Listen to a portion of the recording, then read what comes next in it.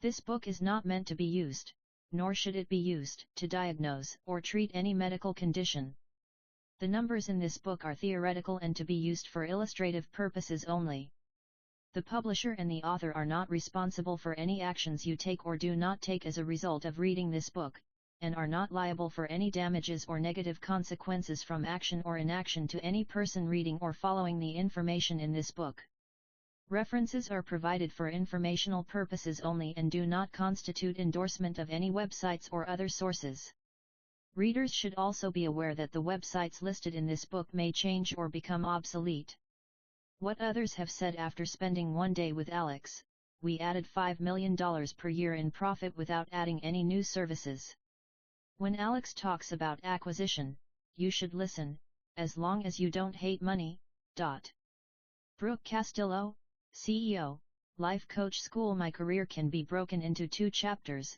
The first was 15 years of banging my head against the wall trying to figure out why I was not fulfilling my potential. The second chapter started when I read $100M Offers by Alex Hormozzi. It was then that I had the confidence to know exactly how to have the success that I knew I was capable of enjoying.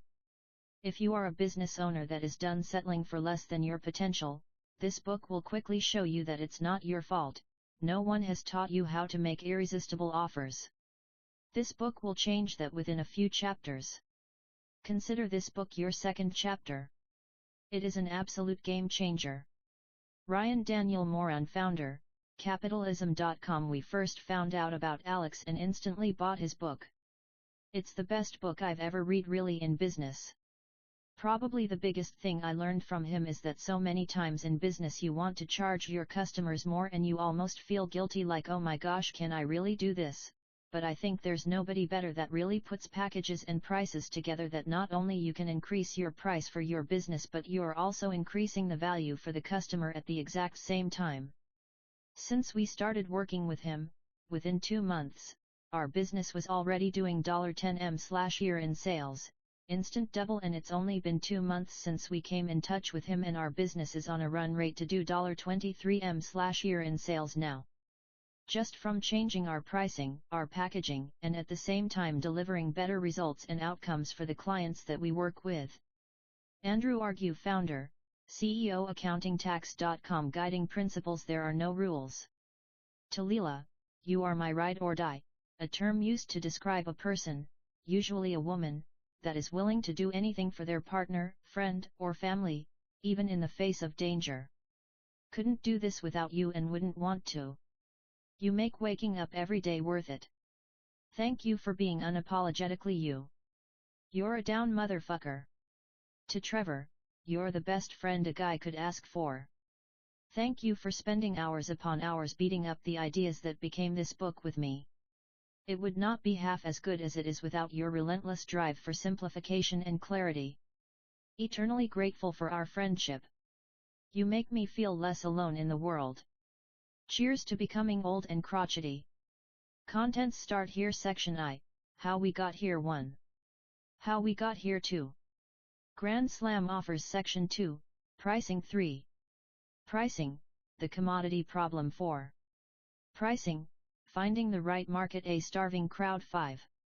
Pricing, charge what it's worth. Section 3, Value, create your offer. 6. Value offer, the value equation. 7. Free goodwill. 8. Value offer, the thought process. 9. Value offer, creating your grand slam offer. Part I, Problems and Solutions. 10. Value offer, creating your grand slam offer. Part 2, Trim and stack. Section 4, Enhancing your offer. 11. Enhancing the offer, scarcity, urgency, bonuses, guarantees, and naming. 12. Enhancing the offer, scarcity. 13. Enhancing the offer, urgency. 14. Enhancing the offer, bonuses. 15. Enhancing the offer, guarantees. 16.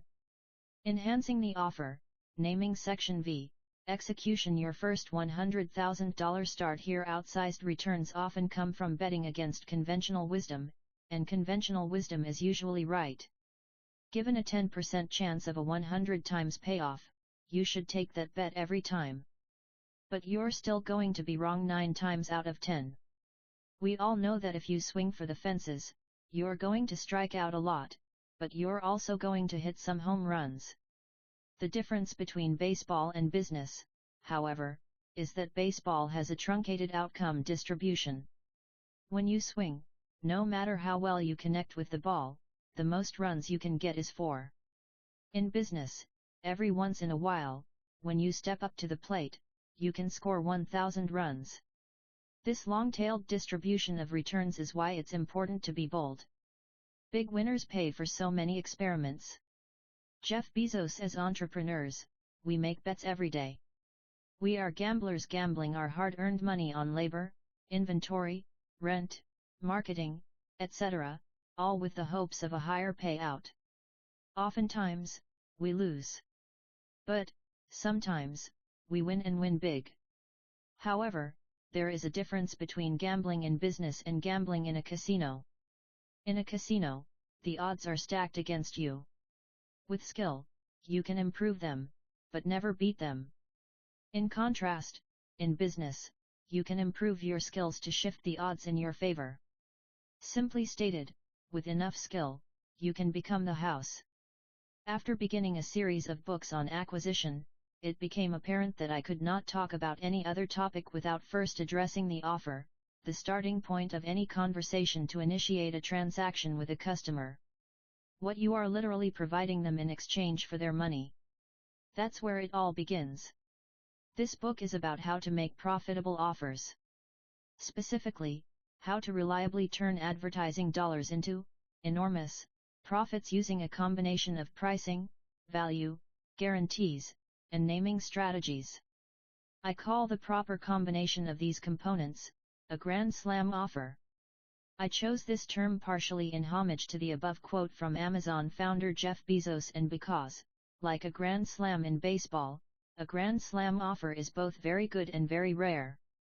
Additionally, to extend the baseball metaphor, it takes no more effort to make a grand slam offer than to strike out. The difference is dictated by the skill of the marketer and how well he connects his offer with his audience's desires.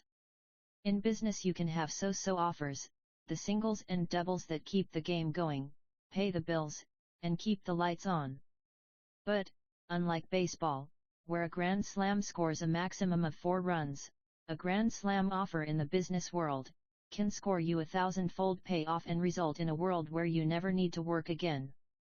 It would be like connecting with the ball so well during one single at-bat that you automatically win every World Series for the next 100 years. It takes years of practice to make something as complicated as hitting a major league fastball into the bleachers look effortless. Your stance, vision, prediction, ball speed, bat speed, and hip placement all must be perfect. In marketing and customer acquisition, the process of getting new clients, there are just as many variables that must all align to truly knock it out of the park. But with enough practice and enough skill, you can turn the wild world of acquisition, which will throw curveballs at you every day, into a home run derby, knocking offer after offer out of the stadium. To everyone else, your success will look unbelievable. But to you, it will feel like just another day at work. The greatest hitters of all time also have many strikeouts, just as there are many failed offers in the track record of great marketers. We learn skills through failure and practice. We do this knowing that 9 out of 10 times we will be wrong. We still act boldly, hoping for that offer we connect with so well that it results in our big payoff. The good news is that in business, you only need to hit one grand slam offer to retire forever. I have done this 4 or 5 times in my life. As for my track record, I have a 36:1 lifetime return on my advertising dollars over my business career.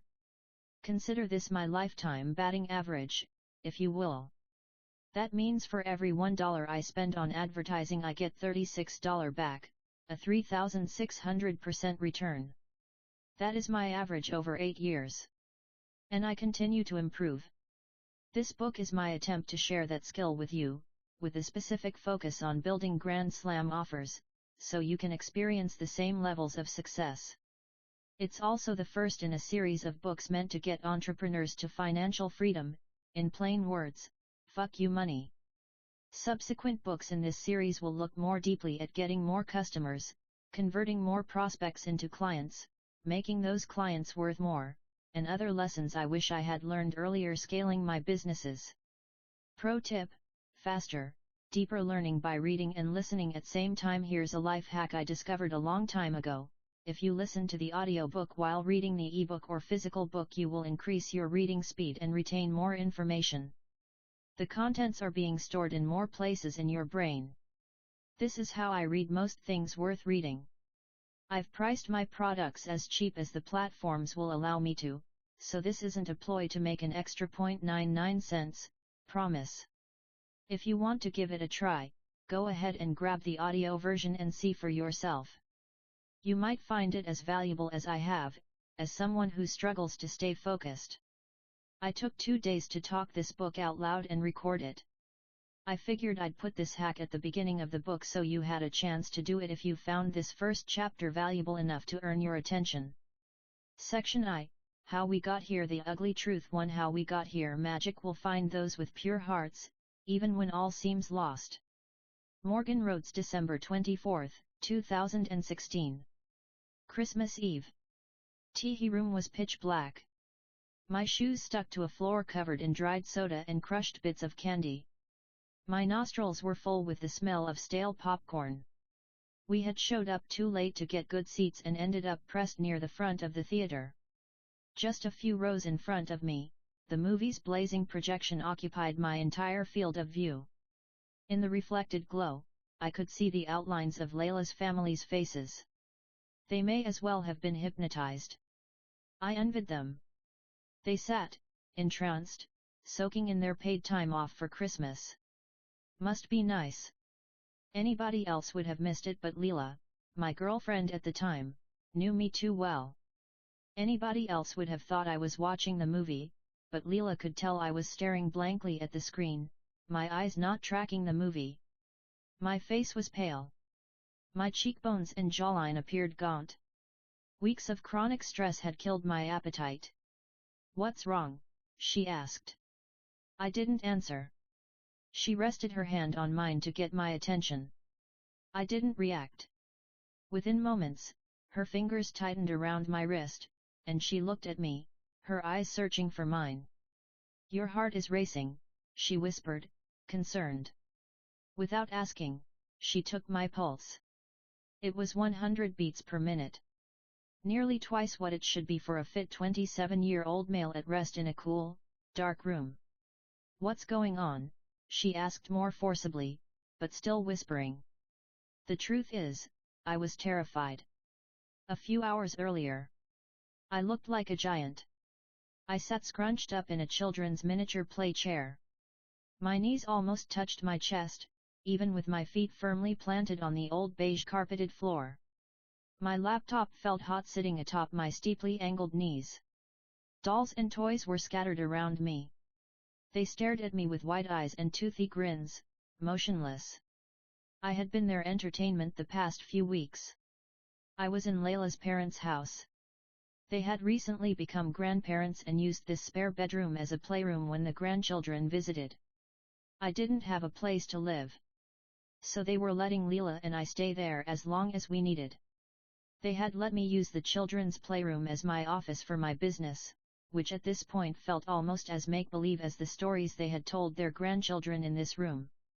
I literally felt like I was playing dress-up. Except the stakes were real. And this was my life. My ears were hot and red from the phone being pressed against them for what felt like hours. I kept switching hands because my arms would tire from holding the phone up for so long. "I'm sorry, Mr. Hormozzi," the voice on the other end of the line said, "we have to hold on to these funds for the next 6 months.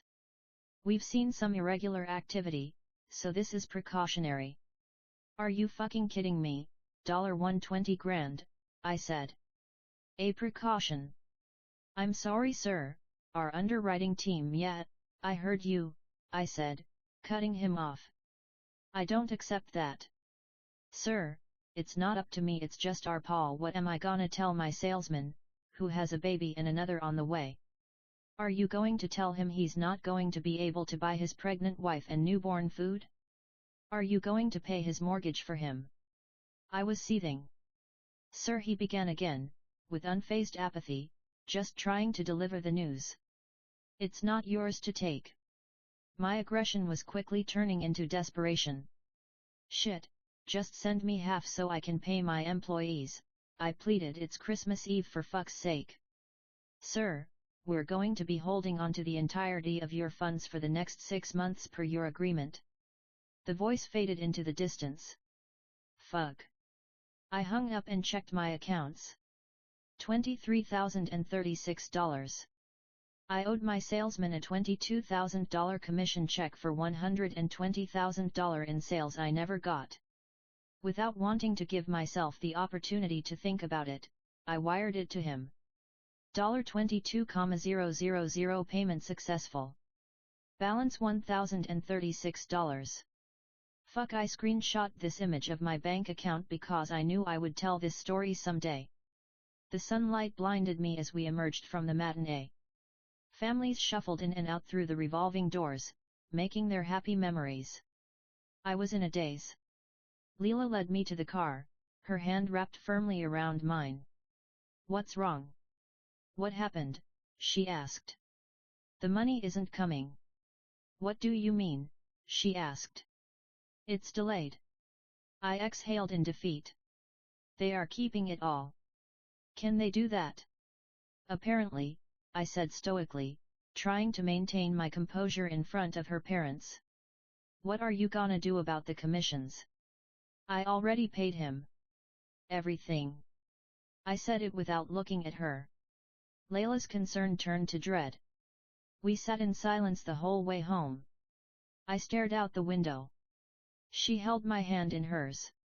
It was more comforting than I anticipated. We'll get through this. 30 days earlier, I had decided to go all in on this new business I called Gym Launch. Here was the idea: I would fly around the country to gyms and fill them up to full capacity using this new methodology that hinged on an offer I had perfected when I owned my chain of gyms. Leading up to this moment, I had sold 5 of my 6 gyms. The funds from selling them, my life's work, I had put into an account I had with a new partner. This money was supposed to be the seed money for our new company. I was finally going to realize some level of success. My alarm went off. I groggily swung my arm over, blindly clawing at the bedside table. I switched off the alarm, while Leela managed to sleep through the commotion. I laid there silently, pulling up the bank accounts, a daily ritual. The balance said $300. Wait. That couldn't be right. There was $46,000 in here yesterday. My adrenaline surged. Looking closer, I saw $45,700 payment successful. I was frantic. The money from selling all of my gyms was gone. I checked where the money went. To my partner. He had taken all the money out. Fuck. The last 4 years of my life had vanished that fast. I officially had nothing, and even less to show for it. No gyms. No equipment. No employees. Nothing. I felt dead inside. Adding insult to injury, in that same 30-day period, my mother was in critical condition because of a near-fatal accident, and was still under 24-hour supervision, and I had totaled my car in a head-on collision at 60 miles per hour and earned a DUI as my consolation prize. This was the cherry on top. My one saving grace during this time was selling a new challenge offer at a gym and collecting all the cash up front as my fee for turning their business around. So I did the only thing I knew. I sold. My salesman had done $120,000 in a single month, and I owed him a $22,000 commission check. The problem was the $120,000 never came. We need to talk, I said as Leela and I went into the other room. I worked up the courage to speak but stared at the floor, embarrassed. I've got nothing, I said to her. I'm a sinking ship, and you don't have to stay with me. She grabbed my chin and pulled my face towards hers so she could look into my eyes. I would sleep with you under a bridge if it came to that. I would have cried tears of joy, but I was so emotionally exhausted my response appeared apathetic. I wouldn't stay with me. Are we still gonna do these launches starting tomorrow? She asked. All my friends quit their jobs to do this. She was being matter of fact, but it still stung. I felt defeated. Listen, this could go horribly wrong, I trust you. We'll figure it out. I had two things left at that point, a Grand Slam offer and an old business credit card with a $100,000 limit from when I had my gyms. On the day after Christmas, 2 days after the gut-wrenching call with the payment processor, we were scheduled to launch 6 new gyms at the same time. Between airfare, hotels, rental cars, gas, and ad spend, all multiplied by 6, I was going to be spending $3,300 per day of money I didn't have. My last dollar had gone to paying my salesman. I still remember my hand shaking as the advertisements went live, off on. Just like that, I was going into debt at a rate of $412 per working hour. Just like that, $3,300 per day began getting deducted from my account. $3,300. I now officially have nothing. $3,300. I now have officially less than nothing. $3,300. I have $10,000 less than nothing. $3,300. This one decision is going to ruin my future forever. But things started shaping up.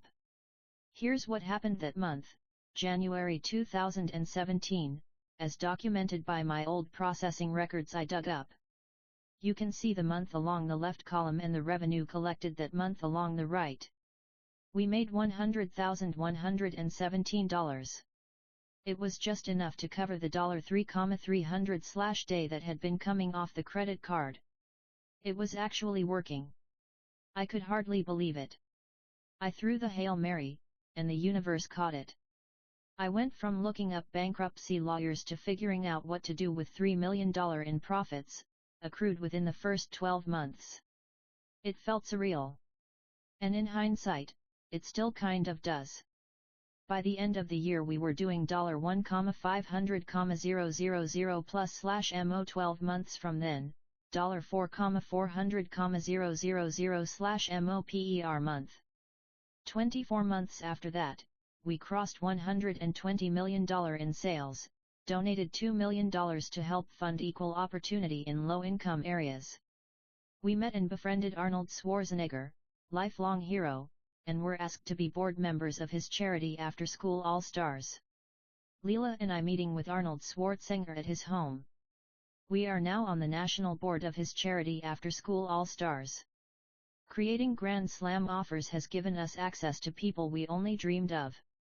12 months after that, we now have a portfolio of 7 8-figure, and multi-8-figure companies across a variety of industries: photography, publishing, fitness, business consulting, beauty, and business types, brick-and-mortar chains, software, service, e-commerce, training and education. Our portfolio companies now do about $1,600,000 per week, and growing. I say this because I honestly can't believe it. All of this was because of a girl who believed in me, a credit card, and a Grand Slam offer. I know I teleport you from rags to riches. And the natural question is how? That's what I'm going to use the rest of this book, and remaining books and free courses in this acquisition.com series, to break down. The skill of making offers saved me from bankruptcy and likely saved my life. I have made so many mistakes in my life. I've made so many bad life decisions. I've hurt people knowingly and mistakenly. I've done bad things with good intentions. I say this because I am human. I don't pretend to have the answers. I have my own demons that I battle every day. But, despite my many shortcomings, I've still managed to get really good at this one thing, and I'd like to share it with you. I can teach you how to build great offers. I don't know who you are, yes, you, the one reading this. But thank you from the bottom of my heart. Thank you for allowing me to do work I find meaningful. Thank you for giving me your most valuable asset, your attention. I promise to do my best to give you a positive return on it. Here is your first piece of good news: if you are reading this, then you are already in the top 10%. Most people buy stuff and then promptly ignore it. I can also throw out a spoiler: the further you get in the book, the bigger the nuggets become. Just watch. This book delivers. The world needs more entrepreneurs. It needs more fighters. It needs more magic. And that's what I'm sharing with you: magic. 2 Grand Slam offers make people an offer so good they would feel stupid saying no. Travis Jones. I was 23 years old and, to quote Ruth from Ozark, I didn't know shit about fuck. But there I was, in a Las Vegas penthouse hotel room along with 10 business owners learning about marketing and sales, in my most fashionable beast mode t-shirt, a shirt I had gotten for free, and one of the 5 shirts I owned at the time. Truthfully, I was anxious, self-conscious, and thought I was making a huge mistake. I had paid $3,000 of money I didn't have to get a seat at the table. I knew I needed to learn. Everyone there had a business except me. I was planning on starting one, a gym. TJ, the organizer, had multiple successful businesses. While going over the agenda, I remember he made an offhand comment about making $1 million that year. $1 million. I was spellbound. I wanna be like this guy. I'll do anything. The problem was, I didn't know what any of them were talking about. KPIs? CPLs? Conversion rates? My head was spinning as I pretended like I knew what they were talking about. But I didn't, and I'm bad at pretending. Between sessions, TJ found me. He could tell I was in way over my head. TJ was kind, curious, and caring. After a little bit of small talk, he asked me a simple question that changed my life forever. Do you want to know the secret to sales? I had never sold anything in my life. I had never even read a book on it. I had just recently learned what the term meant, seriously. I leaned forward, intent to download every syllable he spoke right into my brain. I opened my notepad and stared at him with intent. I was ready for the secret. He looked at me soberly and said, "Make people an offer so good they would feel stupid saying no." I nodded, wrote it down, underlined it, and circled it. And with that, my entire worldview of selling was transformed. My mind began racing. I didn't have to be skilled or even any good. I just had to come up with things that anyone would say yes to. The greatest game of my life had begun. What this book is about: at some point, every successful business owner was a wantrepreneur. A person full of ideas and frustrated at having potential to spare. Something clicks when they realize the horrible trade they, and so many people, make trading their freedom for, falsely, perceived security. Their discomfort compounds. And once the discomfort of staying the same surpasses the discomfort of change, they take the leap. I'm going to be an entrepreneur so I can be free. Free to do whatever I want, whenever I want, with whomever I want. Some learned about entrepreneurship through personal development. Others got into it through a franchise. Others bought courses. And some just said, F***CKIT. I'm doing it. I'll make it work. And made it work they did. Most of us open up shop with the intention of helping people in some way. Many times, this assistance is in some way related to something that's affected us personally. We set out to give back by providing value to others by helping them solve a problem that once plagued us. Then again, sometimes this isn't our way in. In either case, we cling to the dream of making more and being freer than we are now. Many of us thought, naively, that owning a business would be our crowning accomplishment, a final destination, when in reality, it was just the beginning. Somehow, in the transition between passionate to help others and owning my first business, we gradually realized that we don't even know the first thing about business, let alone turning a profit. We may know a lot about our passion, about why we started the business, but that doesn't mean we know anything about succeeding in business. Much to the disappointment of the idealists on the sidelines, succeeding in business means getting prospective customers to trade us money for our services. Our passion for their hard-earned coins. That's the agreement. The only way to facilitate that exchange, to transact, to literally carry out business as a business is by making the prospect an offer. What's an offer anyways? The only way to conduct business is through a value exchange, a trade of dollars for value. The offer is what initiates this trade. In a nutshell, the offer is the goods and services you agree to give or provide, how you accept payment, and the terms of the agreement. It is what begins the process of getting customers and making money. It is the first thing any new customer will interact with in your business. Since the offer is what attracts new customers, it is the lifeblood of your business. No offer? No business.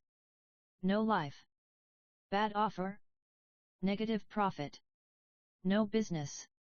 Miserable life. Decent offer? No profit.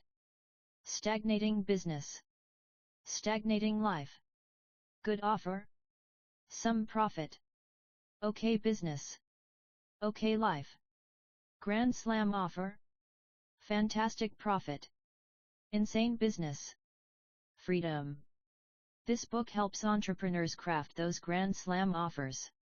These are the offers that are so effective, profitable, and life-changing that it seems they can only be the result of luck. That's how it looks to an untrained eye, at least. As you likely now know, I have crafted thousands of offers over the last decade. Most failed. Some did okay. And some struck gold, but I never really knew why. As Dr. Berg Ehrman, a famous Stanford Business School professor said, it is far better to have understood why you failed than to be ignorant of why you succeeded. But, as the data started rolling in, what seemed like luck and fortune was closer to a repeatable framework. I have been fortunate enough to have struck gold enough times to document these frameworks and have gotten lightning to strike twice. I have put the steps and components of those frameworks in a logical and digestible format so they are actually useful. Today, like now, I'm giving you action. Instead of a sad but typical book of vague business theories and mental masturbation. The two main problems most entrepreneurs face and how this book solves them. Although you can make the list of problems you face a mile long, which is a great way to stress yourself out, all these problems typically stem from two big kahunas. 1. Not enough clients. 2. Not enough cash, excess profit at the end of the month. Seems obvious, right? It costs more money and time to get more clients, thereby solving issue 1, and that money is coming from the profit margins, which creates problem 2. What's more annoying, prospects savagely compare and belittle our services in favor of cheaper and crappier alternatives, with the cheapest one winning. This, of course, when winning means getting to work more for even less. Sad face. Let's say you've slashed prices to get more customers. You may even have a full client load. But here you are, barely making it because profit margins are too thin. Competition becomes a race to the bottom. If you're struggling with one or both of these issues, you're not alone. I've been there. Heck, I think every entrepreneur has these same challenges. I also want you to know that it's not your fault. Typical models weren't designed for profit maximization. They were designed by companies who have boatloads of funding and can operate at a loss for years. When these models are used in the real world, business owners just barely get by. They essentially buy themselves a job and work 100 hours a week to avoid working 40. Crappy trade. My guess is that if you are anything like me, you signed up for something better. Keep an open mind. The contents of this book, if executed, can transform your business fast. It's okay if you're not into money numbers or business models. I've done all that work for you. I'm walking you through the process step by step in these pages. I'm going to explain each of the big two problems we touched on above in detail, including why they don't work. Then I'm going to show you the solutions. And to wrap this adventure up, I'll explain how to enhance value to maximize how much you make per customer, so that you can outmarket everyone and stack cash. We use this offer model for every niche we work with, chiros, dentists, gyms, agencies, plumbers, roofers, dog walkers, physical products, software, brick and mortar stores, and so many more, and it's amazing how fast things can improve with each and every one of them when they use this framework. What's in it for you? I've made every dumb business mistake in the book. Now, you can learn from my embarrassing, brutal, multi-million-dollar fuck UPS without having to suffer the pain yourself. Building these businesses has been a very hard and emotional journey for me. I wouldn't trade these experiences for the world. However, if this book helps just one entrepreneur avoid suffering as I did, keep their business open, or accomplish their dreams, it will all be worth it. If you are willing to exchange the time it takes to watch 2 episodes of your favorite TV show and really study this book, and if you implement even a single offer component, I can guarantee you will add more clients and more dollars to your bottom line. Reading this book, and taking it to heart, will be the single best return on time for your business. Nothing else will allow you to do what this book can do in the same amount of time. That is a promise. As a side benefit, implementing a new offer is about one of the easiest things to do in a business. So you really can do this. This isn't some management practice or culture building hoodoo. This is the real how you sell shit for lots of money type stuff. What's in it for me? I give all these materials, this book, the accompanying course, and all other books and courses which you can find at acquisition.com, for free or at cost, in order to help as many people as humanly possible make more and serve more. And I have made these with the intention of providing more value than you can get from a $1,000 course, any $30,000 coaching program, and hilariously more than a $200,000 college degree. And I do this because, although I could sell these materials in that format, I just don't want to. I've made my money doing this stuff, not teaching how to do this stuff, contrary to most of the marketing community at large. So my model is different. I'll explain more in a second. That being said, there are 2 key archetypes I am looking to provide value to with my published materials. For Archetype I, entrepreneurs under $3 million per year in revenue, my goal is to help you get there and earn your trust. Try just a couple of tactics from this book, watch them work, then try a few more, watch them work, and so on. The more you see results in your own business, the better. Once you succeed, you become Archetype 2, entrepreneurs at minimum between $3 million, $10 million in yearly revenue. Once you get there, or if that's you now, I'd be honored to invest in your business and help you cross $30 million, $50 million, or $100M plus. I don't sell coaching, masterminds, courses, or anything like that. Instead, I have a portfolio of companies I take an equity interest in. I use the infrastructure, resources, and teams of all my companies to fast-track their growth. But don't believe me yet, we just met. If you're curious, my business model is simple, just like the 4-piece pyramid logo. 1. Provide value at no cost far in excess of what the rest of the marketplace charges for. 2. Have entrepreneurs use materials that actually work and make money helping more folks. 3. Earn the trust of the hyper-executor business owners who use the frameworks to scale their businesses to $3M, $10M per year and beyond. 4. Invest in those businesses to make more impact at scale while helping everyone else for free. If you look carefully, the process reverse engineers success. I think it's pretty cool. Here's how. I know these business owners can execute the frameworks I have without hand-holding, and therefore, would be very likely to succeed with the next set of frameworks, getting to $30 million, $50 million, $100 million looks different than getting to $3, $10M. They know that my style works for them, because it already has. So we operate on shared trust.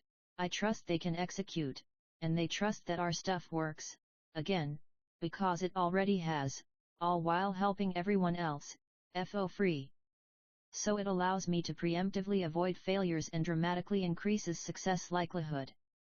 Let me show you how much. At the time of this writing, every business I have started since March of 2017 has achieved a $1,500,000/mo run rate.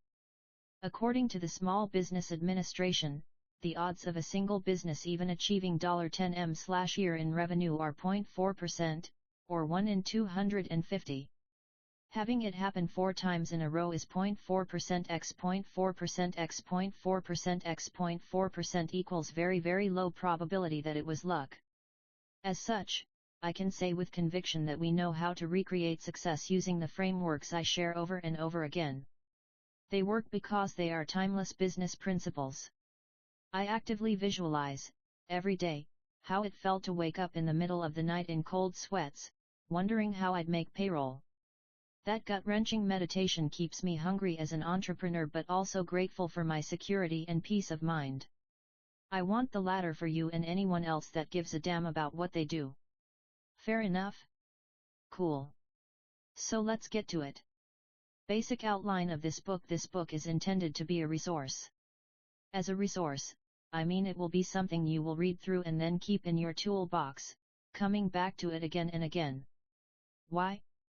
As Einstein says, never memorize anything you can look up. Business is not a spectator sport. You're not cramming for some midterm, and you're not some limp-wristed philosopher. You do work. And to work, you need tools. This, my friend, is one of those tools. General outline. Section I, how we got here, you just finished it. Section 2, pricing, how to charge lots of money for stuff. Section 3, value, create your offer, how to make something so good people line up to buy. Section 4, enhancing your offer, how to make your offer so good they feel stupid saying no. Section V, next steps, how to make this happen in the real world for free courses and books so good they grow your business without your consent. Go to acquisition.com. Section 2, pricing, how to charge lots of money for stuff. 3, pricing, the commodity problem. Think different. Steve Jobs' grow or die is a core tenet at our companies. We believe every person, every company, and every organism is either growing or dying. Maintenance is a myth.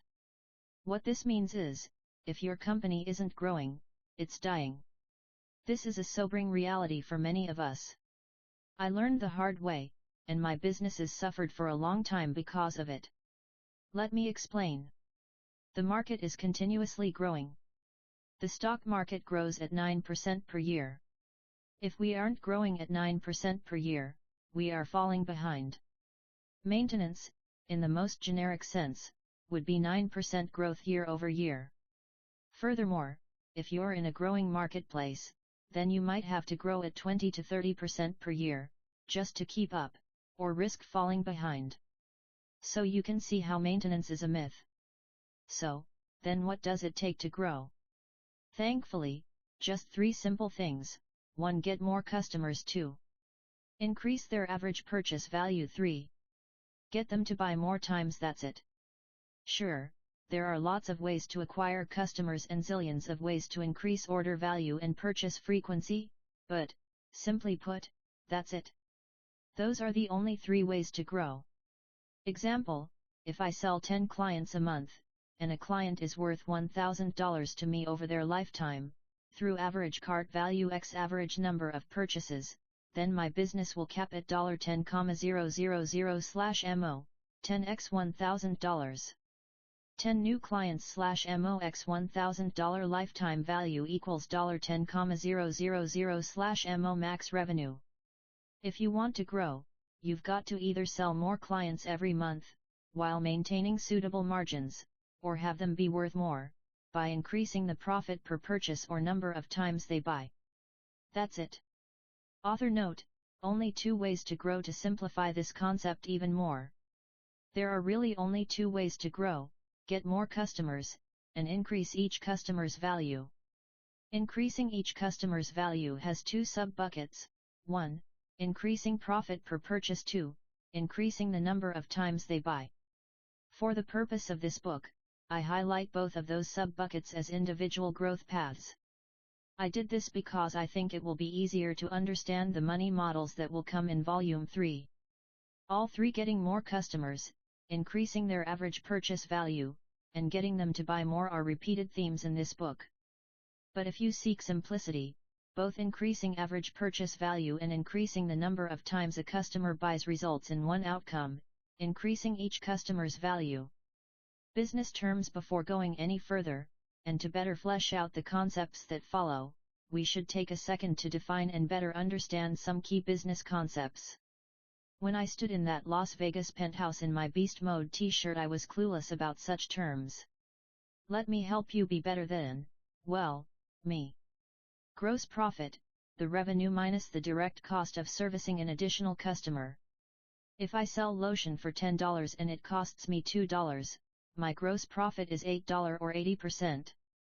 If I sell agency services for $1,000/mo and it costs me $100/mo in labor to run that client's advertising, then my gross profit is $900 or 90%. Note, this is not net profit. Net profit is what's left over after all expenses are paid, not just the direct costs of fulfillment. Lifetime value, the gross profit accrued over the entire lifetime of a customer.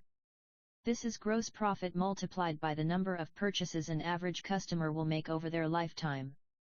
Using the example above, if the average customer stays 5 months, and they pay $1,000/mo while it costs me $100 per month to fulfill, then their lifetime value is $4,500.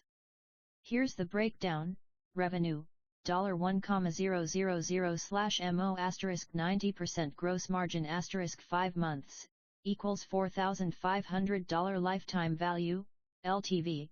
Note that the indirect costs, like admin, software, rent, etc., are not included in LTV. Note, you will find different definitions for lifetime value depending on the source. The biggest difference is that some sources only count total revenue, while others focus on gross profit over the lifespan. I focus on gross profit. You may also see me refer to this as LTGP, lifetime gross profit, in other texts for clarity's sake. Value-driven versus price-driven purchases. This book was intended to be a textbook for any business that wants to grow. I've spent, and continue to spend, hundreds of hours on calls and in-person meetings consulting entrepreneurs on crafting their offers. I have seen the ones that take off into the stratosphere and those that fizzle. Having a grand slam offer makes it almost impossible to lose. But why? What gives it such an impact? In short, having a grand slam offer helps with all three of the requirements for growth: getting more customers, getting them to pay more, and getting them to do so more times. How? It allows you to differentiate yourself from the marketplace. In other words, it allows you to sell your product based on value, not on price. Commoditized equals price-driven purchases, race to the bottom. Differentiated equals value-driven purchases, sell in a category of one with no comparison. Yes, market matters, which I will expound on in the next chapter. A commodity, as I define it, is a product available from many places. For that reason, it's prone to purchases based on price instead of value. If all products are equal, then the cheapest one is the most valuable by default. In other words, if a prospect compares your product to another and thinks these are pretty much the same, I'll buy the cheaper one, then they commoditized you. How embarrassing! But really, it's one of the worst experiences a value-driven entrepreneur can have. This is a massive problem for the entrepreneur because commodities are valued at the point of market efficiency. This means that the marketplace drives the price down through competition until the margins are just enough to keep the lights on, just enough to become a slave to their business. The business makes just enough to justify the owner waiting anxiously for things to turn around, and by the time that lie is realized, they are in too deep to pivot, at least, until now. A Grand Slam offer solves this problem. But what does a Grand Slam offer do? Alright, let's start by defining a Grand Slam offer. It's an offer you present to the marketplace that cannot be compared to any other product or service available, combining an attractive promotion, an unmatchable value proposition, a premium price, and an unbeatable guarantee with a money model, payment terms, that allows you to get paid to get new customers, forever removing the cash constraint on business growth. In other words, it allows you to sell in a category of one, or, to apply another great phrase, to sell in a vacuum. The resulting purchasing decision for the prospect is now between your product and nothing. So you can sell at whatever price you get the prospect to perceive, not in comparison to anything else. As a result, it gets you more customers, at higher ticket prices, for less money. If you like fancy marketing terms, it breaks down like this: 1. Increased response rates, think clicks. 2. Increased conversion, think sales. 3. Premium prices, think charging a lot of money. Having a grand slam offer increases your response rates to advertisements, aka more people will click or take an action on an advertisement they see containing a grand slam offer. If you pay the same amount for eyeballs but 1. More people respond, 2. More of those responses buy, and 3. They buy for higher prices, your business grows. I've struck gold on my share of offers. Not because I've got some superpower, but because I've just done this a lot of times, and failed even more. I sorted through the crap that chronically fails and pocketed all the stuff that reproducibly succeeds, and put it in this book. Here's the key takeaway from all this: a business does the same work in both cases, with a commoditized or a grand slam offer. The fulfillment is the same. But if one business uses a grand slam offer and another uses a commodity offer, the grand slam offer makes that business appear as if it has a totally different product, and that means a value-driven, versus price-driven, purchase. If you have a commodity offer, you will compete on price, having a price-driven purchase versus a value-driven purchase. Your grand slam offer, however, forces a prospect to stop and think differently to assess the value of your differentiated product. Doing this establishes you as your own category, which means it's too difficult to compare prices, which means you recalibrate the prospect's value meter. Real-life grand slam offer money math. Before and after quick backstory: one of our companies is a software that advertising agencies use to work leads for their customers. Using this software, agencies transform their offer from a commoditized offer of lead generation services to a grand slam offer of pay for performance. Let me show you the multiplicative effect it has on the revenue of the business. While rounded for illustration's sake, these values are based on the real numbers a lead generation agency selling services to brick-and-mortar businesses experience. Old commoditized way, price-driven, race to the bottom commoditized offer, $1,000 down, then $1,000/mo retainer for agency services breakdown, at 0.5 to 1 return on advertising spend. You lose money getting customers. But in 30 days, those 5 customers will pay another $1,000 each, bringing you to $10,000 in total and break even. The next month, the $5,000 that comes in would be your first profitable month, and each month thereafter would be profitable, assuming they all stay. This is an example of a commoditized service normal agency work. There's a million of them, and they all look the same. Commoditized businesses and offers have a harder time getting responses from ads because all their marketing looks the same as everyone else's. Note, it all looks the same because they are all making the same offer. You pay us to work. We do work. Maybe you get results from that work. Maybe you don't. It's reasonable, but it's easily duplicated, and subject to commoditization. This commoditization creates a price-driven purchase. You are forced to be priced competitively to get clients and to stay that way to keep them. If the client sees a cheaper version of the same thing, then the value discrepancy will cause them to swap providers. This is a dilemma: lose this client, the rest of your clients, and potential clients, or stay competitive.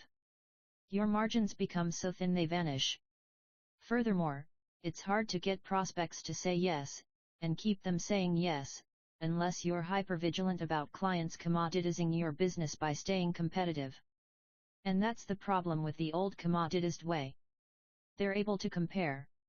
Unless you switch to a grand slam offer, your prices will keep getting beaten down. The business eventually dies, or the entrepreneur throws in the towel. No bueno. We want to make an offer that's so different that you can skip the awkward explanation of why your product is different from everyone else's, which, if they have to ask, then they are probably too ignorant to understand the explanation, and instead just have the offer do that work for you. That's the Grand Slam offer way. Let's dive in to see the contrast in sales numbers. New Grand Slam offer way: differentiated, incomparable, value-driven, Grand Slam offer, pay one time. No recurring fee. No retainer. Just cover ad spend. I'll generate leads and work your leads for you. And only pay me if people show up. And I'll guarantee you get 20 people in your first month, or you get your next month free. I'll also provide all the best practices from the other businesses like yours. Daily sales coaching for your staff, tested scripts, tested price points and offers to swipe and deploy, sales recordings and everything else you need to sell and fulfill your customers. I'll give you the entire playbook for, insert industry, absolutely free just for becoming a client.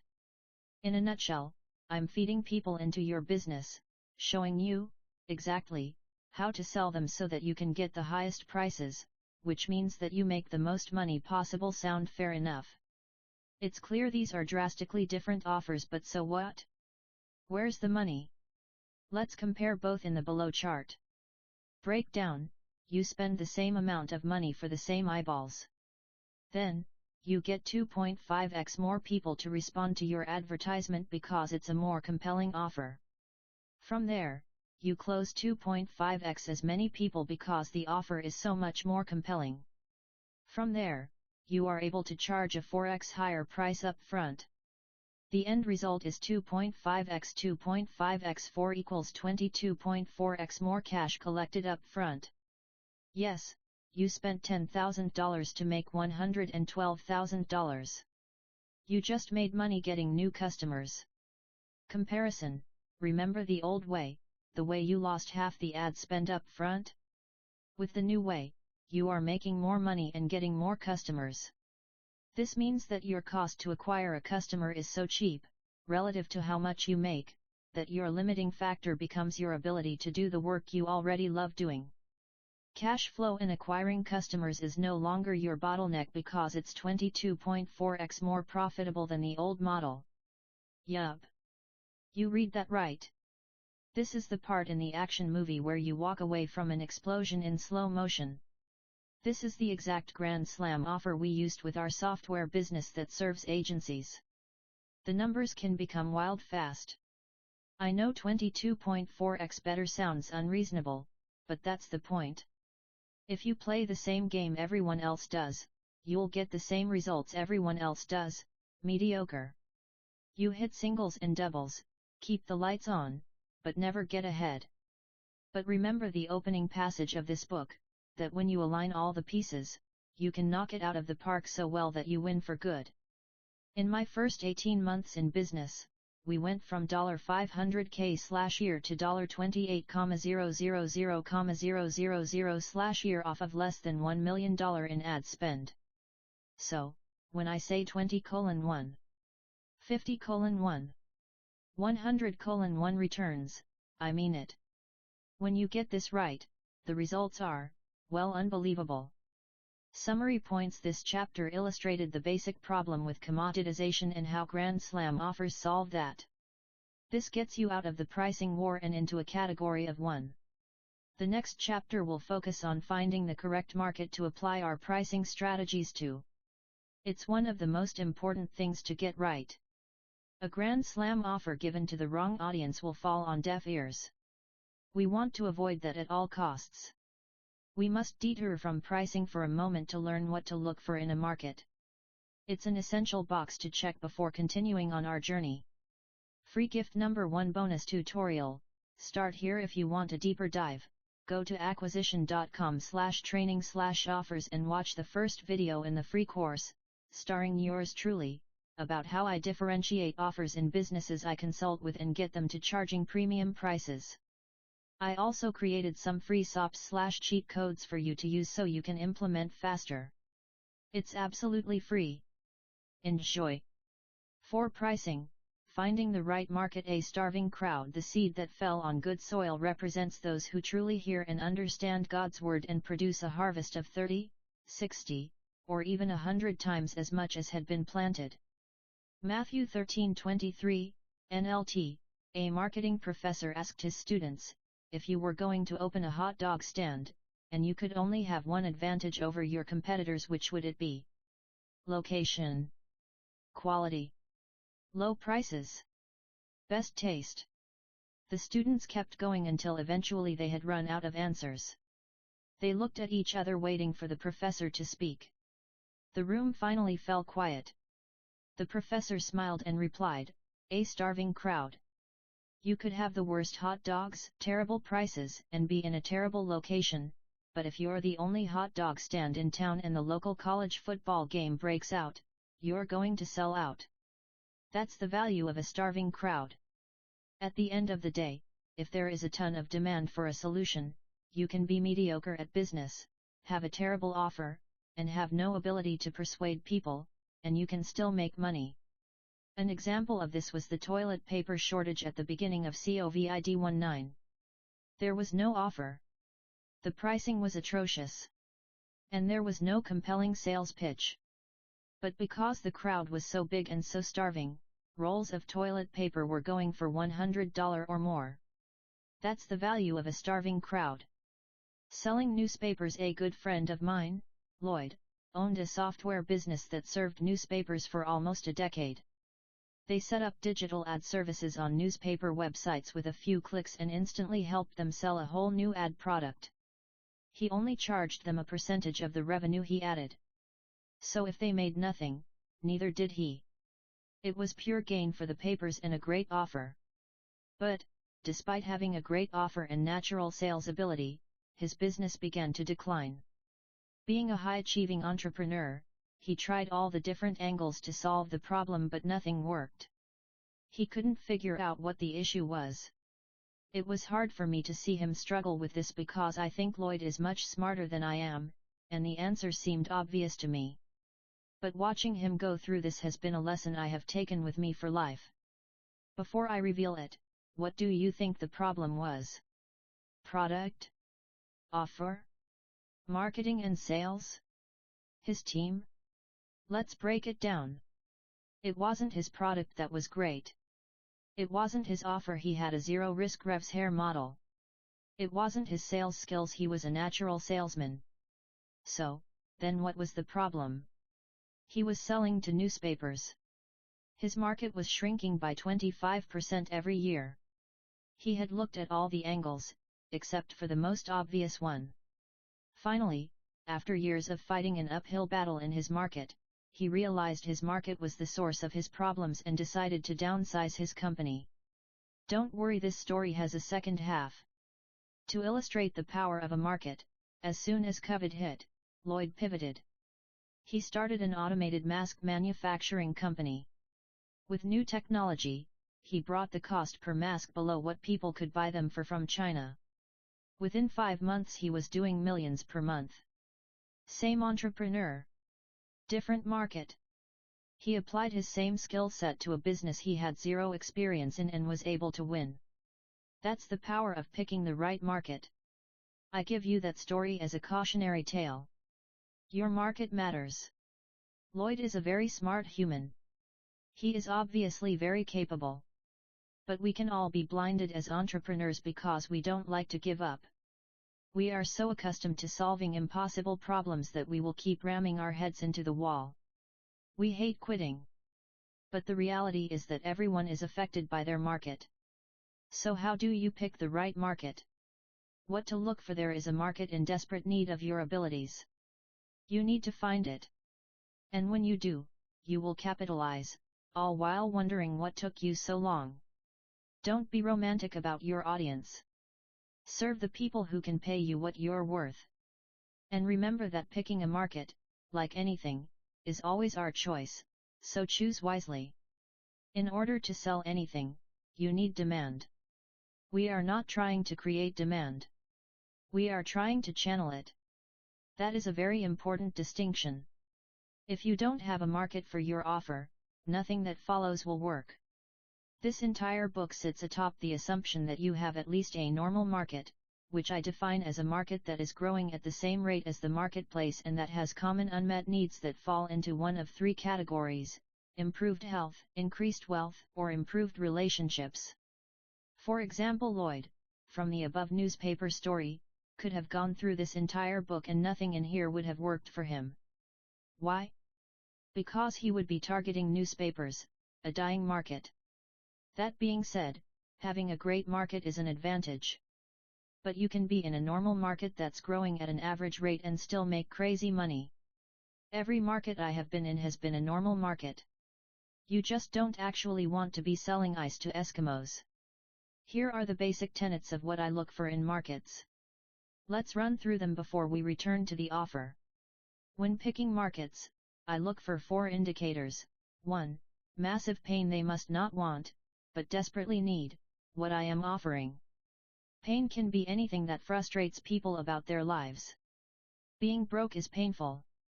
A bad marriage is painful. Waiting in line at the grocery stores is painful. Back pain, ugly smile pain, overweight pain. Humans suffer a lot. So for us entrepreneurs, endless opportunity abounds. The degree of the pain will be proportional to the price you will be able to charge. More on this in the value equation chapter. When they hear the solution to their pain, and inversely, what their life would look like without this pain, they should be drawn to your solution. I have a saying I use to train sales teams: the pain is the pitch. If you can articulate the pain a prospect is feeling accurately, they will almost always buy what you are offering. A prospect must have a painful problem for us to solve and charge money for our solution. Pro tip: the point of good writing is for the reader to understand. The point of good persuasion is for the prospect to feel understood. 2. Purchasing power. A friend of mine had a very good system for helping people improve their resumes to get more job interviews. He was great at it. But try as he did, he just could not get people to pay for his services. Why? Because they were all unemployed. This, again, may seem obvious. But he thought, these people are easy to target. They're in massive pain. There are plenty of them, and it's constantly adding new people. This is a great market. He just forgot a crucial point: your audience needs to be able to afford the service you're charging them for. Make sure your targets have the money, or access to the amount of money, needed to buy your services at the prices you require to make it worth your time. 3.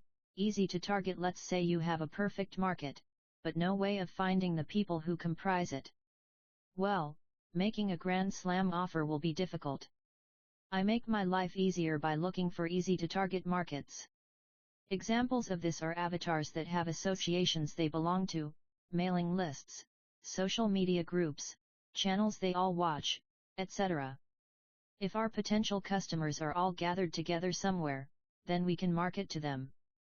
If searching them out, however, is like finding needles in a haystack, then it can be very difficult to get your offer in front of any potentially interested eyes. This point is tactical. It is reality, not theoretical. For instance, you may want to serve rich doctors. But if your ads are being displayed to nursing students, your offer will fall on deaf ears, no matter how good it is. Main point: you want to make sure you can target your ideal audience easily. Clarifying point: there is no issue wanting to serve rich doctors, they are easy to find.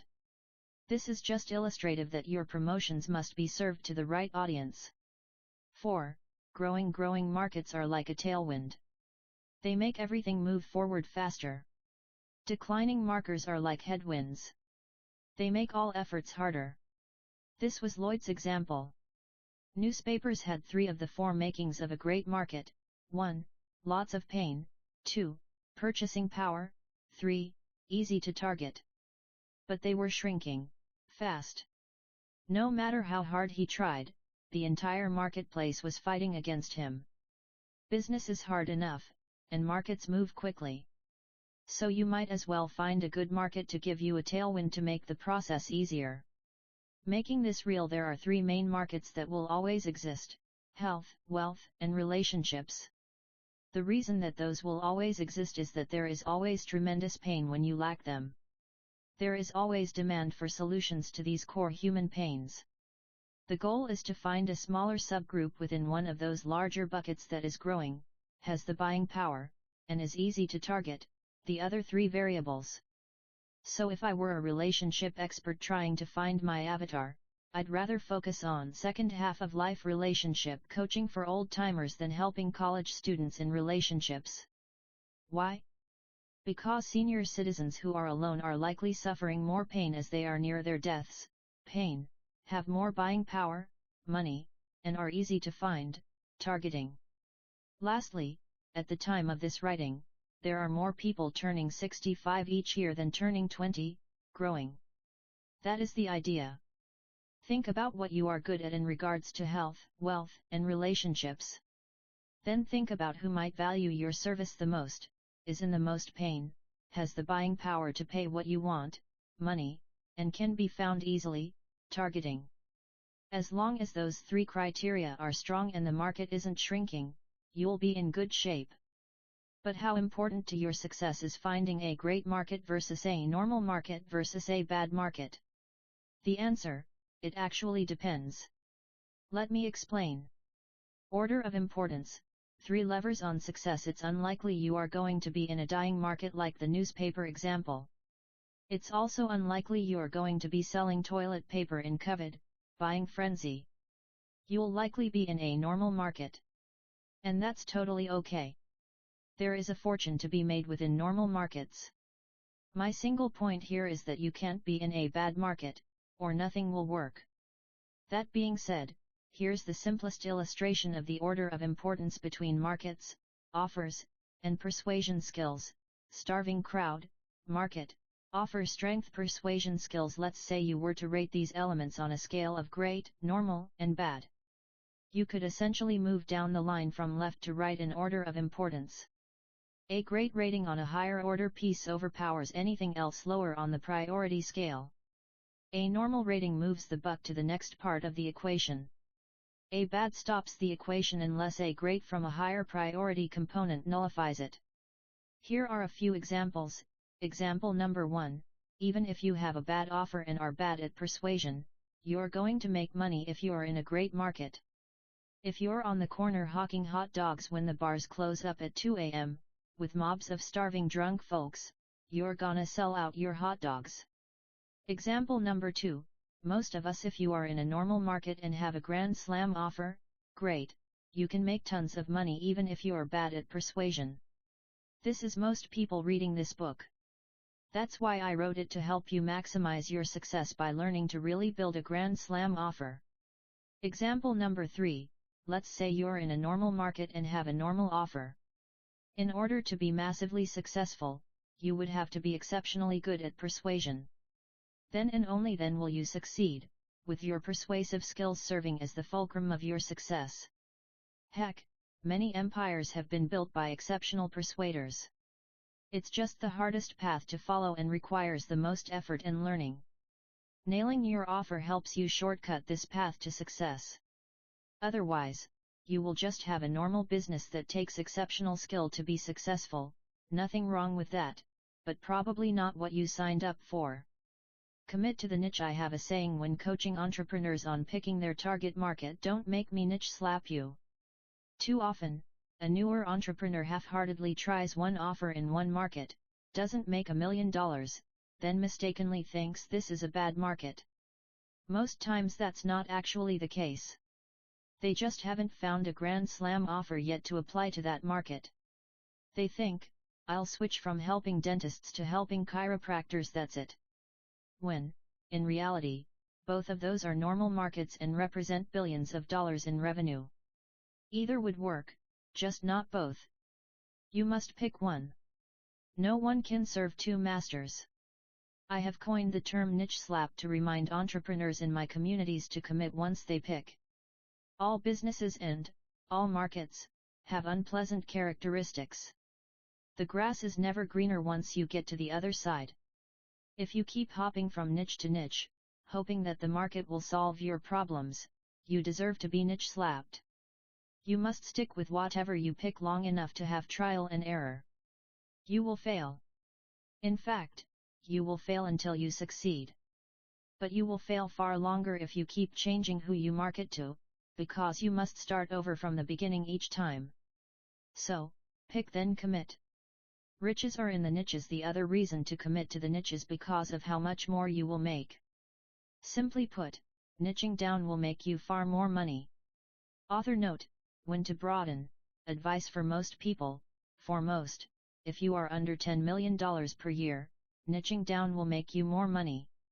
After that, it will depend on how narrow the niche is, or, what is called TAM, total addressable market. A business can really only grow to meet the total addressable market. That being said, for most people, getting to $10 million per year is already a top 0.4% achievement. Only 1 in 250 businesses achieve this. So for 99.6% of readers below $10 million per year, it's almost always easier to serve fewer clients more narrowly. But if you want to go beyond that, you may, depending on the size of your TAM, have to broaden your audience by going up market, down market, or into an adjacent market where your existing services can provide value.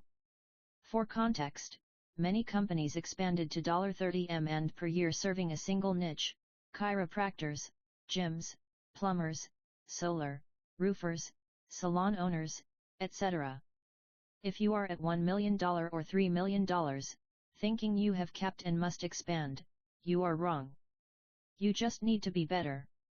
When I truly grasped how much more profit I was leaving on the table, it changed my life. It was what took me from doing acquisition for anyone to teaching it to a specific avatar. In my instance, I decided on a microgym owner with 100 members, a signed lease, at least one employee, and wanted to help clients lose weight. That's pretty specific compared to small business owners or anyone who will pay me, which is common. And I was very specific. In that business, gym launch, we turned down, and still do, anyone who is not that avatar. That means no personal trainers, no online coaches, etc. Could I have helped them? Of course I could have. I mean, heck, the majority of our portfolio is comprised of non-gym companies. But in order to maintain product focus, and high converting messaging, knowing exactly who the product was for was a game changer. It helped us know exactly who we were speaking to at all times. And exactly whose problems we were solving. But simplicity and ease may not be enough to sway you, so let me illustrate why honing in on one niche will make you more money. Reason: you can literally charge 100x more for the exact same product. Dan Kennedy was the first person to illustrate this for me, and I will do my best to pass on the torch to you in these pages. Niching product pricing example. Dan Kennedy taught me this, and it changed my life forever. Let's say you sold a generic course on time management. Unless you were some massive time management guru with a compelling or unique story, it would be unlikely it would turn into anything significant. What do you think yet another time management course is valued at? $19? $29? Sure. Nothing to write home about. Let's just say $19 for illustration's sake. Now we shall unleash the power of niche pricing in various stages on your product. So let's imagine you make the product more specific, keeping the same principles, and call it time management for sales professionals. All of a sudden, this course is for a more specific type of person. We could tie their increase to even one more sale or one more deal and it would be worth more. But there are a lot of salespeople. So this might be a $99 product. Neat, but we can do better. So let's go down another level of niching and call our product time management for B2B outbound sales representatives. Following the same principles of specificity, now we know our salespeople probably have very experienced deals and commissions. A single sale would easily net this salesman $500 or more, so it would be easy to justify a $499 price tag. This is already a 25x increase in price for almost an identical product. I could stop here, but I'm going to go one step further. Let's just niche down one last level. Time management for B2B outbound power tools and gardening sales representatives. Boom. Think about it for a second. If you were a power tools outbound sales rep, you would think to yourself, this is made exactly for me, and would happily fork over maybe $1,000 to $2,000 for a time management program that could help you achieve your goal. The actual pieces of the program may be the same as the generic $19 course, but since they have been applied, and the sales messaging could speak so much to this avatar, they will find it more compelling and get more value from it in a real way. This concept applies to anything you decide to do. You want to be the guy who services this type of person or solves this type of problem. And even more niched, I solve this type of problem for this specific type of person in this unique counterintuitive way that reverses their deepest fear. That's why a fitness program for generic weight loss might be priced at only $19, while a fitness program designed and marketed only to shift nurses might be priced at $1,997, even though the core of the program is likely similar: eat less, move more. End result: the market matters. Your niche matters. And if you can sell the same product for 100x the price, should you? I'll let you decide. Summary points: the purpose of this chapter is to reinforce two things. First, don't pick a bad market. Normal markets are fine. Great markets are great. Second, once you pick, commit to it until you figure it out. If you try 100 offers, I promise you will succeed. Most people never try anything. Others fail once, then give up. It takes resilience to succeed. Stop personalizing. It's not about you. If your offer doesn't work, it doesn't mean you suck. It means your offer sucks. Big difference. You only suck if you stop trying. So, try again. You'll never become world class if you stop after a failed attempt. If you find a crazy good market, ride it, and ride it hard. And if you pair a grand slam offer with a crazy market, you'll likely never need to work again, seriously. So have this skill set: the ability to accurately assess markets by taking into account pain, money, targeting, and growth in your back pocket, so that when lightning strikes, you can make sure it strikes twice. Having established how to nail a market, let's get back to pricing. The first step to making crazy money is charging premium prices. Free gift number 2: bonus tutorial, winning markets. If you want to know more about how I pick markets, and find niches that are profitable, go to acquisition.com/training/offers course, then watch Winning Markets for a short video tutorial. I've also included a free checklist to see how your market or niche measures up. It's absolutely free, enjoy. 5. Pricing. Charge what it's worth. Charge as high a price as you can say out loud without cracking a smile. Dan Kennedy. A picture of Gym Lords Summit 2019 for our highest level gym owners, all sporting my trendy mustache. January 2019. All I could see was black. My eyes felt glued shut. I was awake, but the fatigue in my temples felt like a 5-pound weight was duct taped to my skull, dragging my eyelids back down. I had to concentrate forcibly to open them. The details of the dimly lit room beamed in. I rolled over to the edge of the hotel room bed, feeling each and every muscle in my body as my weight shifted. Hunched on my side, I could see my clothes scattered on the floor. I was so beat the night before that I didn't even remember taking them off. I had just finished a 5-day gauntlet of keynote after keynote presentation. 2 days of presentations for our highest level clients, immediately followed by spending 2 days planning with our entire company, 135 plus employees. I had missed a FaceTime call from my father the day before. I didn't have anything on my agenda for the morning. So I creakily got up, slid into a hoodie and some sweats, and walked into the hotel hallway to call him back. After the initial pleasantries, he immediately dove into why he was calling: parental concern. I saw the picture you posted of all your clients, he said, but in an unusually concerned tone. I thought the event was for all your highest paying clients. I didn't know it was a big event. It looked like you had 1,000 people there. Alone in the hallway and struggling to shake the heavy weight of exhaustion still, I tried to gauge where his concern was coming from and what he was getting at. I had explained this all to him already. It was only for our highest level clients, that wasn't all our clients, I said. Just the ones who pay $42,000 a year are gym lords, like I told you. Every single person in that picture paid you $42,000. He sounded almost frightened at the idea. Yeah, wild right. My voice was hoarse from days of speaking and thousands of 20-second conversations. Is it legal what you're doing? He asked. Wow. That escalated quickly, I thought to myself. Do they know they're paying you that much? Yes, it's legal. And of course they know. It's not like magically siphoning money. That's a lot of money. I hope what you're giving them is worth it.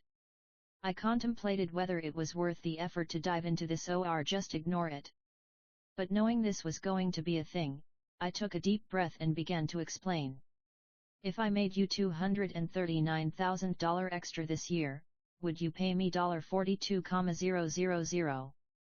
I asked, using $239,000 because it was the average increase in top-line revenue of a gym using our systems for 11 months. For sure, he said, I mean if I knew I was going to make that back. But what would I have to do? About 15 hours a week of work, and how long would it take me to make the $239,000?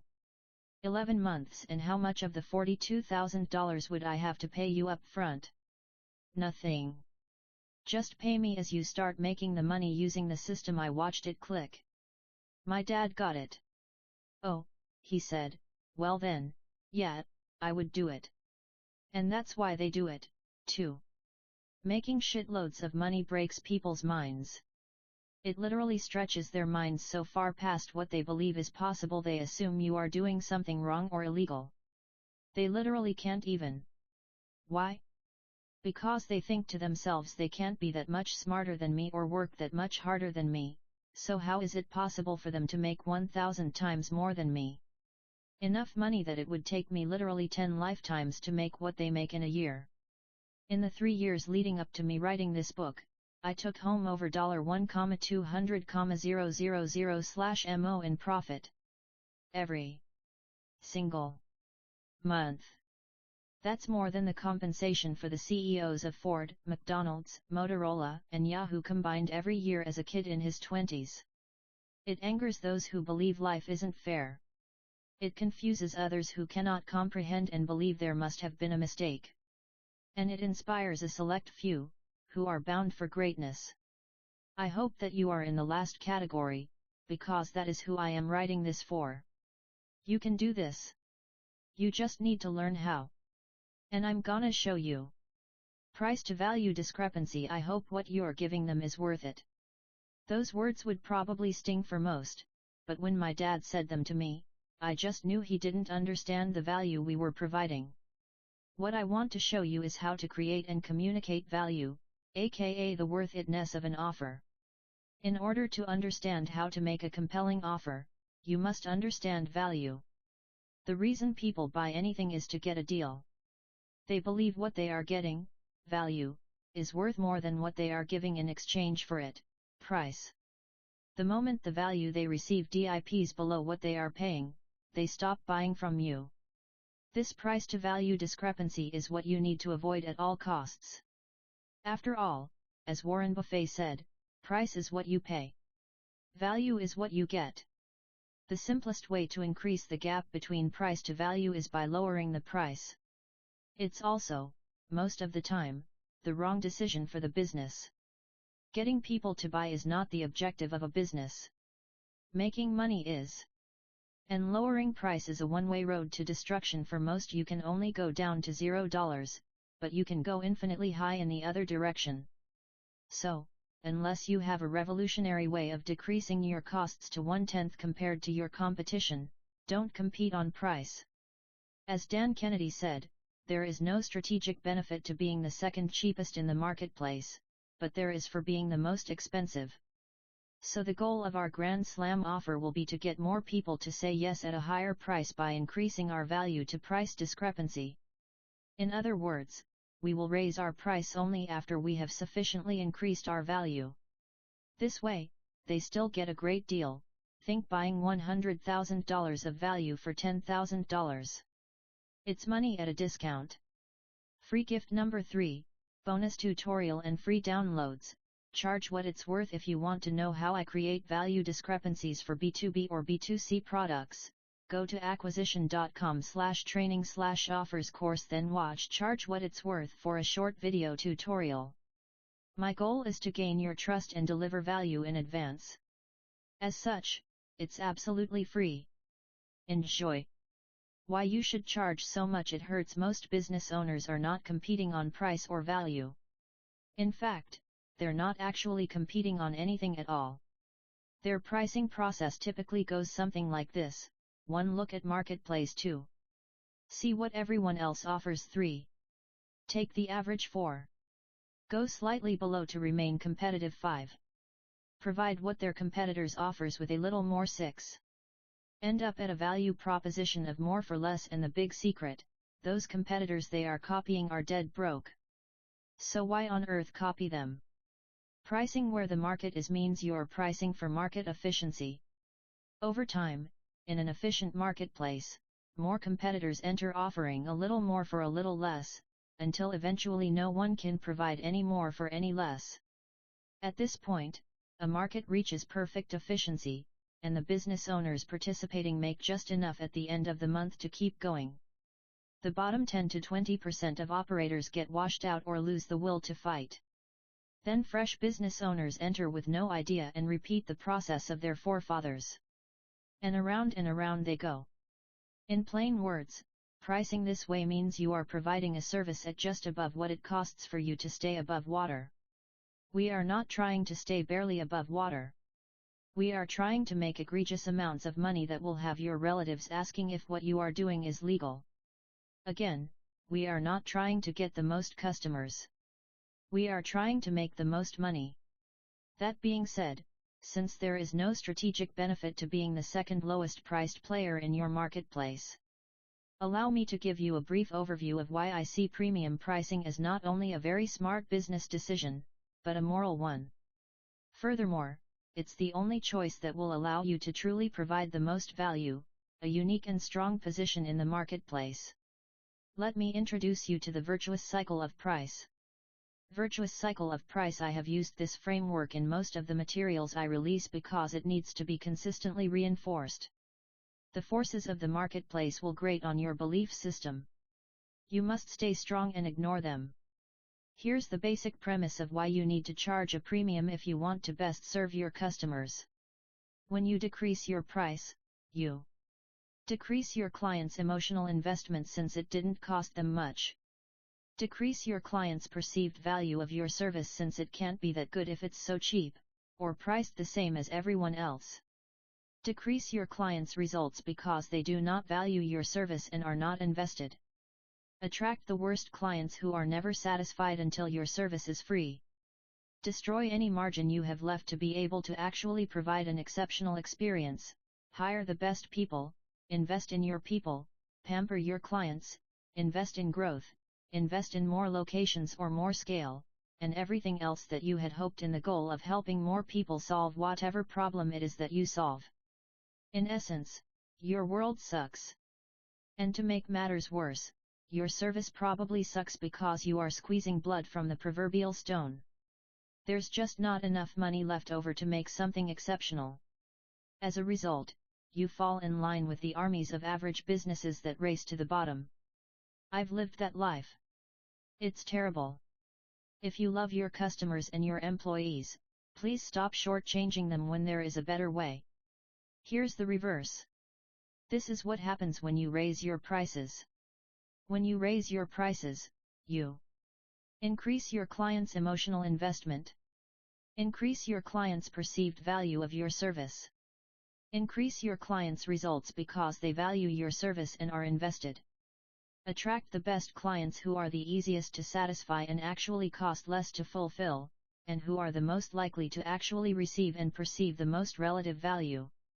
Multiply your margin because you have money to invest in systems to create efficiency, smart people, improved customer experience, scale your business, and, most importantly of all, to keep watching the number in your personal bank account go up, month after month, even with reinvesting in your business.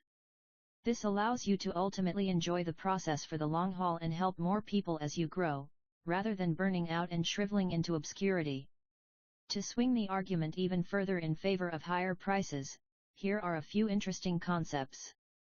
When you raise your price, you increase the value the consumer receives without changing anything else about your product. Wait, what? Yes. Higher price means higher value. Literally, in a blind taste test, researchers asked consumers to rate 3 wines: a low-priced wine, a medium-priced wine and an expensive wine. Throughout the study, the participants rated the wines with the prices visible.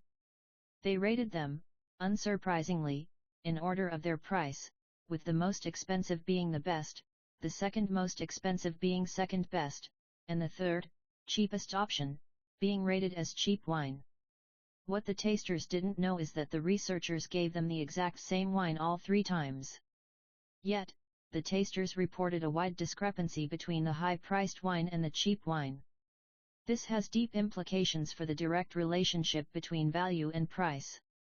In essence, raising your prices can directly enhance the value you provide. What's more, the higher the price, the more allure your product or service has. People want to buy expensive things. They just need a reason. And the goal isn't just to be slightly above the market price, the goal is to be so much higher that a consumer thinks to themselves, this is so much more expensive, there must be something entirely different going on here. That is how you create a category of one. In this new perceived marketplace, you are a monopoly and can make monopoly profits.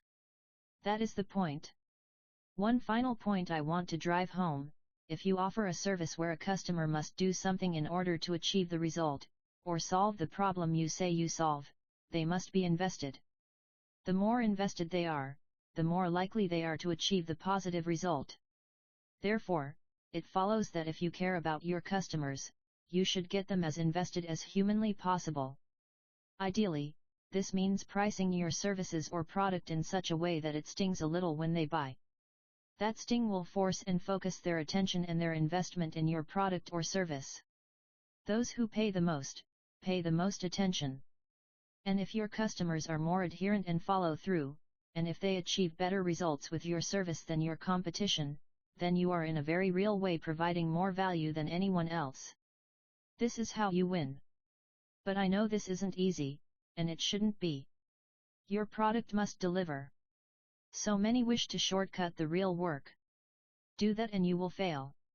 In the real world, to have the gonads to charge big ticket prices, you must outwork your self-doubt. You must be so confident in your delivery, because you have done it so many times, that you know that this person will succeed. Experience is what gives you the conviction to ask for someone's entire year's salary as payment. You must believe so deeply in your solution that when you look at yourself in the mirror at night, alone, your conviction remains unshakable. So let me bring this section home with my personal experience. My premium price experience in my first niche consulting business gym launch. I teach gym owners a better business model. Before productizing my consulting services, I flew out to 33 gyms in 18 months to do full turnarounds. We would fly out, fix everything in the gym, and relaunch it in 21 days. We would average an increase in $42,000 in additional sales in 21 days. It was wild.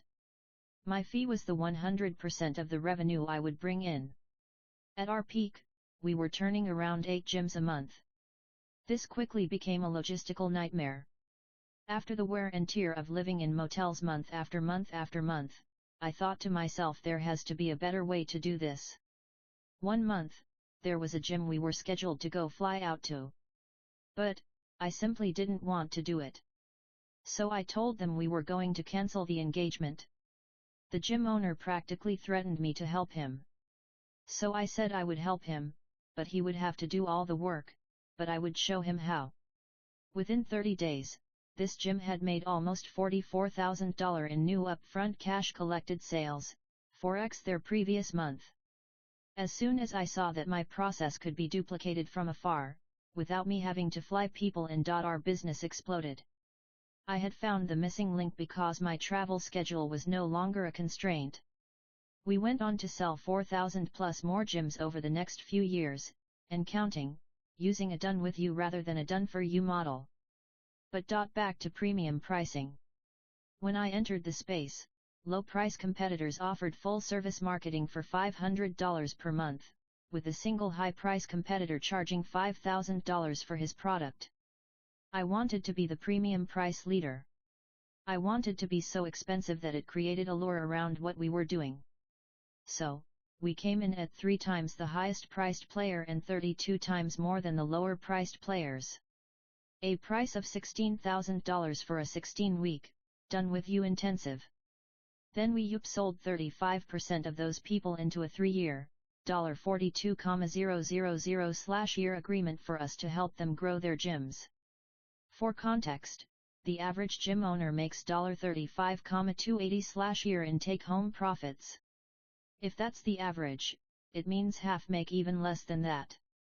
So for many of them, they were committing to half of their yearly pay or more to buy our program. And I was selling this to grown men as a kid in his 20s, telling them I was going to help them make more money. This was possible because my conviction was stronger than their skepticism. How? Based a voluntary survey taken at our last full company event, with 158 gyms responding, we found that a gym launch gym who has been in our program for 11 months will experience the following average improvements: top line revenue growth, plus $19,932/mo, plus $239,000/year, recurring revenue growth, plus $13,339/mo, plus $160,068/year, bottom line growth, profit from $2,943/mo to $8,940/mo, 3.1x. Client growth, plus 67 churn, percent of clients who leave each month from 10.7% to 6.8% retail sales, plus $4,400/mo in retail product sales revenue prices, from $129/mo to $167/mo. The survey just proved what I already knew. I had complete conviction in our product. I knew it worked. I had outworked my self-doubt. Summary points: what should you take from this? First and foremost, charge a premium. It will allow you to do things no one else can to make your clients successful. We were able to charge a premium because we provided more value than anyone else in the industry. In a real way, we were charging on a fraction of what our clients made using our system. This is important. Our clients still got a deal. The gap between what they paid, price, and what they got, value, was massive. As a result, the virtuous cycle continued to spin. We charged the most money. We provided the most value. Our gyms remained the most competitive, made the most money, always had the latest and best acquisition systems, and had the support to implement them at lightning speed. We made many mistakes along the way, but our pricing model was not one of them. It allowed me the room to make big bets without losing the farm. The truth is that 99% of businesses need to raise their prices to grow, not lower them. Profit is oxygen. It fuels the fire of growth. You need it if you want to reach more people and make a bigger impact. In order to charge so much, though, you must learn to create tremendous value. Let's head there next. Section 3, Value. Create your offer. How to make offers so good people feel stupid. Saying number 6, Value offer. The value equation. We question all of our beliefs, except for the ones we really believe in, and those we never think to question. Orson Scott Card. I want to be abundantly clear, the goal should be to charge as much money for your products or services as humanly possible. I'm talking heinous amounts of money. That being said, anyone can raise their prices, but only a select few can charge these rates and get people to say yes. From this point forward, you must abandon any notion you have about what's fair. Every enormous company in the world charges you money for things that cost them nothing. It costs pennies for the phone company to add an additional user, except they don't mind charging you hundreds per month for access. It costs pennies to manufacture pharmaceutical drugs, but they don't mind charging hundreds of dollars a month for it. Media companies charge advertisers a king's ransom for your eyeballs, and it costs them next to nothing to get you to like kitten photos on social media. You need to have a big discrepancy between what something costs you and what you charge for it.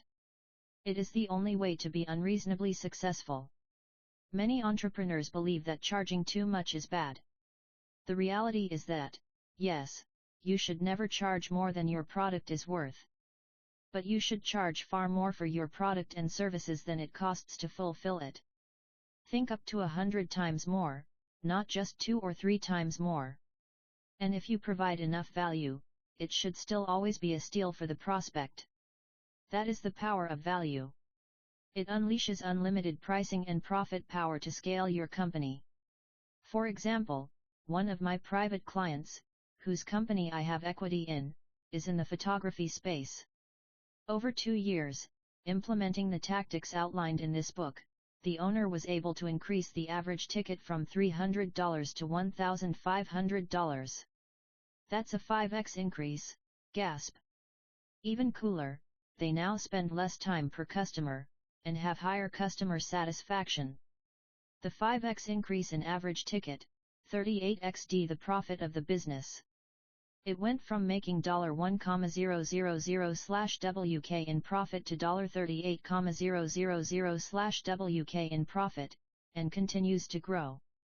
As a result, the company was finally able to continue to scale to multiple locations and provide meaningful work to great employees.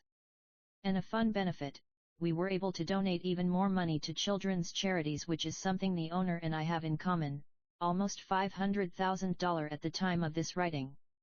But none of that would have been possible without figuring out what people valued most, tripling down on it, and ruthlessly eliminating everything else.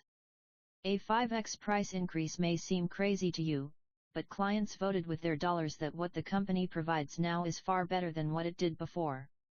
Cracking value opens up the world of unlimited profit, impact, and possibilities. Those who understand value are the ones who will be able to charge the most money for their services. The good news is that there is a repeatable formula that I have created, I've never seen it displayed elsewhere, to help quantify the variables that create value for any offer. I call it the value equation. Once you see it, you can never unsee it. It will operate in your subconscious, running in the background, calling out to you. It's a new lens through which to see the world. The value equation free gift number 4, value equation bonus tutorial and free download. If you want to know how I break down a business's core offering into something more valuable, go to acquisition.com/offers and select the value equation video to watch a short tutorial. I also included a downloadable checklist. My goal is to gain your trust and deliver value in advance. As such, it's absolutely free. Enjoy! As you can see from the picture, there are 4 primary drivers of value. 2 of the drivers, on top, you will seek to increase. The other 2, on the bottom, you will seek to decrease. 1. Yay, the dream outcome, goal, increase. 2. Yay, perceived likelihood of achievement, goal, increase. 3. Boo, perceived time delay between start and achievement, goal, decrease. 4. Boo, perceived effort and sacrifice, goal, decrease.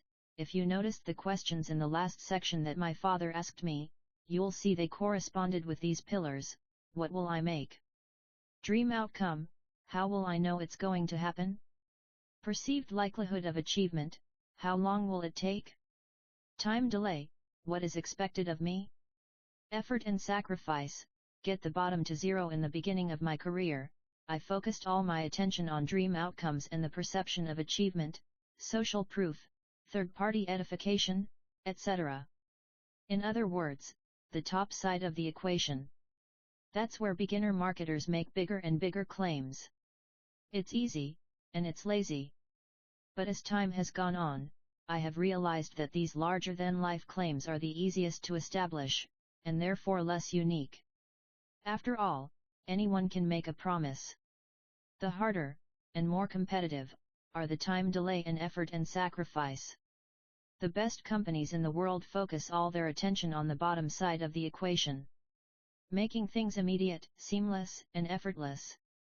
Apple made the iPhone effortless compared to other phones at the time. Amazon made purchasing a single click of a button and made purchases arrive almost immediately. Maybe by the time you read this, they'll be sending drones to our doors within 60 minutes. Netflix made consuming television immediate and effortless. So, the older I get, the more I have shifted my focus to the hard stuff, decreasing the bottom side of the equation. And I believe the better you do this, the more you will be rewarded by the marketplace. Final note, the reason this is a division equation and not an addition, plus, is that I wanted to convey one key point. If you can make the bottom part of the equation equal to 0, you're golden. No matter how small the top side is, anything divided by 0 equals infinity, which is technically undefined for the math nerds. In other words, if you can reduce your prospect's true time delay to receiving value to 0, aka you realize your immediate dream outcome, and your effort and sacrifices 0, you have an infinitely valuable product. If you accomplish this, you win the game. Given this postulate, a prospect would, in theory, purchase something from you, and the moment their credit card was run, it would immediately become their reality. That is infinite value. Imagine clicking the purchase button on a weight loss product and instantly seeing your stomach turn into a six-pack. Or imagine hiring a marketing firm, and as soon as you sign your document, your phone begins ringing with new highly qualified prospects. How valuable would these products/services be? Infinitely valuable. And that's the point. I don't know if we entrepreneurs will ever get there, but that is the hypothetical limit we all should strive towards, and why I structured the equation this way. Perception is reality. Perception is reality. It's not about how much you increase your prospect's likelihood of success, or decrease the time delay to achievement, or decrease their effort and sacrifice. That in itself is not valuable. Many times, they will have no idea. The Grand Slam offer only becomes valuable once the prospect perceives the increase in likelihood of achievement, perceives the decrease in time delay, and perceives the decrease in effort and sacrifice. A prime example of this happened in the London tunnel system. The biggest increase in rider satisfaction, aka value, was never from faster trains to decrease wait times. Instead, it was from a simple dotted map that showed them when the next train was coming and how long they had to wait. The dotted map, which only cost a few $1 million, decreased the rider's perception of time delay and sacrifice, being bored waiting, more than actually making the trains faster, which costs billions of dollars to do. Isn't that cool? This is how we need to think about our products. Pro tip: logical vs psychological solutions. Most people naturally try and solve problems using logical solutions. But the logical solutions have usually been tried, because they're logical, it's what everyone would try and do. As a business owners and entrepreneurs, I increasingly approach problems to find psychological solutions, rather than logical ones. Because if there were a logical solution, it probably would have already been solved, thereby eliminating the problem. All that's left are the psychological problems. Examples inspired by Rory Sutherland, CMO of Ogilvy Advertising. Any fool can sell a product by offering it for a discount.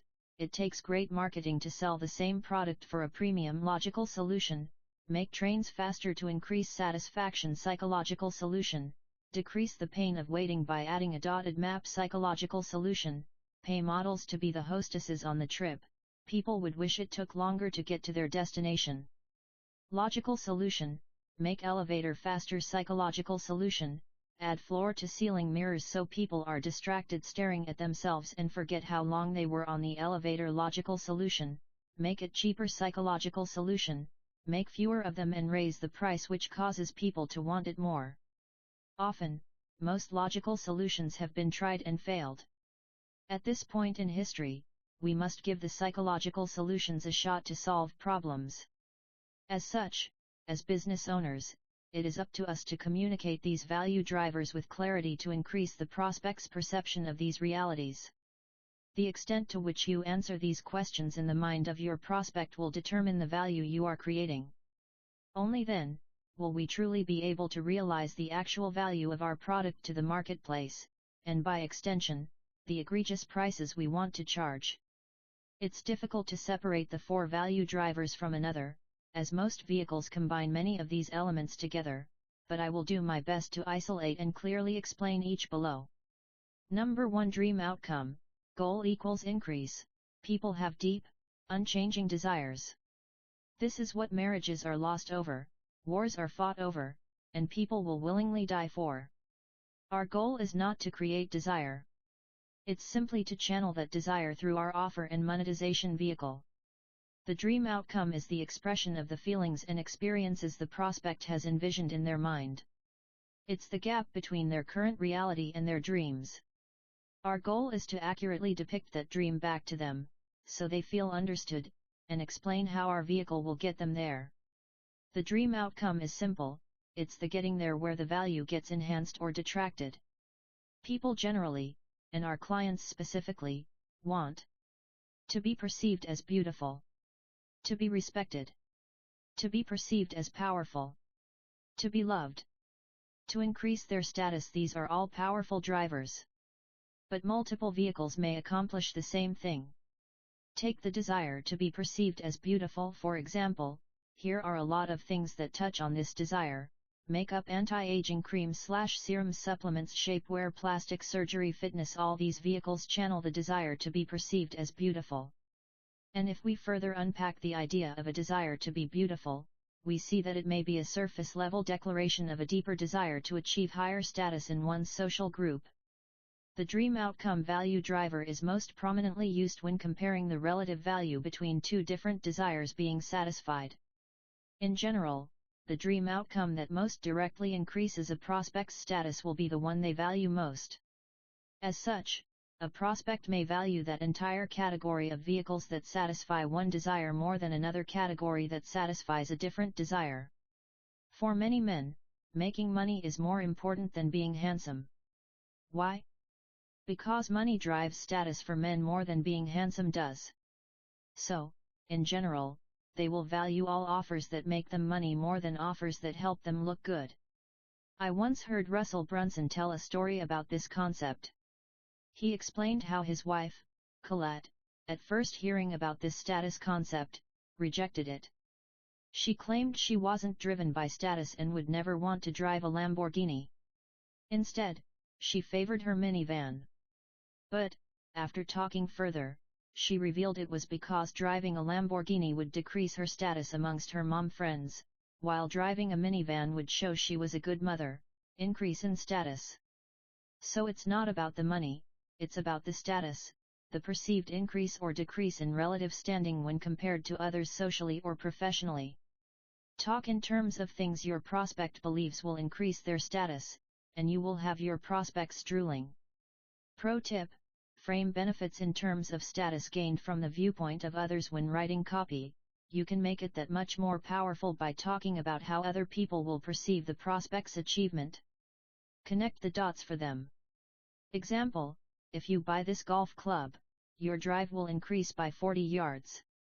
Your golf buddies' jaws will drop when they see your ball soar 40 yards past theirs. They'll ask you what's changed, only you will know. That being said, when comparing two products or services that satisfy the same desire, the value from the dream outcomes will cancel out, since they are the same. It will be the other three variables that drive the difference in perceived value, and ultimately price. For example, if we have two products or services that both help make someone beautiful, it will be the likelihood of achievement, time delay, and effort required that will differentiate the perceived value of each offer. Simply put, if two things make someone beautiful, what makes one worth $50,000 and another $5? Answer: the extent of the other three value variables. Number 2, perceived likelihood of achievement. Goal equals increase. This was the last of the variables I added when trying to think through this framework a few years ago. I just felt like something was missing with only the other three. Then I realized people pay for certainty. They value certainty. I call this the perceived likelihood of achievement. In other words, how likely do I believe it is that I will achieve the result I am looking for if I make this purchase?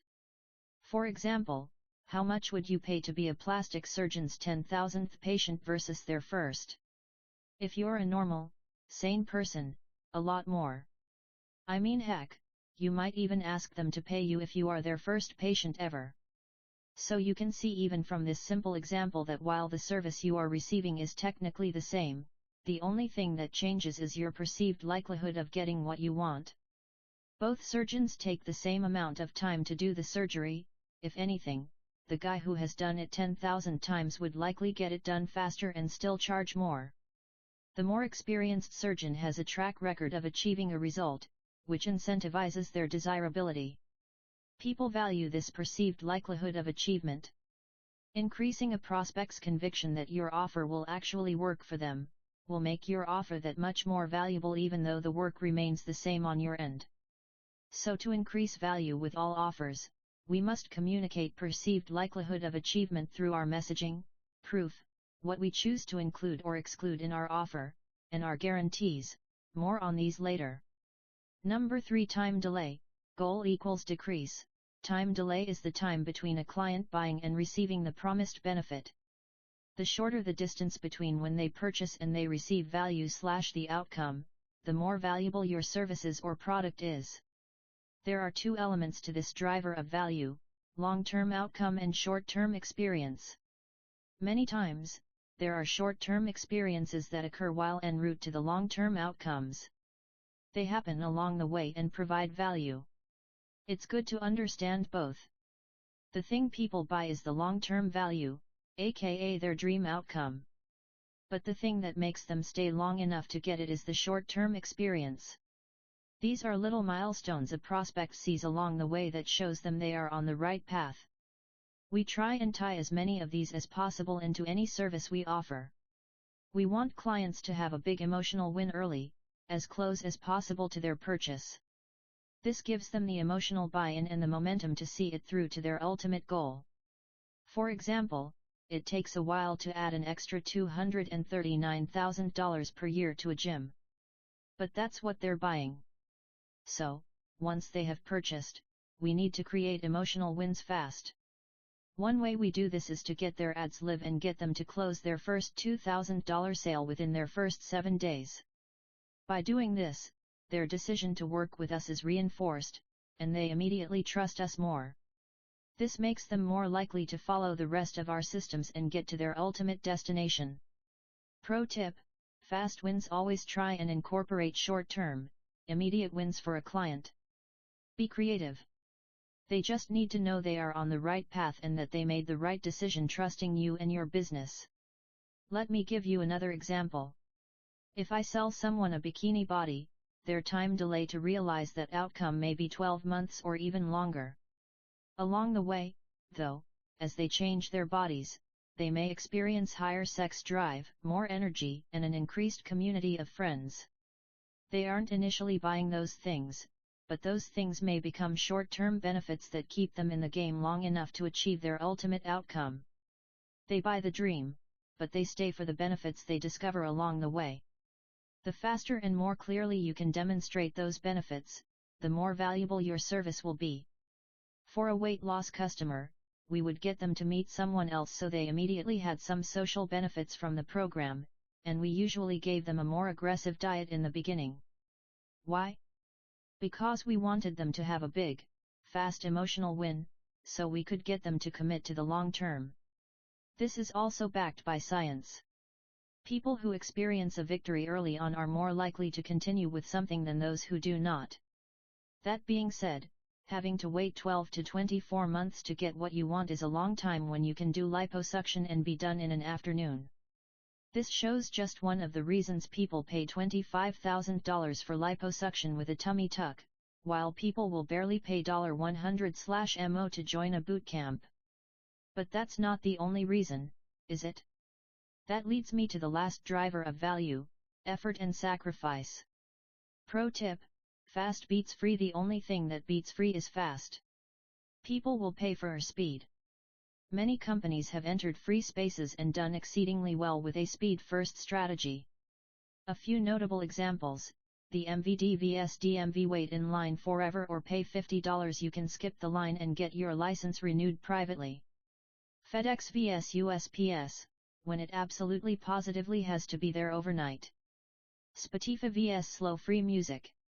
Uber vs walking. Fast beats free. Many will always be willing to pay price for the value of speed. So if you find yourself in a market competing against free, double down on speed. Number 4. Effort and sacrifice. Goal equals decrease. This is what it costs people in ancillary costs, aka other costs accrued along the way. These can be both tangible and intangible. Using the fitness versus liposuction example, let's look at the difference in effort and sacrifice. Massive difference, right? In fact, in looking at the marketing of plastic surgeons, these are the exact pain points they hit on when they say things like, tired of wasting countless hours in the gym. Tired of trying diets that just don't work. This is why when you sell fitness, you have to spend an hour arm wrestling a client to give over 1/10 to 1/100th of the amount of money they pay for surgery. There's just not a lot of perceived value because the perceived likelihood of achievement, the time delay to achievement, and the effort and sacrifice are so high. So even though the outcome is the same, the value of the vehicles are dramatically different, hence the difference in price. Decreasing the effort and sacrifice, or at least the perceived effort and sacrifice, can massively boost the appeal of your offer. In an ideal world, a prospect would want to simply say yes and have their dream outcome happen with no more effort on their behalf. This is why done-for-you services are almost always more expensive than do-it-yourself, because the person doesn't have all the effort and sacrifice. There is also a component of perceived likelihood of achievement difference as well. People believe that if an expert does it, then they will be more likely to achieve the outcome than if they try on their own. My hope is that you now have a foundational understanding of the components of value and how the interplay between each of the components creates or detracts from the value someone might be willing to pay. Putting it all together, as I said earlier, these elements of value don't happen in a vacuum. They happen together, in combination. So let's look at a few examples that utilize all 4 components of value at once. In an effort to quantify the value, I'll rate them on a binary scale of 0 or 1. 1 being value achieved, 0 being missing. Then I will add all 4 together to give you a relative value rating of a type of service. Our goal as marketers and business owners is to increase the value of the dream outcome and its perceived likelihood of achievement, while decreasing the time delay of achievement and the effort and sacrifice one has to put in to get there. To start, I will do a side-by-side comparison of 2 vehicles with identical dream outcomes, meditation and Xanax. Both offer the buyer relaxation, decreased anxiety, and feelings of well-being. I will demonstrate how the other 3 variables dramatically shift the value of delivering that dream outcome and ultimately, the price. Example: dream outcome, relaxation, decreased anxiety, feelings of well-being, meditation vs Xanax. And that is why Xanax is a multi-billion-dollar product while I know of almost no multi-billion-dollar meditation business's value. I'm not here to argue about whether meditation is better than Xanax, obviously it is, but that doesn't mean it's perceived as more valuable. This is also the reason that the supplement industry, $123 billion, Grandview Research, is twice the size of the health club industry, $62 billion, IRSA. They both accomplish the same perceived objectives: being healthy, losing weight, looking good, increased energy, etc. But one is perceived as more valuable because it has lower costs. People are more willing to pay $200 for supplements than they are a $29/MO membership. Taking a pill, or drinking a shake, is so much faster and easier than going to the gym every day. Hence valued. Crazy world we live in. And you can either sit there and make complain posts about how people ought to be a certain way, or you can take advantage of the way people are and capitalize. This book is for those people who want to be victors, not victims of circumstances. You can either be right or you can be rich. This book is for getting rich. If that bothers you, just put this down and go back to arguing against human nature. Hint, you're not gonna change it. Now, that being said, knowing what people value versus what is good for them is key. It means you can find ways to monetize the things that people value in order to give them what they really need. Win-win. You can make your dent in the universe while making a profit. 7 Free goodwill. He who said money can't buy happiness, hasn't given enough away. Unknown people who help others, with zero expectation, experience higher levels of fulfillment, live longer, and make more money. I'd like to create the opportunity to deliver this value to you during your reading or listening experience. In order to do so, I have a simple question for you. Would you help someone you've never met, if it didn't cost you money, but you never got credit for it? If so, I have an ask to make on behalf of someone you do not know. And likely, never will. They are just like you, or like you were a few years ago, less experienced, full of desire to help the world, seeking information but unsure where to look. This is where you come in. The only way for us at acquisition.com to accomplish our mission of helping entrepreneurs is, first, by reaching them. And most people do, in fact, judge a book by its cover, and its reviews. If you have found this book valuable thus far, would you please take a brief moment right now and leave an honest review of the book and its contents? It will cost you $0 in less than 60 seconds. Your review will help one more entrepreneur support his or her family. One more employee find work they find meaningful. One more client experience a transformation they otherwise would never have encountered. One more life change for the better. To make that happen, all you have to do is, and this takes less than 60 seconds, leave a review. If you are on Audible, hit the 3 dots in the top right of your device, click Rate and Review, then leave a few sentences about the book with a star rating. If you are reading on Kindle or an e-reader, you can scroll to the bottom of the book, then swipe up and it will automatically prompt a review. If for some reason they have changed either functionality, you can go to the book page on Amazon, or wherever you purchased this, and leave a review right on the page. P.S. If you feel good about helping a faceless entrepreneur, you are my kind of people. I'm that much more excited to help you crush it in the coming chapters. You'll love the tactics I'm about to go over. PPS, life hack: if you introduce something valuable to someone, they associate that value with you. If you'd like goodwill directly from another entrepreneur, send this book their way. Thank you from the bottom of my heart. Now back to our regularly scheduled programming. Your biggest fan, Alex 8 Value Offer, the thought process: if at first you don't succeed, try again. Thomas H. Palmer, Teacher's Manual. I want to do an exercise with you right now. I want to show you the difference between convergent and divergent problem solving.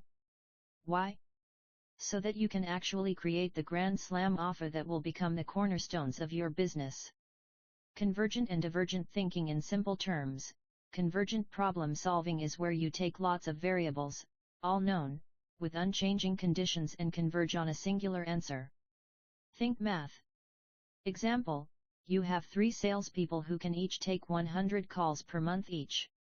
It takes 4 calls to create 1 sale, including no-shows. You need to get to 110 sales. How many salespeople must you hire? Deduced information: 1 salesperson equals 100 calls, 1 salesperson equals 100 calls, 4 calls equals 1 close, 100 calls / 4 calls per close equals 25 closes per 100 calls, 25 closes per rep. Goal: 110 sales total / 25 sales per rep equals 4.4. Since you can't hire 4.4 reps, you decide you must have 5. Answer: and since you have 3, you hire 2 more. Math problems are convergent. There are lots of variables in a single answer.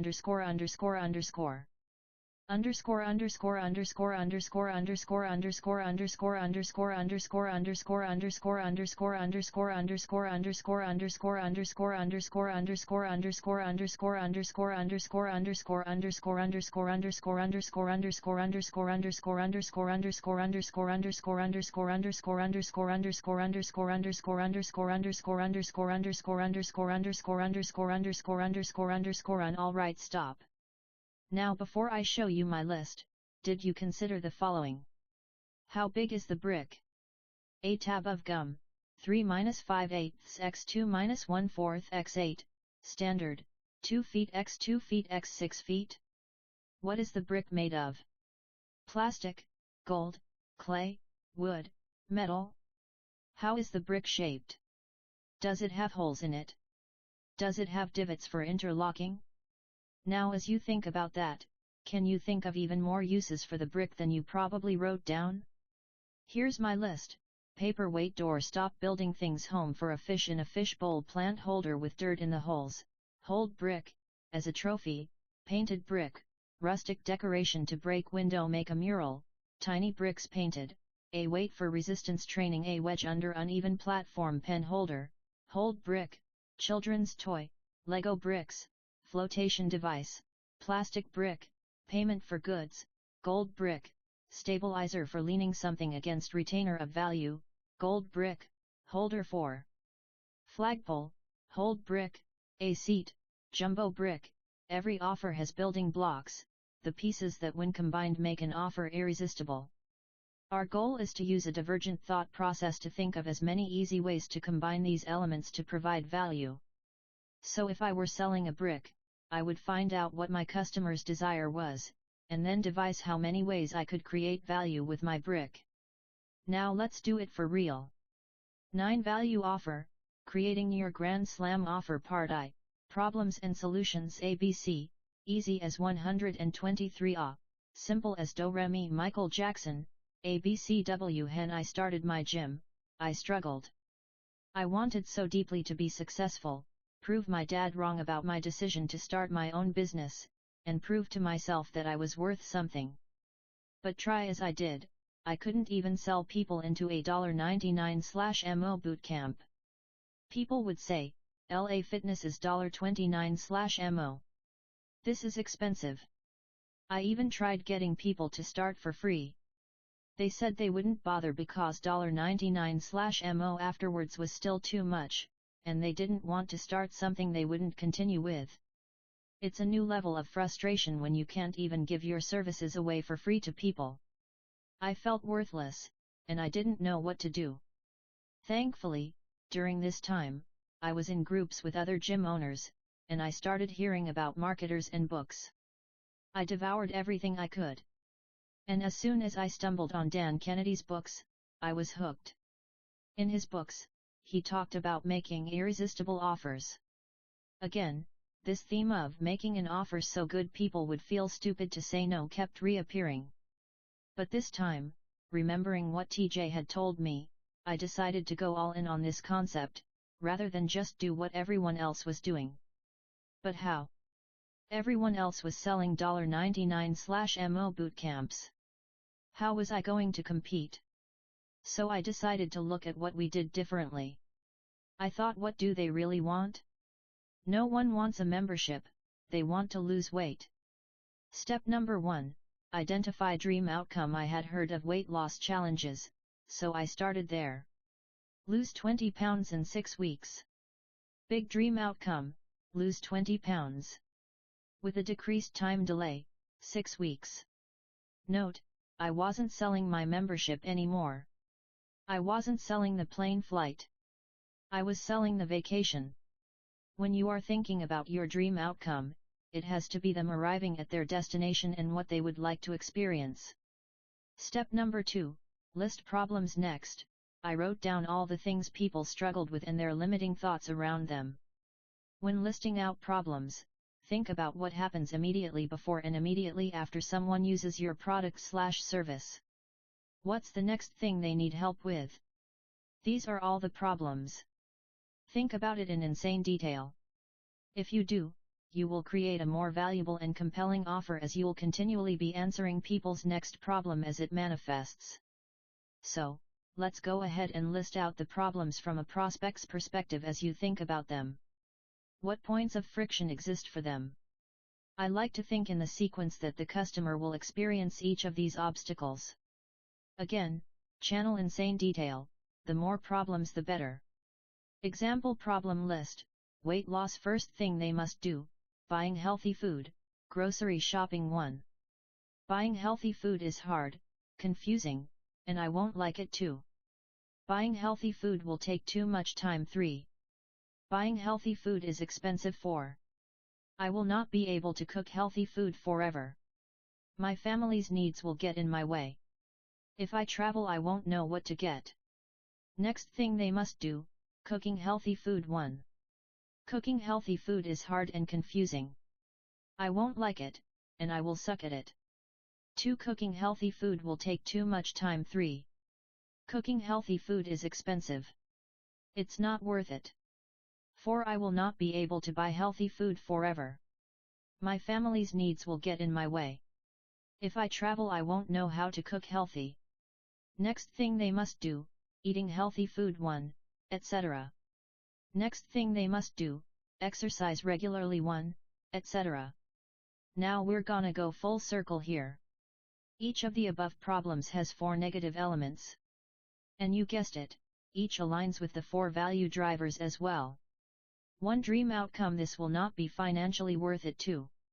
Likelihood of achievement: it won't work for me specifically. I won't be able to stick with it. External factors will get in my way. This is the most unique and service-specific of the problem buckets. 3. Effort and sacrifice: this will be too hard, confusing. I won't like it. I will suck at it. 4. Time: this will take too much time to do. I am too busy to do this. It will take too long to work. It won't be convenient for me. Now, go ahead and list out all the problems your prospect has. Don't let these buckets, which are just meant to get your brain going, constrain you. If it's easier for you, just list out everything you can possibly think of. What I showed here isn't just 4 problems, though. We have 16 core problems with 2 to 4 sub-problems underneath. So 32 to 64 problems total. Yoza. No wonder most people don't achieve their goals. Do not get overwhelmed. This is the best news ever. The more problems you think of, the more problems you get to solve. So, to recap, just list out each core thing that someone has to do. Then think of all the reasons they wouldn't be able to do it, or keep doing it, using the 4 value drivers as a guide. Now we get to the fun part, turning problems into solutions. Step number 3, solutions list. Now that we have our dream outcome and all the obstacles that will get in someone's way, it's time to define our solutions and list them out. Creating the solutions list has 2 steps. First, we are going to first transform our problems into solutions. Second, we are going to name these solutions. That's it. So let's take a look at our list of problems from earlier. What we're going to do is simply turn them into solutions by thinking, what would I need to show someone to solve this problem? Then we are going to reverse each element of the obstacle into solution-oriented language. This is copywriting 101. It's beyond the scope of this book to get into, but simply adding how to then reversing the problem will give most people new to this process a great place to start. For our purposes, we are giving ourselves a checklist of exactly what we are going to have to do for our prospects and what we are going to solve for them. Once we have our list of solutions, we will operationalize how we are actually going to solve these problems, create value, in the next step. And I want to be 100% clear. You will solve every problem. We'll explore how together, in the next step. Problem solution problem, buying healthy food. Grocery shopping is hard, confusing, I won't like it. I will suck at it. How to make buying healthy food easy and enjoyable, so that anyone can do it, especially busy moms. Takes too much time. How to buy healthy food quickly is expensive. How to buy healthy food for less than your current grocery bill is unsustainable. How to make buying healthy food take less effort than buying unhealthy food is not my priority. My family's needs will get in my way. How to buy healthy food for you and your family at the same time is undoable. If I travel, I won't know what to get. How to get healthy food when traveling problem, cooking healthy food is hard, confusing. I won't like it, and I will suck at it. How anyone can enjoy cooking healthy meals easily will take too much time. How to cook meals in under 5 minutes is expensive, it's not worth it. How eating healthy is actually cheaper than unhealthy food is unsustainable. How to make eating healthy last forever is not my priority, my family's needs will get in my way. How to cook this despite your family's concerns is undoable. If I travel, I won't know how to cook healthy. How to travel and still cook healthy problem, eating healthy food is hard, confusing, and I won't like it. How to eat delicious healthy food, without following complicated systems etc. problem, exercise regularly is hard, confusing, and I won't like it, and I will suck at it. Easy to follow exercise system that everyone enjoys, etc. Okay, woo. That's a lot of problems, and a lot of intuitive solutions courtesy of divergent thinking. You'll also notice that a lot of them are repetitive. That's totally normal. The value drivers are the 4 core reasons. Our problems always relate to those drivers, and our solutions provide the needed answer to give a prospect permission to purchase. What's even crazier, is that if only one of these needs is missing in a solution, it can cause someone not to buy. You would be amazed at the reasons people do not buy. So don't limit yourself here. Brooke Castillo is a friend who runs an enormous life coaching business. To give you a different take on the problem solutions list, Brooke sent me her list as she was going through this book to make a grand slam offer for a 90-day relationship course. Take a look to see this process through a totally different lens. The main takeaway, though, don't be fancy. Just get all the problems down, then turn them into solutions.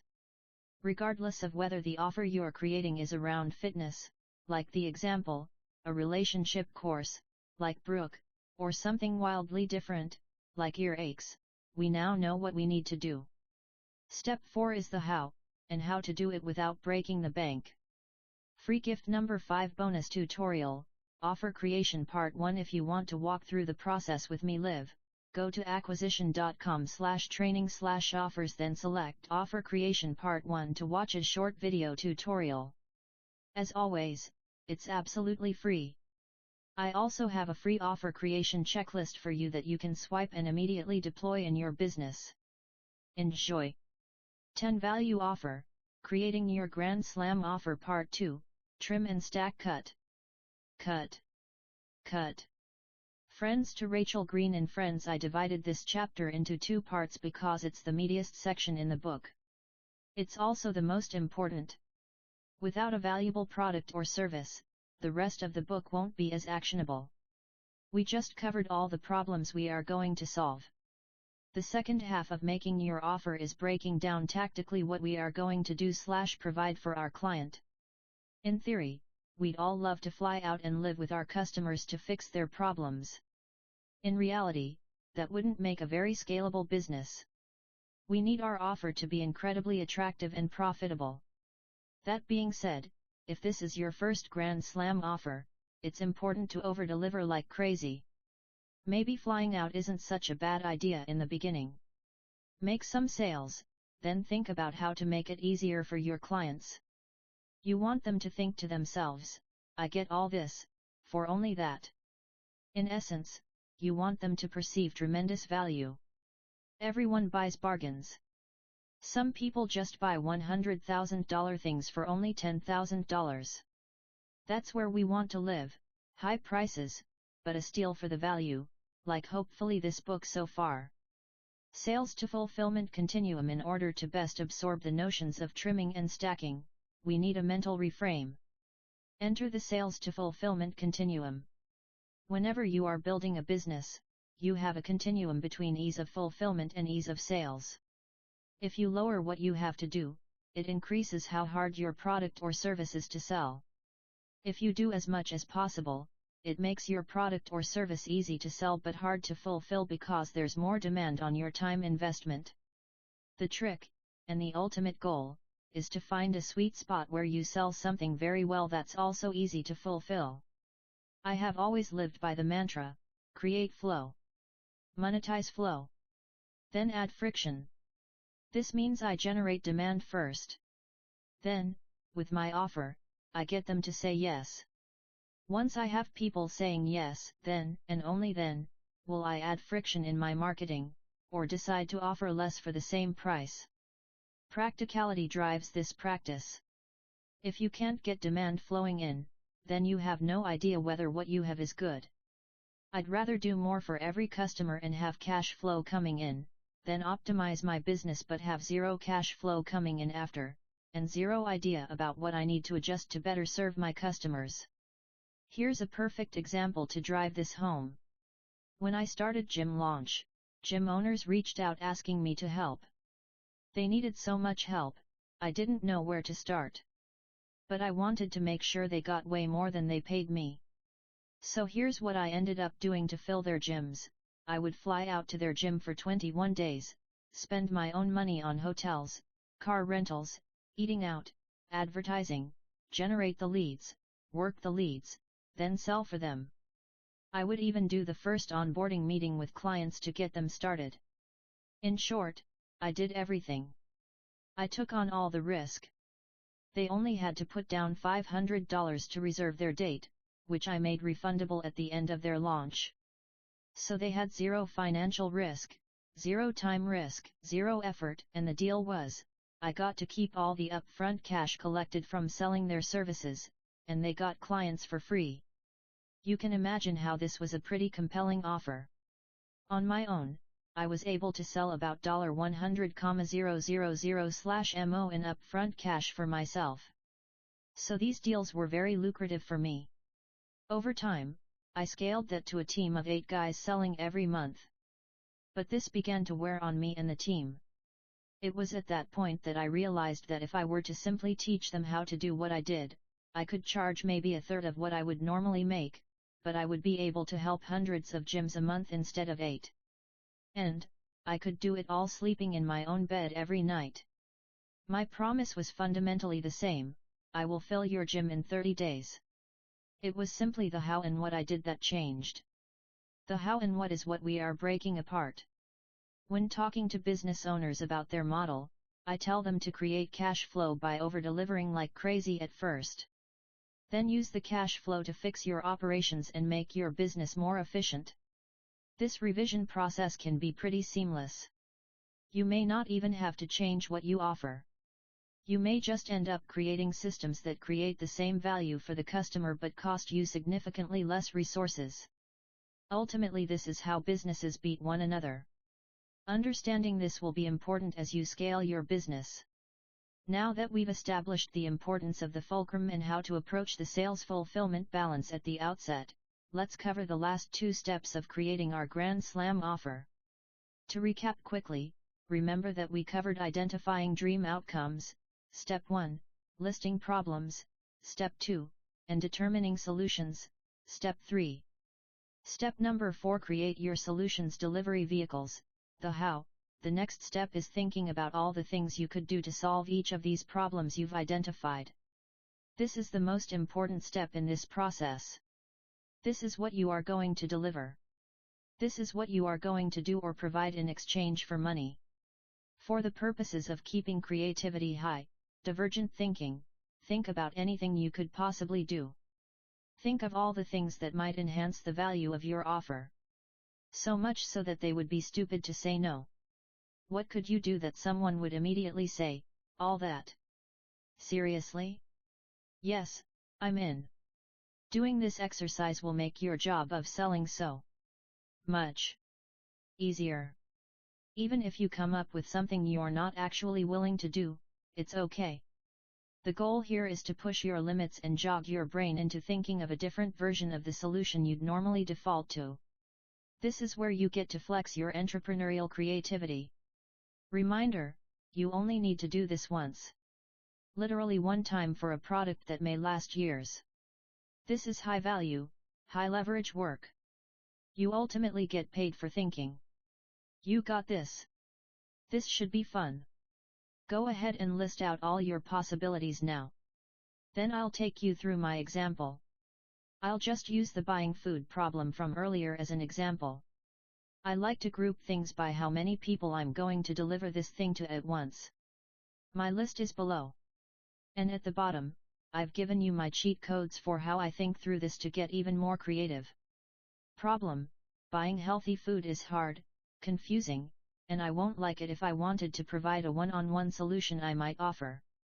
1. In-person grocery shopping, where I take clients to the store and teach them how to shop. 2. Personalized grocery list, where I teach them how to make their list. 3. Full-service shopping, where I buy their food for them. We're talking 100% done for them. 4. In-person orientation, not at store, where I teach them what to get. 5. Text support while shopping, where I help them if they get stuck. 6. Phone call while grocery shopping, where I plan to call when they go shopping to provide direction and support if I wanted to provide a small group solution I might offer. 1. In-person grocery shopping, where I meet a bunch of people and take them all shopping for themselves. 2. Personalized grocery list, where I teach a bunch of people how to make their weekly lists. I could do this one time or every week if I wanted to. 3. Buy their food for them, where I purchase their groceries and deliver them as well. 4. In-person orientation, where I teach a small group off-site what to do, not at store, if I wanted to provide a one-to-many solution I might offer. 1. Live grocery tour virtual, where I might live stream me going through the grocery store for all my new customers and let them ask questions live. 2. Recorded grocery tour, where I might shop once, record it, then give it as a reference point from that point onwards for my clients to watch on their own. 3. DIY grocery calculator, where I create a shareable tool or show them how to use a tool to calculate their grocery list. 4. Predetermined lists, where each customer plan comes with its own grocery list for each week. I could make this ahead of time so they have it. Then they could use it on their own time. 5. Grocery buddy system, where I could pair customers all up, which takes no time really, and let them go shopping together. 6. Pre-made, Instacart grocery carts for delivery, where I could pre-make Instacart lists so clients could have their groceries delivered to their doorstep with one click. As you see, the list can really go on and on here. This is just to illustrate the many ways to solve a single problem. Now do this for all of the perceived problems that your clients encounter before, after, and during their experience with your service/products. You should have a monster list by the end of this. Product delivery cheat codes. What's that? You're having trouble being creative? I'm going to give you the cheat codes right now, kind of like I did with the brick example. The brick could be gold, or plastic, or have holes in it, or be a Lego, etc. Here are my cheat codes for product variation/enhancement and a visual to break down the process for you from my consulting deck. 1. What level of personal attention do I want to provide? One-on-one, small group, one-to-many. 2. What level of effort is expected from them? Do it themselves, DIY, figure out how to do it on their own, do it with them, DWY, you teach them how to do it, done for them, DFY, you do it for them. 3. If doing something live, what environment or medium do I want to deliver it in? In person, phone support, email support, text support, Zoom support, chat support. 4. If doing a recording, how do I want them to consume it? Audio, video, or written? 5. How quickly do we want to reply? On what days? During what hours? 24/7. 9 to 5, within 5 minutes, within an hour, within 24 HRS? 610x to 1/10 test. If my customers paid me 10x my price, or $100,000, what would I provide? If they paid me 1/10 the price and I had to make my product more valuable than it already is, how would I do that? How could I still make them successful for 1/10 price? Stretch your mind in either direction and you'll come up with widely different solutions. In other words, how could I actually deliver on these solutions I am claiming I will provide? Do this for each problem because solutions from one problem will give you ideas for others you wouldn't normally have considered. Remember, it's important that you solve every problem. I can't tell you the amount of times one single item becomes the reason someone doesn't buy. Anecdote: why we must solve every perceived problem. When I was selling weight loss, I insisted that folks prepare all their food at home. I found it too difficult to help clients lose weight when they ate out because they always blew their diets. Rather than solve the problem, I insisted they do it my way, or not at all. As a result, I lost many sales. One month I really needed to make some sales to pay rent. My next sale walked in the door. It was a business exec looking to lose weight. As we got into the sales presentation, she told me the program wouldn't work for her because she went out to eat for lunch every day. Normally, I would have lost this sale. I was a stickler for making people not eat out. But I really needed the money. Refusing to lose the sale because of this one thing, I conceded I'll make you an eating out guide for when you go to restaurants so you can eat our 100% of the time and still hit your goal. How does that sound? She agreed, and I closed the sale. I took the time to make an eating out guide for her. But from that point going forward, whenever someone said, "But what about eating out?" I had the solution. Over time, I continued solving obstacles with templates and trainings until there were no more one things to prevent my sales. This lesson has stuck with me to this day. Don't get romantic about how you want to solve the problem. Find a way to solve every problem a prospect presents with. When you do that, you make an offer that's so good, people just can't say no. And that's what we're building here. Note: you must resolve every obstacle a buyer believes they will have to convert the highest amount of people. That's not to say that if you don't, you won't sell people. Not at all. But you won't sell as many people as you otherwise could have. And that's the goal, to sell the most people, for the highest possible price, with the highest possible margin. Step number 5, trim and stack. Now that we have enumerated our potential solutions, we will have a gigantic list. Next, I look at the cost of providing these solutions to me, the business. I remove the ones that are high cost and low value first. Then I remove low cost, low value items. If you aren't sure what's high value, go through the value equation and ask yourself which of these things will this person, 1. Financially value, 2. Cause them to believe they will be likely to succeed, 3. Make them feel like they can do it with much less effort and sacrifice, 4. Help them accomplish their goal and see the result they want with far less time investment. What should remain are offer items that are 1. Low cost, high value, and 2. High cost, high value. Example, let's say I moved in with someone and did their shopping, exercising, and cooking for them. They would probably believe they would definitely lose weight. But I am not willing to do that for any amount of money short of $1 gazillion. The next question becomes, is there a lesser version of this experience that I can deliver at scale? Just take one step back at a time until you arrive at something that has a time commitment or cost you are willing to live with, or, obviously, massively increase your price so it becomes worth it for you, i.e., the $1 gazillion to live with someone. If there's one type of delivery vehicle to focus on, it's creating high-value, one-to-many solutions. These will be the ones that typically have the biggest discrepancy between cost and value. For example, before I started my first gym, I had an online training business. I created a small Excel sheet application that, after inputting all of someone's goals, automatically generated over 100 meals perfectly suited to their macronutrient and calorie needs. Better yet, depending which meals they selected, would tell them what they needed to buy at the grocery store in exact amounts, and how to prepare them in bulk for their exact amounts.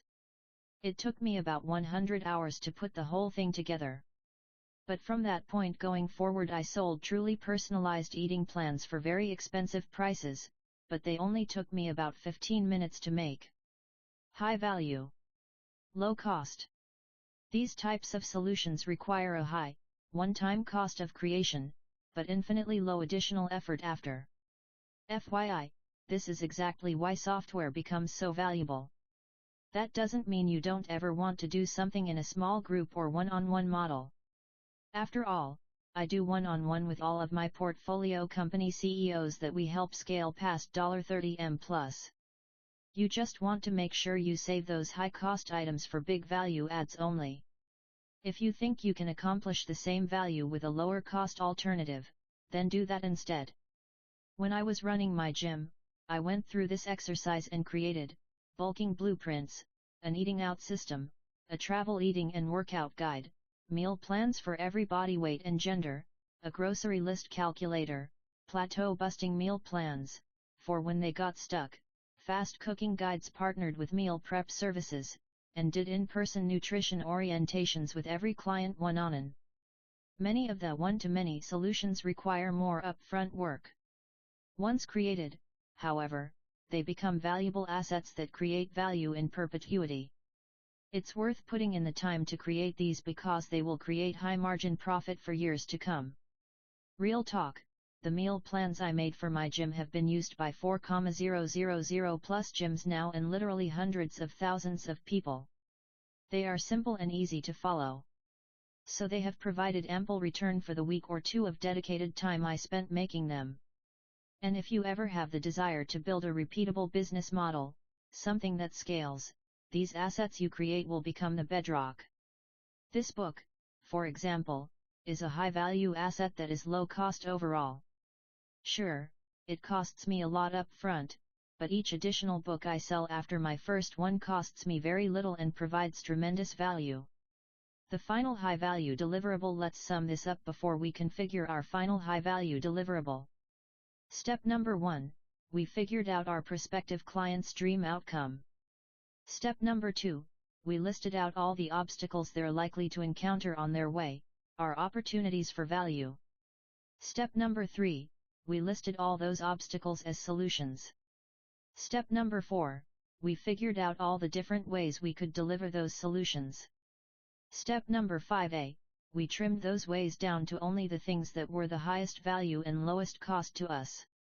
All we have to do now is Step number 5b, put all the bundles together into the ultimate high-value deliverable.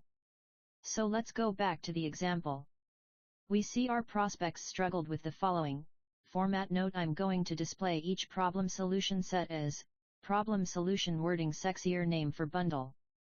Then, underneath, you will see the actual delivery vehicle, what we're actually gonna do for them / provide, buying food, how anyone can buy food fast, easy, cheaply, foolproof bargain grocery system that'll save hundreds of dollars per month on your food and take less time than your current shopping routine, $1,000 value for the money it'll save you from this point on in your life. 1. One-on-one nutrition orientation where I explain how to use. 2. Recoded grocery tour. 3. DIY grocery calculator. 4. Each plan comes with its own list for each week. 5. Bargain grocery shopping training. 6. Grocery buddy system. 7. Pre-made Instacart grocery carts for delivery. 8. And a check-in via text weekly. Cooking ready in 5 minutes busy parent cooking guide, how anyone can eat healthy even if they have no time, $600 value from getting 200 hours per year back, that's 4 weeks of work.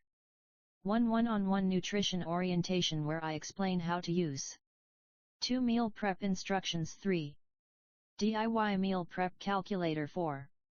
Each plan comes with its own meal prep instructions for each week. 5.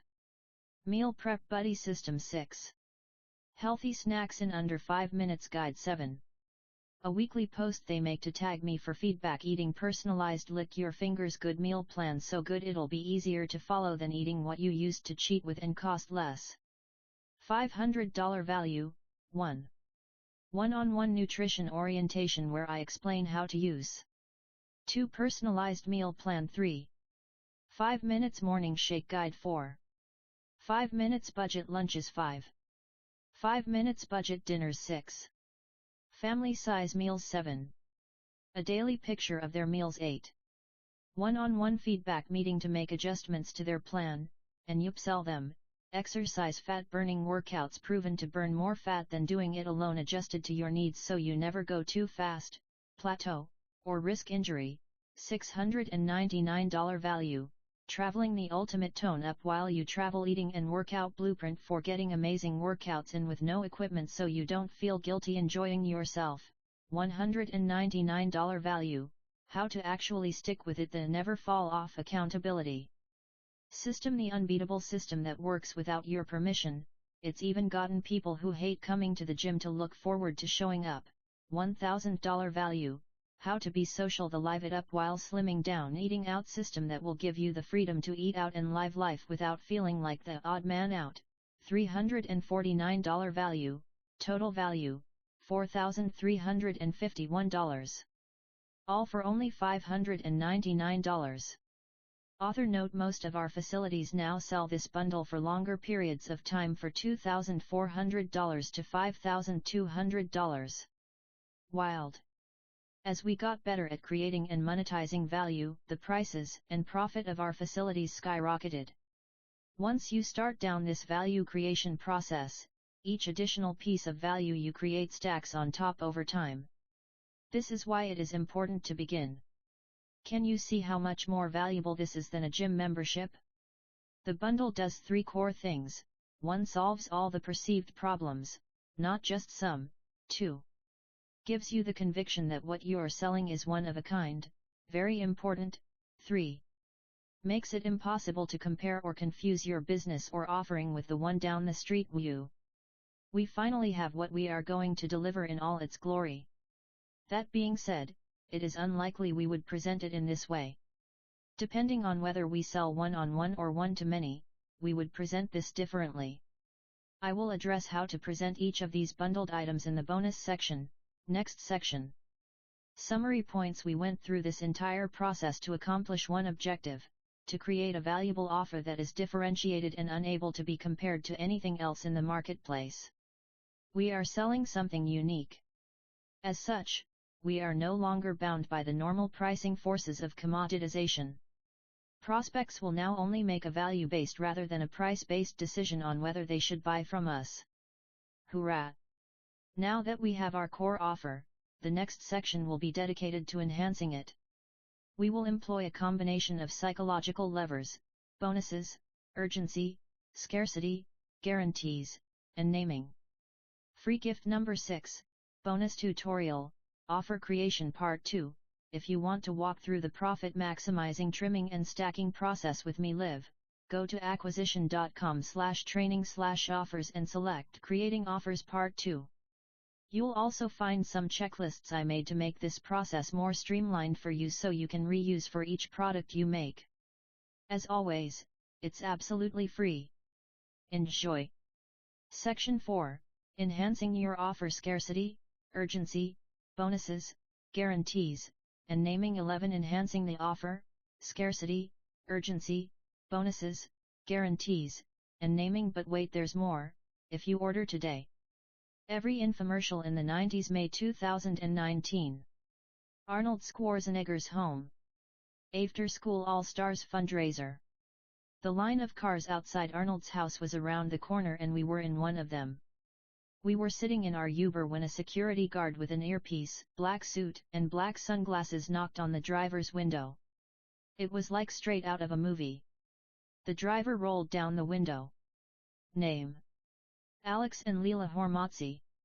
He scanned the list on his clipboard, nodded, then checked off our names. Great, he said. His demeanor transformed from stern to inviting.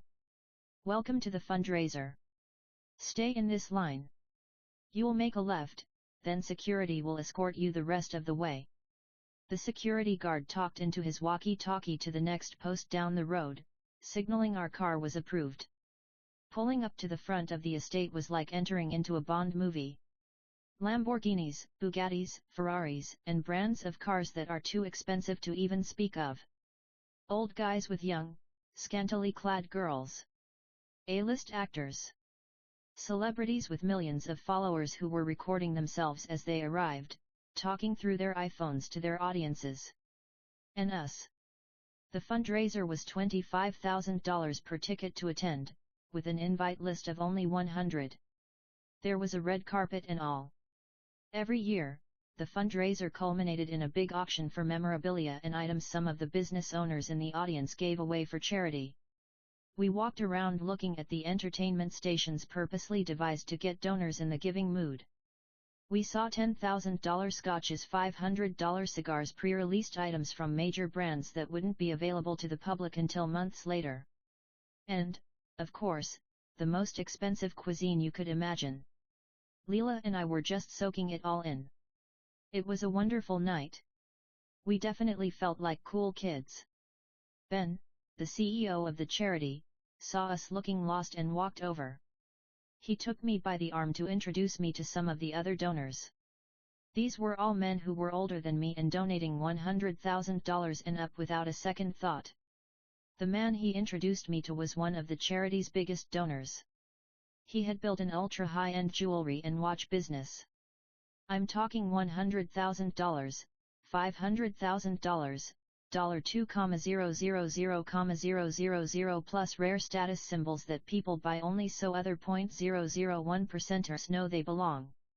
He had donated upwards of $700,000 in merchandise as prizes for the fundraiser that evening. Alex and Leela, meet George, Ben said. He's been very generous with his time and money to the cause. George, this is Alex and Leela Hormozzi.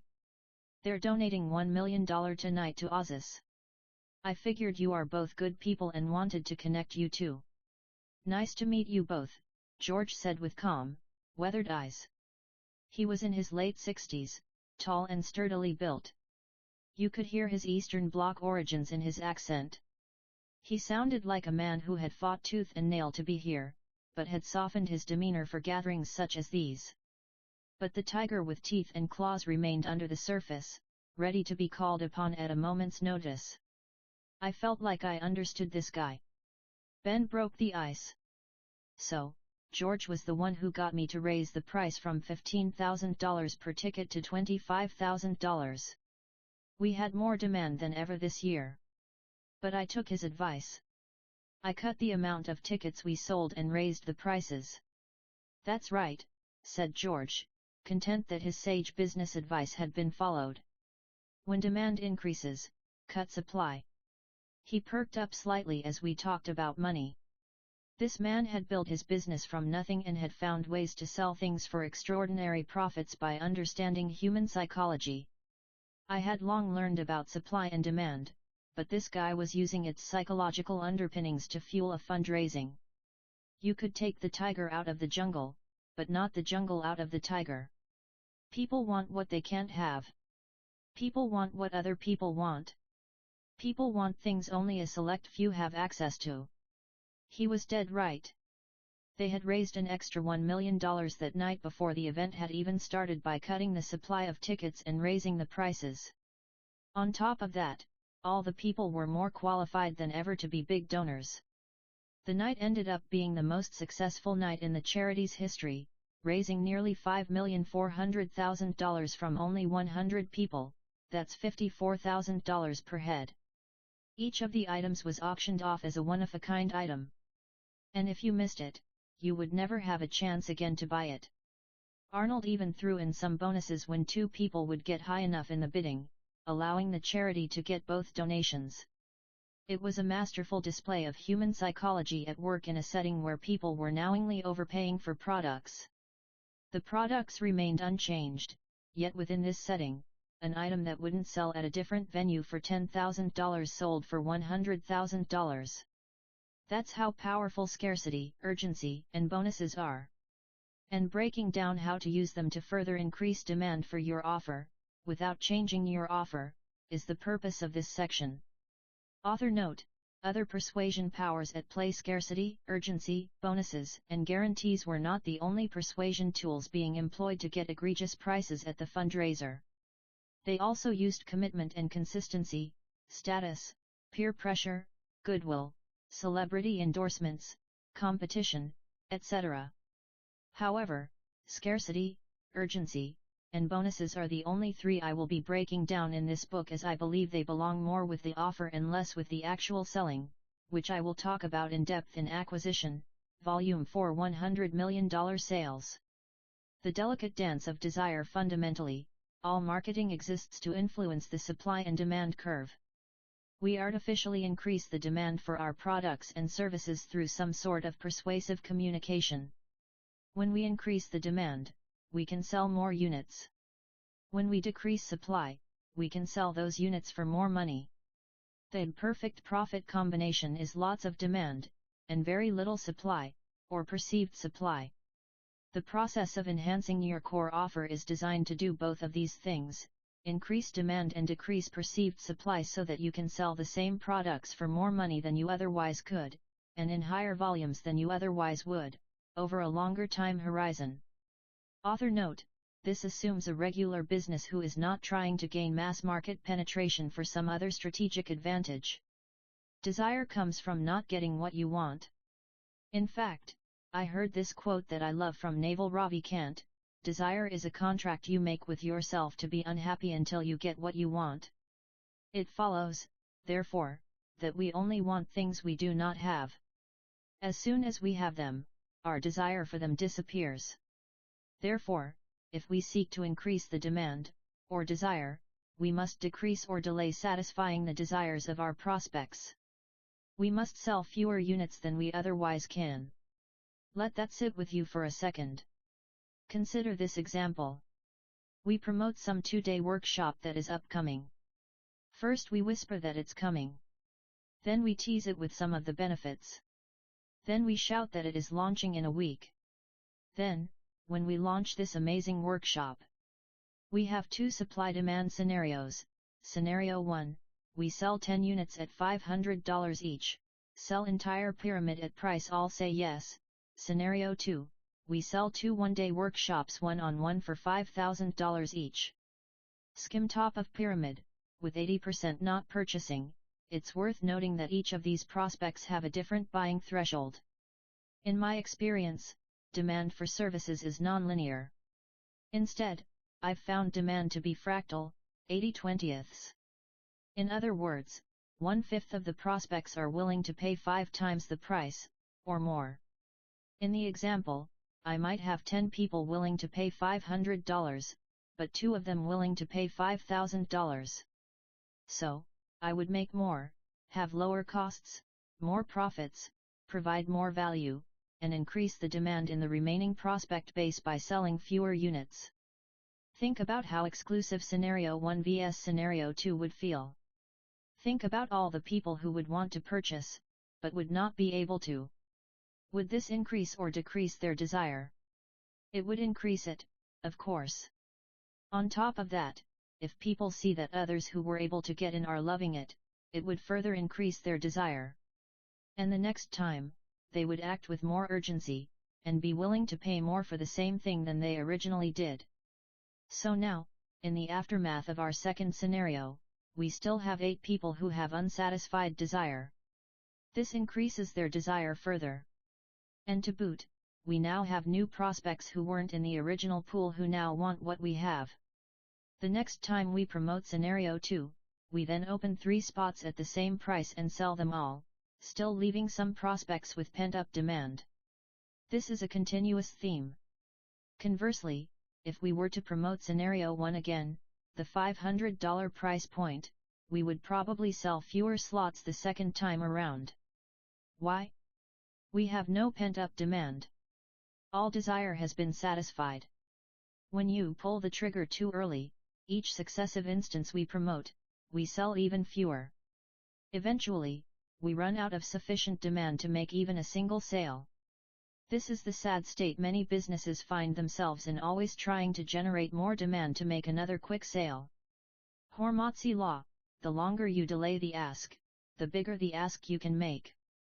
The longer the runway, the bigger the plane that can take off. We must endeavor to keep our supply, and satisfaction of desire, under the demand that we are able to generate. This maximizes profits and keeps desire ravenous in our customer base. This is the real key to never going hungry. Summary points: the reason I titled this subsection Delicate Dance of Desire is that supply and demand are inversely correlated, in theory. If you satisfy zero desire, provide zero supply, you will not make money, and eventually leave people feeling rejected. Note, it takes much longer than you think. Conversely, if you satisfy all the demand, you will kill your golden goose, and not know where your next meal will come from. Mastering supply and demand comes from the elegant dance between the two.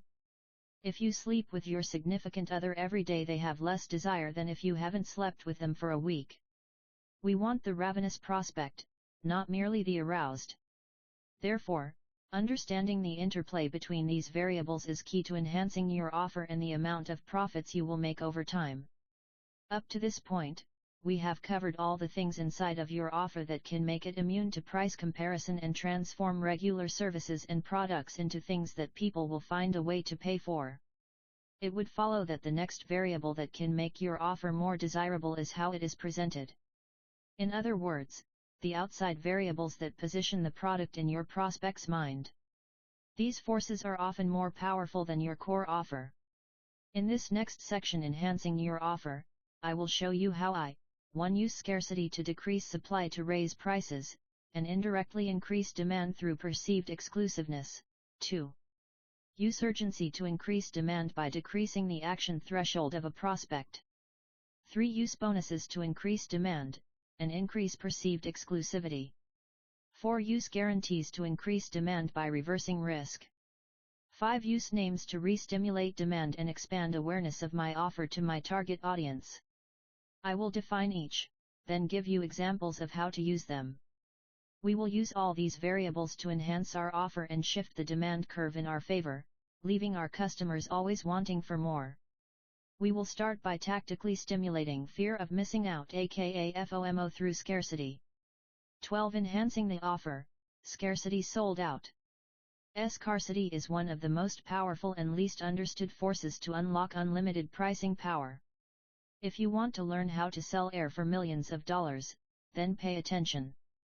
The reason an authority, like a doctor, a celebrity, like Oprah, or a celebrity authority, like Dr. Ounce or Dr. Phil, can charge egregious rates is because of implied demand. People assume that there is a lot of demand for their time, and, therefore, not a big supply of it. As a result, it must be expensive. That being said, it's hard for most businesses to understand what it's really like to have an uneven supply-demand curve until you've experienced it. I'm going to try and walk you through what it felt like for me the first time I experienced it in order to give you a taste of the power. When I got into this world of acquisition, I saw mentors of mine selling days of time for $50,000 plus. My mind was blown for two reasons. First, because I didn't understand how they could make so much money for a single day. Second, because I didn't understand who in their right mind was buying it. Over time, I learned. I'll start with the buyer. If I have a rare problem, and I must solve this problem for my own pursuit of happiness, it will consume all of my attention. By the nature of my problem being specialized, there will be very few people who can solve it. This means there is not a large supply of solvers. In many cases, I will perceive only one possible solver, supply equals 1.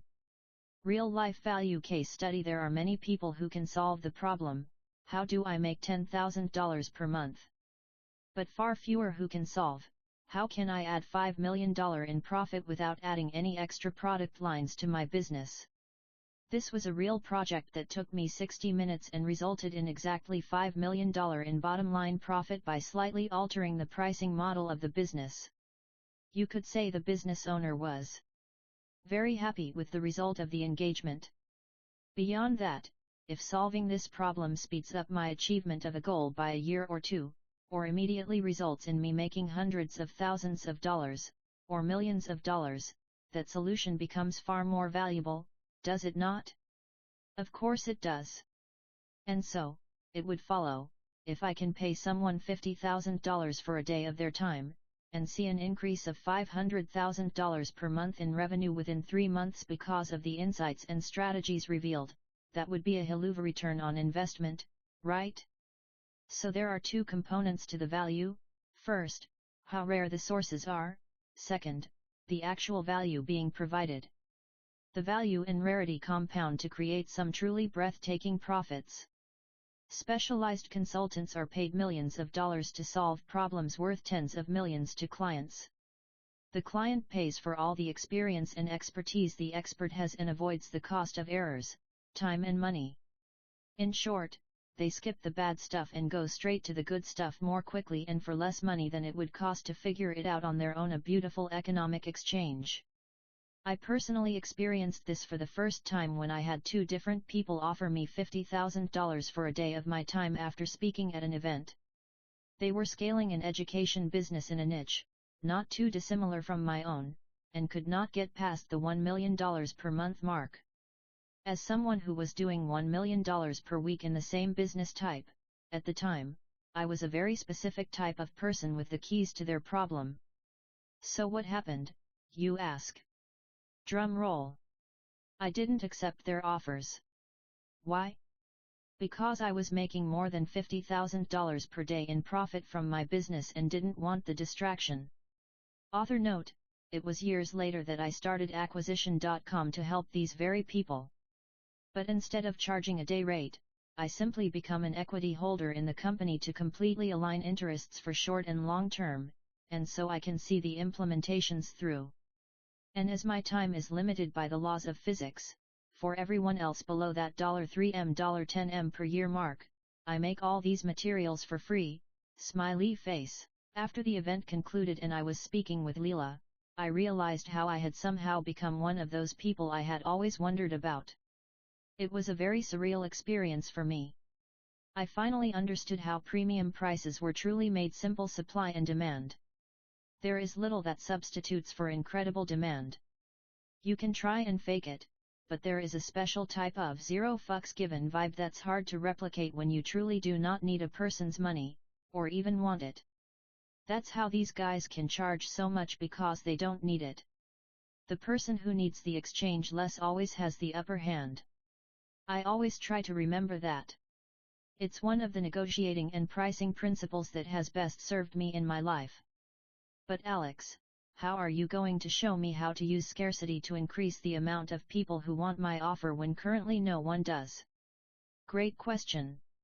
Let's attack some real-world, in the trenches strategies to reliably create scarcity. Creating scarcity when there's a fixed supply or quantity of products or services that are available for purchase. It creates scarcity or a fear of missing out.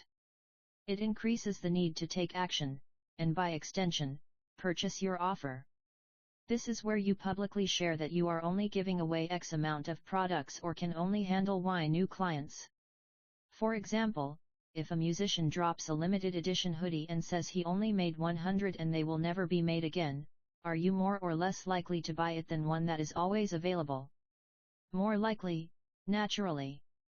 The idea that you can never get it again makes it more desirable. This is an example of scarcity. It is the fear of missing out on something. It pulls on our psychological fear of loss to get us to take action. Humans are far more motivated to take action to hoard a scarce resource than they are to act on something that could help them. Fear of loss is stronger than desire for gain. We will wield this psychological lever to get your clients to buy in a frenzy, all at once, until you are sold out. 3 types of scarcity. 1. Limited supply of seats/slots, in general or over X period of time. 2. Limited supply of bonuses. 3. Never available again. But how do you use this properly without being phony? I'll try and give you some real-world examples. Physical products having limited releases is a tried and true method of using this psychological bias to your advantage. You can have limited releases for flavors, colors, designs, sizes, etc. This month, we are releasing 100 boxes of mint chocolate cookie flavored protein bars. Important point: to properly utilize this method you should always sell out. Here's why: it's better to sell out consistently than over-order and fail at creating that scarcity. This method stacks in effectiveness if it is done repeatedly over time, just not too often. Once a month seems to be the sweet spot for most of the companies that I know who do this with regularity. Second important note: when using this tactic, you must also let everyone know that you sold out. That is part of what makes it work so well. This way, even people who were on the fence, when they see that it was sold out, it gives social proof that other people thought it was worth it. And now that the choice has been made for them, they desire it more because there is no way they can get it. So the next time you make the offer, they will be far more likely to take you up on it. Fun fact: Chanel, a brand that has maintained insane margins and pricing for over a century, is a master of scarcity. They send only 1 to 2 of each piece to each store, so every store has a different selection and every item is the last or second to last item in stock. This allows them to price far above market and turn buying impulses into purchases. Services: with services, especially if you want to consistently get customers, it can be a little trickier to use scarcity. But I will show you a few simple ways to employ scarcity ethically to increase your take rates on offers. These all have similar elements with very slight tweaks. I'm enumerating these because one of these might mentally fit your business model more than others. 1. Total business cap: only accepting X clients. Only accepting X clients at this level of service, ongoing. This puts a cap on how many clients you service but also keeps them in it.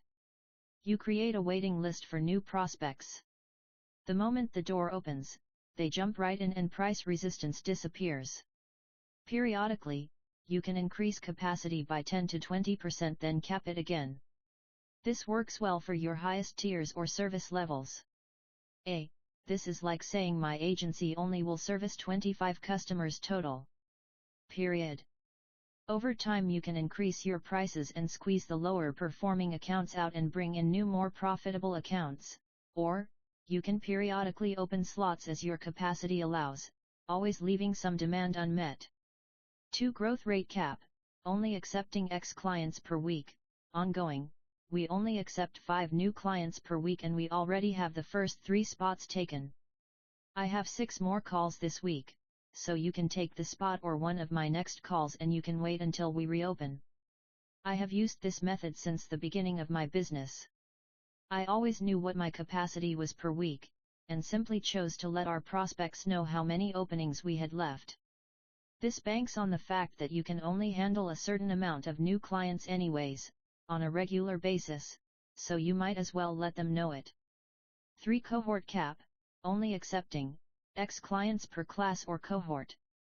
Similar to the above, except done on whatever cadence you desire. Only accepting X amount per class or cohort over a given period is another way of thinking about it. Imagine you only start clients monthly or quarterly. This helps you get some cadences in place in your business operationally while also allowing your sales team some legitimate scarcity. Example, we take on 100 clients 4 times a year. We open the doors then close them, etc. Pro tip: provide limited access for higher ticket services. These scarcity tactics work especially well for higher ticket upsells. If you want to create one-off workshops, trainings, events, seminars, consulting, etc. These are things that by their nature take time and provide more access. Pairing them with clear scarcity or fixed amounts, seats, or spots will rapidly drive up the demand. But always remember, have less spots available than you think you can sell so that when you want to do it again in the future, everyone will remember you sold out fast. This is a compounding strategy that increases in effectiveness over time. One of the few in the marketing arsenal. Let me give you a real example of scarcity to enhance the value of a free lead magnet. If I were to tell you right now that I have a checklist that you can download for free that has all these materials for you in this book in bulleted format, you might be inclined to put this book down and go there to download it now. But, if I told you I have it set so that every week the page only allows 20 new people to download it, you'd be far more likely to go see if you can grab it. And even more so if when you try it, you see that it has already run out for the week. Result? You join a list that notifies you the next time 20 more checklists become available for download. What happens next? When you get that notification, you'll hit the link on your phone and go to the page because you don't want to miss out again. By employing scarcity, we make what would otherwise be a neat free download into a desirable thing not everyone has access to. You also, by extension, would be far more likely to consume it when you do get your hands on it, all because of how we controlled supply. Cool, right? Honest scarcity, the most ethical scarcity, the easiest scarcity strategy is honesty. Wait, what? Let me explain. I'm sure right now, you probably couldn't handle 1,000 clients tomorrow, right? But how many could you handle? 5? 10? 25? Well, you might as well define a number that you are willing to take on in a given time period, then advertise that. Simply letting people know that you are 3/4 of the way to capacity this week will move people over the edge to buying from you. Or letting people know that you are 81% to capacity in your total business, will make people more likely to sign up with you before they lose the chance. Scarcity also implies within it social proof. If you are 81% to capacity, then a decent amount of people made the decision to work with you, and the closer you get to your arbitrary fullness, the faster the spots will disappear. But only you get to draw where that line is full. Neat, right? Summary points: employ one or multiple methods of scarcity in your business. You will drive a faster purchasing decision from your prospects, and at higher prices. Just let them know your limits and let psychology do the rest. Now that we've covered some of my favorite scarcity tactics that you can use year-round, what else could you do to increase demand without changing anything about your offer? Increase urgency. We will cover that next. Pro tip: extreme scarcity. If you don't hate money, sell a very limited supply of one-on-one access. You can do that via any of the mediums described in Delivery Cube. Direct message access, email access, phone access, voice memo access, Zoom access, etc. There are lots of ways you can do this. But I promise you this: if you want to immediately make a lot of money, create a very exclusive service level based on access to you, yes, unscalable, that you cap at a tiny number. Price it very high. Then, tell people. You will make more money than you thought possible. These also tend to be some of the best clients. And limit your delivery to something that you don't hate. For me, I hate emails and messages but don't mind Zoom calls. Make it work for your working style. The cream of the crop, the 1% of 1% will adjust and take action. Pro tip: once you're out, you can never come back. You can create scarcity by also capping your service level and saying that if they leave then can never return. This type of scarcity makes people think extra hard about leaving. I started doing this with my gyms early on. Then I was in a mastermind that employed this. Then I started using it in my higher level of gym lords. This works best with small groups, like the above example. As groups become much bigger, the tactic loses some teeth, speaking from experience. 13. Enhancing the offer, urgency, deadlines. Drive. Decisions. Scarcity is a function of quantity. Urgency is a function of time. This is where you only limit when people can sign up, rather than how many. Having a defined deadline or cut-off for a purchase or action to occur creates urgency. Frequently, scarcity and urgency are used together, but I will separate them out for you to illustrate the concepts. I'm going to show you my 4 favorite ways of using urgency on a consistent basis, ethically. 1. Rolling cohorts. 2. Rolling seasonal urgency. And 3. Promotional or pricing urgency. 4. Exploding opportunity. They will employ urgency in your business without being phony. My favorite way of doing this is having cohorts of clients start on a regular cadence. This has the added operational benefit of helping you create a choreographed onboarding experience for new clients. As you scale, this will become increasingly important. 1. Cohort-based rolling urgency. For example, if you start clients every week, even in unlimited amounts, you can say, if you sign up today, I can get you in with our next group that kicks off on Monday, otherwise you'll have to wait until our next kickoff date. If you wanted to juice it up a little bit, you could say, I actually had a client who signed up a few weeks ago drop out, so I have an opening for our next cohort that kicks off on Monday. If you are pretty sure you're gonna do this sooner or later, might as well get in on it now so you can start reaping the rewards sooner rather than paying the same and waiting. Those 2 tweaks above have pushed so many sales over the edge by just reminding a potential customer that if they sign up, they will be starting on Monday, and if they do not, they will have to wait a week. It's small things like this that nudge people to take the action they know they should take anyways. Obviously, the less frequently you kick off new customers, the more powerful this is. For example, if you only start clients 2 times a year, people will be very inclined to sign up, especially as the date approaches. Even starting new clients every other week can confer this urgency nudge. What if I lose sales by turning business away? Just like guarantees, there is always a fear that you will make less money by employing this strategy. We are afraid that we will lose sales we would have otherwise made. Every experienced marketer on the planet will tell you, it is a fear, and it is unfounded. The biggest sales on a week-long campaign or launch happen in the last 4 hours of the last day, up to 5,060%. That means that the last 3% of the time allotted creates 50 to 60% of the sales. That's completely illogical, but also unmistakably human. So, just like a guarantee, you will make more money from the many people who decided to take action than people who actually missed out because in reality, those people were never going to buy. Heck, they didn't even buy when they had their feet to the fire, so why would they without? Good to remember. What to do if you just started a cohort and someone wants to buy? You have 2 options. 1. You can offer them a speedy personalized onboarding to get them up to speed as a bonus for signing up today and still get them in.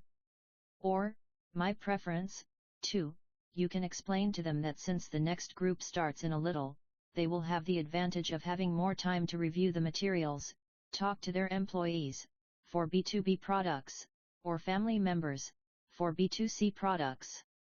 On top of that, they can have a more extended payment plan that you can only make available to them since the start date is so far out, an advantage that most clients do not get. In the end, remember, you always have the advantage because you are the one who calls the shots. 2. Rolling seasonal urgency in a digital setting. Having actual sign-up date countdowns is very useful. But make sure they are real. If they aren't, you'll lose credibility and just look like every other wannabe marketer. This is very common with internet businesses that use launch models. I personally love having the dates that I am running a promotion through on my landing pages and in my copy. I want it to be visible everywhere. The nice thing is that you can always fire up another ad campaign and a new landing page with new dates and be right as rain. You will see your conversions go through the roof, and it takes maybe 5 minutes of editing, well worth the time investment.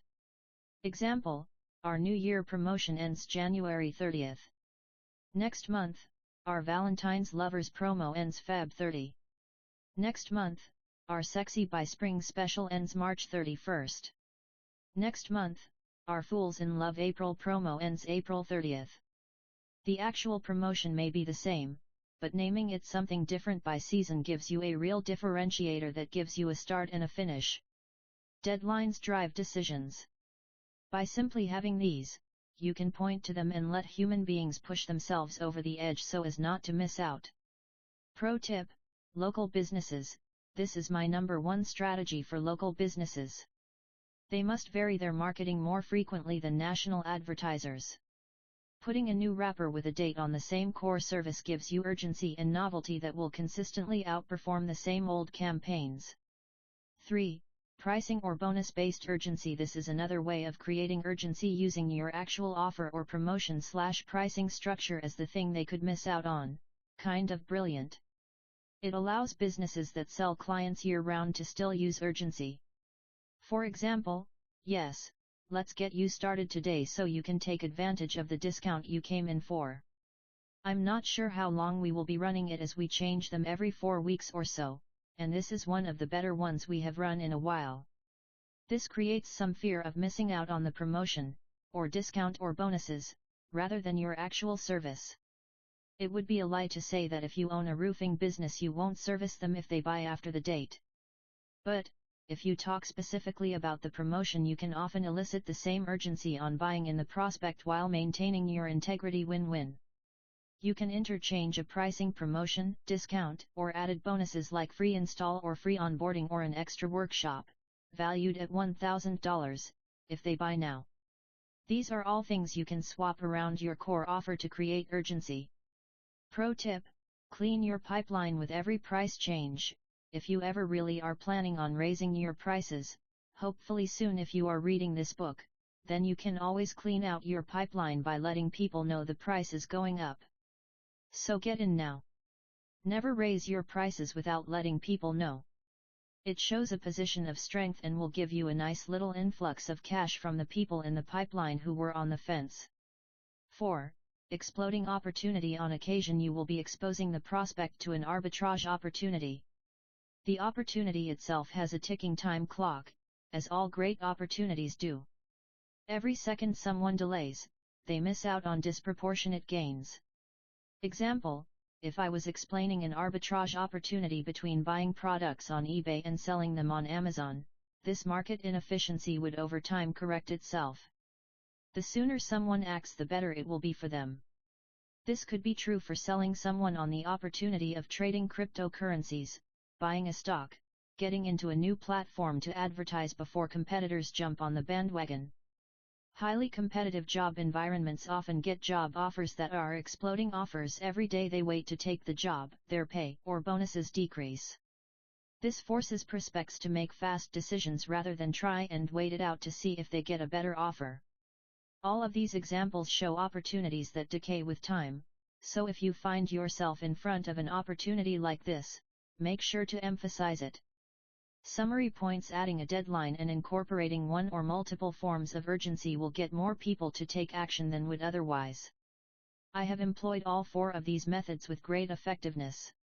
I suggest you do the same. Next up, bonuses. Free gift number 7, bonus tutorial: how to ethically use scarcity and urgency. If you want to walk through some ethical examples of scarcity and urgency with me, go to acquisition.com/training/offers and select scarcity and urgency to watch a short video tutorial. You'll also be able to grab my scarcity urgency checklist I use when creating offers. As always, it's absolutely free. Enjoy! 14. Enhancing the offer. Bonuses. It's all gravy baby. Play on an old English saying. I have to give special thanks to Jason Fladleen for my renewed appreciation for bonuses. They are so powerful that they earned an entire chapter. In this chapter, I'm going to cover what to offer, how to pick them, how to value them, how to present them, how to price them. The main point I want you to take away from this is that a single offer is less valuable than the same offer broken into its component parts and stacked as bonuses. See image. The entirety of our offer we came up with at the end of the last section. This section is about how to present those pieces in what order. For example, I may in fact do lots of things in my service, but until I enumerate them, they are unknown. This is why every infomercial of all time continues on with, but wait, there's more. They would not use these techniques unless they were effective, as every second of airtime costs money and must be justified with ROI. You'll also notice that if you watch those old infomercials, they would sell one knife for $38.95, then include 37 other knives, sharpeners, pans, and guarantees to beat the prospect into submission.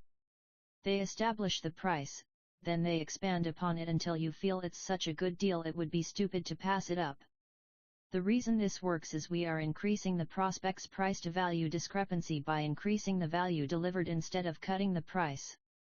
We anchor the price we tell them to the core offer.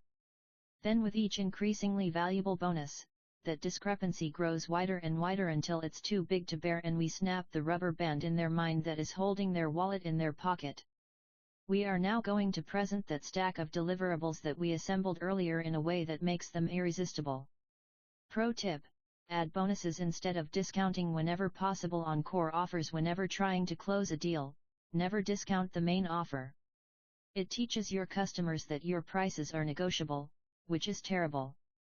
Adding bonuses to increase value to close the deal is far superior to cutting prices. It puts you in a position of strength and goodwill rather than weakness. Presenting bonuses one-on-one vs group selling. There are key differences between pitching to a group versus a single person. Group selling is beyond the scope of this book. But I want to at least address when a bonus would be brought up in a one-to-one selling scenario. When selling one-on-one, you ask for the sale first, before offering the bonuses. If they say yes, then after they have signed up, you let them know the additional bonuses they're going to get. This creates a wow experience and reinforces their decision to buy. On the other hand, if the person does not buy after the first ask, then you present a bonus that matches their perceived obstacle, then ask again. Don't feel weird about asking again. You simply agree with the prospect, add the bonus, and ask if this consolation was fair enough. People have a hard time rejecting reciprocity, so adding a bonus to accommodate, then another, and people will feel almost obligated to buy from you. If you recall from our trim and stack chapter, each of those deliverables is now being weaponized and presented at the perfect time. We're going to provide all these bonuses to them anyways, but it increases the perception of our offer's value by layering these bonuses one at a time. Bonus bullets. That being said, there are a few key things to remember when offering bonuses. 1. Always offer them. You can use the bulleted bundle we came up with at the end of section 3. 2. Give them a special name that has a benefit in the title. 3. Tell them, A. how it relates to their issue. B. what it is. C. how you discovered it, or what you had to do to create it. D. how it will specifically improve their lives or make their experience faster, easier or less effort/sacrifice. Value equation. 4. Provide some proof. This can be a stat, a past client, or personal experience, to prove that this thing is valuable. 5. Paint a vivid mental image of what their life will be like assuming they have already used it and are experiencing the benefits. 6. Always ascribe a price tag to them and justify it. 7. Tools and checklists are better than additional trainings, as the effort and time are lower with the former, so the value is higher. The value equation still reigns supreme. 8. They should each address a specific concern/obstacle in the prospect's mind about why they can't or won't be successful. Bonus should prove their belief incorrect. 9. This can also be what they would logically realize they will need next. You want to solve their next problem before they even encounter it. 10. The value of the bonuses should eclipse the value of the core offer. Psychologically, as you continue to add offers, it continues to expand the price to value discrepancy. It also, subconsciously communicates that the core offer must be valuable, because if these are the bonuses, the main thing has to be more valuable than the bonuses, right? No, but you can use this psychological bias to make your offer seem wildly compelling. 11. You can further enhance the value of your bonuses by adding scarcity and urgency to the bonus themselves, which takes this technique and puts it on steroids. A. Bonuses with scarcity version 1. Only people who sign up for XZY program will have access to my bonus number 1, 2, 3 that are never for sale or available anywhere else other than through this program. Version 2. I have 3 tickets left to my $5,000 virtual event. If you buy this program, you can get one of the last 3 tickets as a bonus. B. Bonuses with urgency version 1. If you buy today, I will add an XYZ bonus that normally costs $1,000, for free.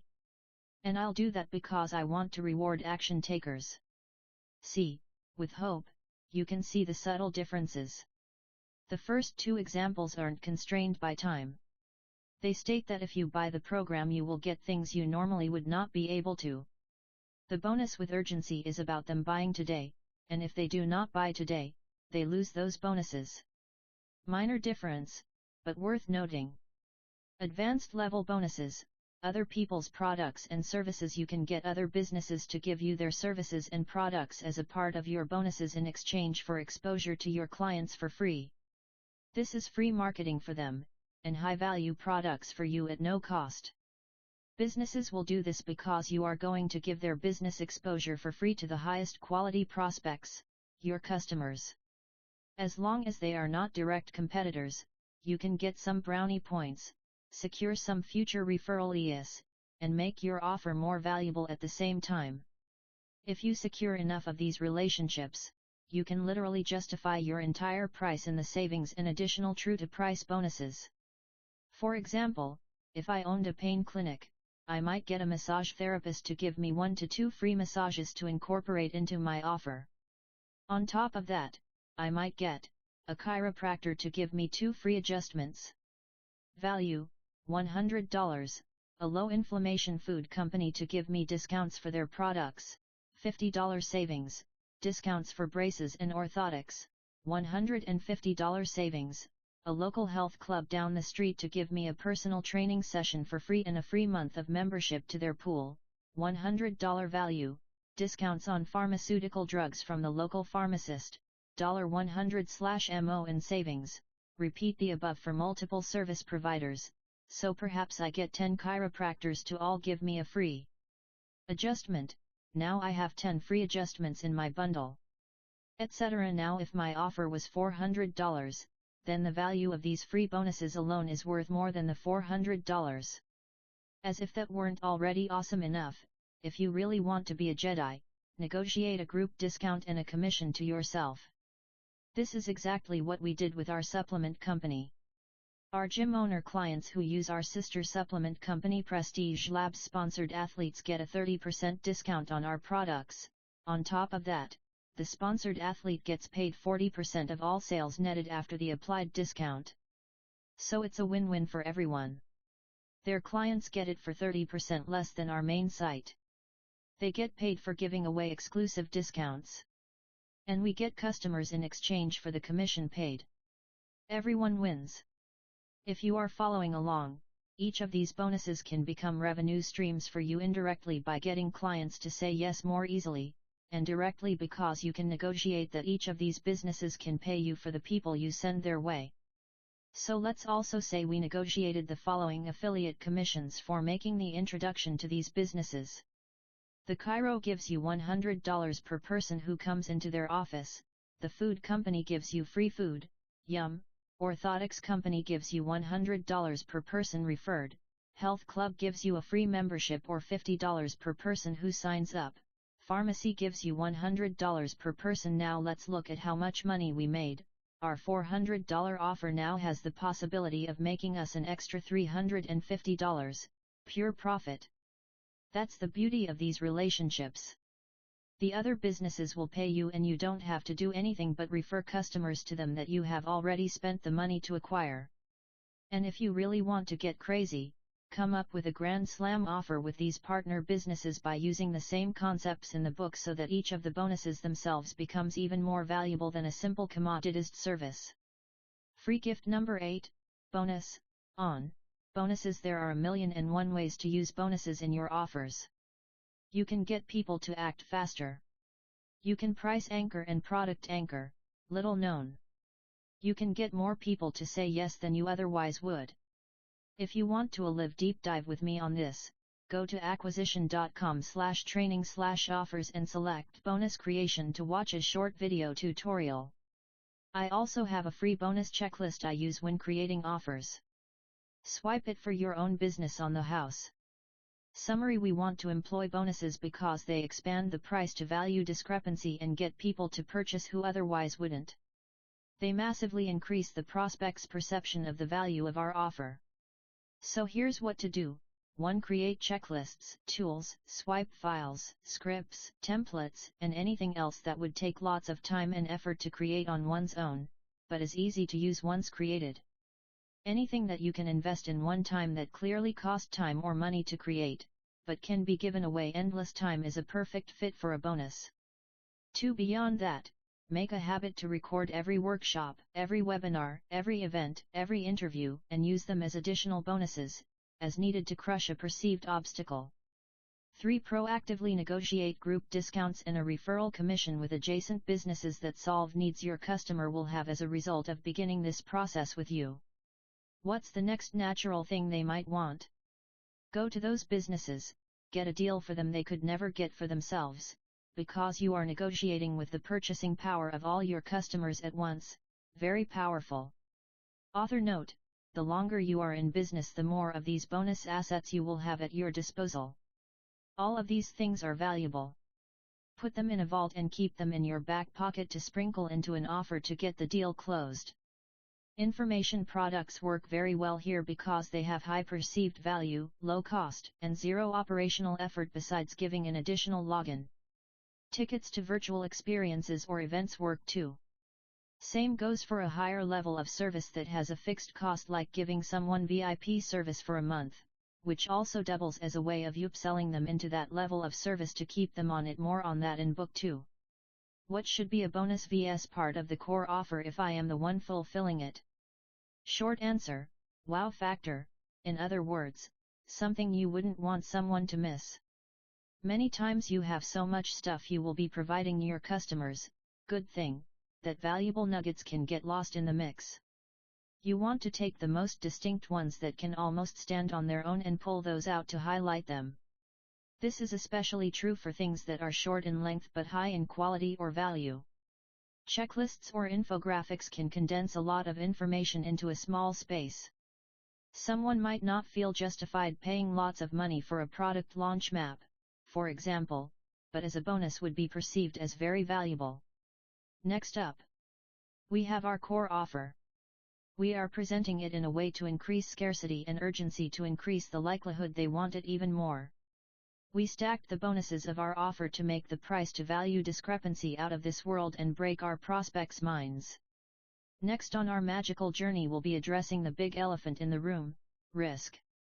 We will completely obliterate it using a combination of guarantees so they have no reason not to buy. 15. Enhancing the offer, guarantees. You're gonna like the way you look, I guarantee it. Men's Warehouse AD that ran forever.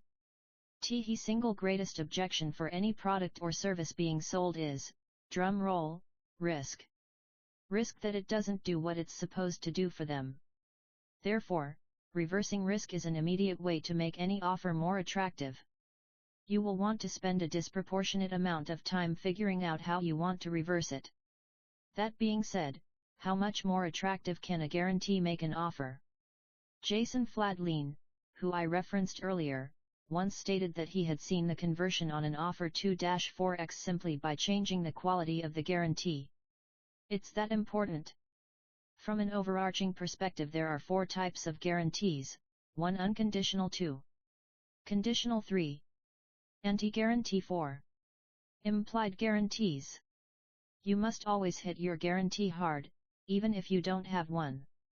Say it boldly and give the reason why. But won't people take advantage of a crazy guarantee? Sometimes, but not usually.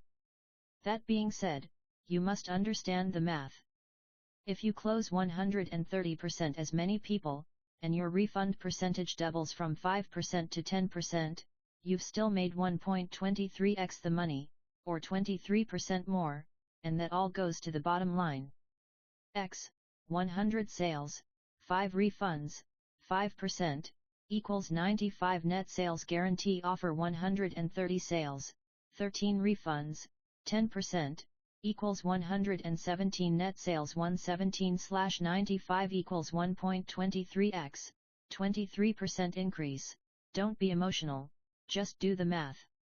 For a guarantee to not be worth it, the increase in sales would have to be 100% offset by people who refunded.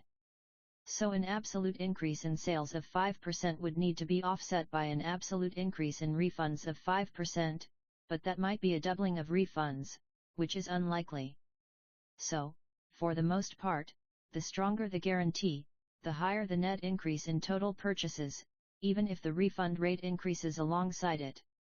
Warning: while guarantees can be effective sellers, people who buy because of guarantees can become very shitty customers. A person who only buys because of a guarantee is a person who may not be willing to put in the work necessary to see success with your product or service. In a world where you want to reverse risk and get customers the best outcome possible, tying your guarantee to the things they need to do to be successful can help all parties. Pro tip: high-cost services warning. If you have a tremendous amount of cost associated with your product or service, you will likely want to employ a conditional guarantee or an anti-guarantee, as you will have to eat the cost of the refund and the cost of fulfilling. Types of guarantees. What makes a guarantee have power is a conditional statement: if you do not get X result in Y time period, we will Z. To give a guarantee teeth, you have to decide what you'll do if they don't get the result. Without the or what portion of the guarantee, it sounds weak and diluted. Note: this is what most marketers do. Bad example: we will get you 20 clients guaranteed. Better example: you will get 20 clients in your first 30 days, or we give you your money back and your advertising dollars spent with us. This is a simple, but strong guarantee. Here are the 4 types of guarantees. I'll go over them in theory, then we will apply them. 1. Unconditional guarantees. As I stated earlier, there are unconditional, conditional, and anti-guarantees. Unconditional are the strongest guarantees. They're basically a trial where they pay first then see if they like it. This gets a lot more people to buy, but you will have some people refund, especially as consumer culture continues to shift towards entitlement and zero accountability. 2. Conditional guarantees. Conditional guarantees include terms and conditions to the guarantee. These are the ones you can get very creative on. In general, you want these to be better than money-back guarantees. Because if they are going to make an investment, you want to match their investment psychologically with an equal or higher perceived commitment. These also can have a very powerful effect on getting clients' results. If you know the key actions someone must take in order to be successful, make those part of the conditional guarantee. In a perfect world, 100% of your customers would qualify for a conditional guarantee, but will have achieved their result, and therefore will not want to take it. That is an ideal we can all aspire towards. And just FYI, if given the option of getting a refund or getting the outcome they were promised, the vast majority of people will take the outcome. 3. Anti-guarantees. Anti-guarantees are when you explicitly state all sales are final. You will want to own this position. You must come up with a creative reason why the sales are final. Typically, you'll want to show a massive exposure or vulnerability on your part that a consumer could immediately understand and think, yes, that makes sense. These types of guarantees are especially important with items that are consumable or massively diminish in value once given. 4. Implied guarantees. Implied guarantees are any offer that is a performance-based offer. This comes in many different forms: revs share, profit share, triggers, ratchets, monetary bonuses, etc. are all examples. The end-all concept is the same: if I don't perform, I don't get paid. Unique to this particular structure, it also confers the upside of if I do a great job, I will be very well compensated. These only work in situations where you have transparency for measuring the outcome and trust, or control, that you will get compensated when you do perform. Stacking guarantees: an experienced salesman understands that, like bonuses, you can actually stack guarantees. For example, you could give an unconditional 30-day no questions asked guarantee, then on top of that give a conditional triple your money back 90-day guarantee. That would be an example of stacking an unconditional with a conditional guarantee. You can also stack two conditional guarantees around different, or sequential, outcomes. For example, you'll make $10,000 by 60 days, $30,000 by 90 days as long as you do thing 1, 2, and 3. This future paces the prospect into an outcome they now believe is far more likely, since you will be deliberately spelling it out in a conditional guarantee with a timeline for achievement. Doing this shows the prospect you are serious about getting them results and convinced that they will achieve what they want. This shifts the burden of risk back from them onto us, a very powerful strategy. Let's go through some different guarantee examples. Guarantee: if you don't achieve X in Y time, we will insert offer. Unconditional no questions asked refund guarantee: what the client gets: A. a full refund, B. a 50% refund, C. a refund of their ad spend and any ancillary costs incurred, D. you pay for a competitor's program instead, E. you return their money plus an additional $1,000, or other applicable amount. My take: this is about as simple as it gets. It's also very risky. You put yourself in a situation where if someone does not achieve the results, whether because of your fault or not, you will still be held accountable. Obviously this is a strong, but unoriginal guarantee. You can add conditions, but the more conditions you add, the faster this guarantee loses its teeth. Wording: I heard Jason Fladlien, who I referenced earlier, pitch his unconditional guarantee on a webinar and I thought it was unbelievable. These are 100% his words and not my own. I take no credit for this but have included it for completeness. I'm not asking you to decide yes or no today, I'm asking you to make a fully informed decision, that is all. The only way you can make a fully informed decision is on the inside, not the outside. So you get on the inside and see if everything we say on this webinar is true and valuable to you. Then, if it is, that's when you decide to keep it. If it's not for you, no hard feelings. You will then, after signing up at URL, be able to make a fully informed decision that this isn't for you. But you can't make this decision right now for the same reason you don't buy a house without first looking at the inside of it. And know this: whether it's 29 minutes or 29 days from now, if you ain't happy, I ain't happy. For any reason whatsoever, if you want your money back you can get it, because I only want to keep your money if you're happy. All you have to do is go to support@xyz.com and tell us gimme my money and you got it, and in short order. Our response times to any support request average 61 minutes over a 24/7 time period.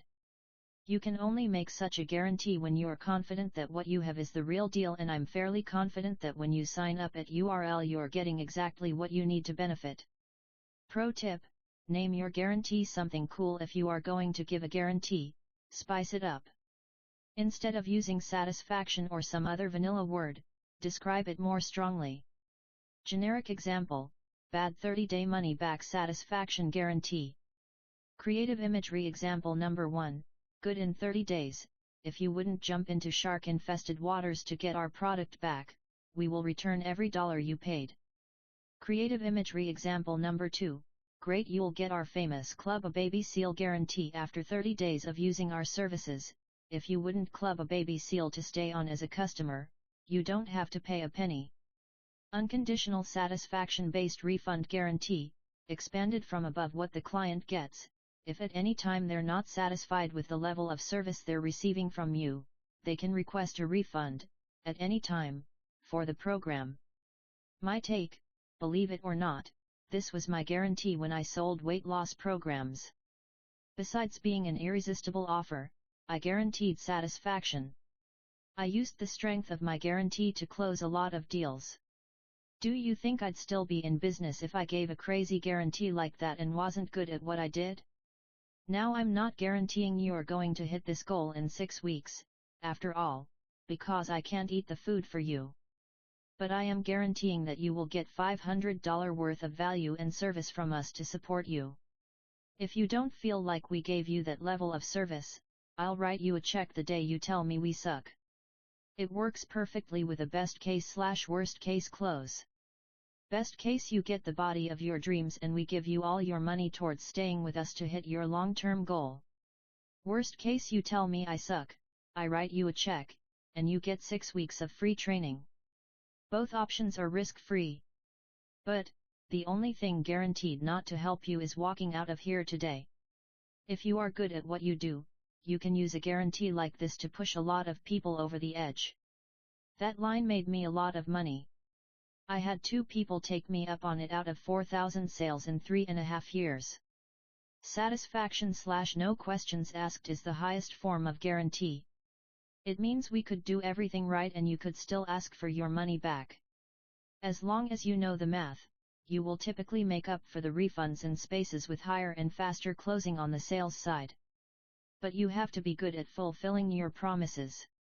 If not, steer clear. I believe this offer works much better in lower ticket situations. It becomes very risky as you go into higher ticket services with higher costs of fulfillment. Pro tip: unconditional vs conditional based on business type. Bigger, broader guarantees work better with lower ticket B2C businesses. Many people just won't bother taking the time. The higher the ticket, and the more business oriented it is, the more you want to steer towards specific guarantees. That may or may not include refunds, and may or may not have conditions. Conditional outsized refund guarantee what the client gets, double or triple their money back, or a no-strings attached payment of $X or another amount that's far more than what they paid. My take: this is for when you sell something with high margins. And this is a guarantee to add with a consumption condition. That means they must do a variety of things to qualify for this guarantee.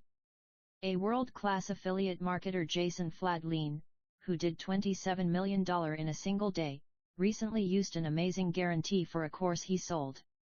He said, if you buy this course and spend $X on advertising your e-commerce store using the methods herein, and don't make money, I will buy your store from you for $25,000, no questions asked. He claimed that an additional $3 million in sales came from this crazy guarantee on a $2,997 course. What's more, he only gave 10 of these $25,000 refunds out. So the refund generated $2.75 million in extra sales. That's what a crazy guarantee does for you. In general, a very strong guarantee like this will definitely drive more sales. This really serves the purpose when you need a lot of stuff to be done by your prospect, and, assuming those things are done, there's a low chance of the result not being achieved. Sometimes a guarantee like this can actually get clients better results on top. This guarantee will typically outperform a traditional 30-day money-back guarantee in terms of net conversions, sales minus refunds. Conditional service guarantee what the client gets, you keep working for them free of charge until X is achieved. My take: this is probably my personal favorite guarantee of all time. It essentially guarantees they will achieve their goal, but it eliminates the element of time. You are never at risk for losing the money. The guarantee is around the outcome. To add further flavor to it, you can make this guarantee conditional on them doing key actions linked with success, setting up a web page, attending calls, showing up to workouts, weighing in, reporting data, etc. Real talk: since I have been advising businesses to use this particular guarantee, I have yet to have a single person say a client took them up on it. Realistically, if someone actually does everything you asked them to do and doesn't achieve the result by the time you had said, one of two things usually happens: one, seeing your client's commitment, you happily keep working with them until they achieve the desired result too. It gets dropped. Your client is likely very close to the goal, which means satisfied. Also, it's likely the sales conversation with the guarantee was months earlier. What may have been important in the sales conversation is a distant memory now, replaced by their affection towards you/your business. Conditional modified service guarantee. What the client gets, you give them another Y-long period of service or access to your product/services free of charge. Generally, Y should give them at least twice the duration. My take, this is like the service guarantee, but it ties a specific duration to your extended work/involvement.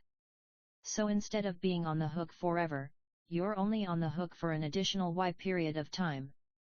I've seen it work magically and keep the business on the hook for a more finite period of time, which may be an easier place for you to start before doing the all-out service guarantee above. Conditional credit-based guarantee. What the client gets, you give them back what they paid but in a credit toward any service you offer. My take, this is best used during a new upsell process to seal the deal on a service they are unsure they will like. They already like what they have, you are trying to sell them more of that. Worst case, they can apply it to the thing they already like. So it maintains goodwill with the customer. Conditional personal service guarantee. What the client gets, you work with them one-on-one, free of charge, until they reach X objective or result. My take, this is absolutely one of the strongest guarantees in existence. It's like a service guarantee on crack. You will definitely want to add conditions, though. They must respond back in 24 hours, they must use the products you tell them to, they must XYZ. Only if they do that, will you keep working with them one-on-one. This is especially powerful as you scale and become more edified as a business owner. Can you imagine one of my salespeople saying, "Alex will personally work with you until your offer converts"? Right. It would work. It would also be a nightmare. So I would probably put contingencies like, provided you've already spent $10,000 on your existing offer using our structure, the offer you ran was for lead generation, and it was a free offer. These are things that would make it unlikely they would not succeed. If for some reason they hadn't with those stipulations in place, I could probably fix their problem in 10 minutes just looking at it. Conditional hotel and airfare perks guarantee. What the client gets, if you don't receive value, we will reimburse your product and your hotel and airfare. My take, this is technically a refund of ancillary costs from our first example. I just love it a lot for workshops and in-person experiences. Normally the event would cost more than the hotel and airfare, so it's like adding an extra $1,000 to a guarantee but way more tangible. It's original enough that people like it. Conditional wage payment guarantee. What the client gets, you offer to pay their hourly rate, whatever that may be, if they don't find your call/session with them valuable. My take, this is also an ancillary cost guarantee, just a very original one. If someone ever actually asks for the wage payment, just ask them for their tax return and divide it by 1,960, number of working hours at 40 HRS/WK for a year. But no one asking for a refund will actually do that, so you will never actually have to give one of these out. Like ever. Conditional release of service guarantee. What the client gets, you let them out of their contract free of charge. My take, this voids a commitment or cancellation fee. If you have a business that has enforceable commitments, contracts, or clauses, this can be a powerful guarantee. Better yet, if you are in a business that does not enforce your contracts, then you have nothing to lose by adding the guarantee. Conditional delayed second payment guarantee. What the client gets, you won't bill them again until after they make or get their first outcome. X. Lose your first £5, make your first sale, get your website live, etc. My take, I like this a lot, especially if you have a very systematized process for getting the first result.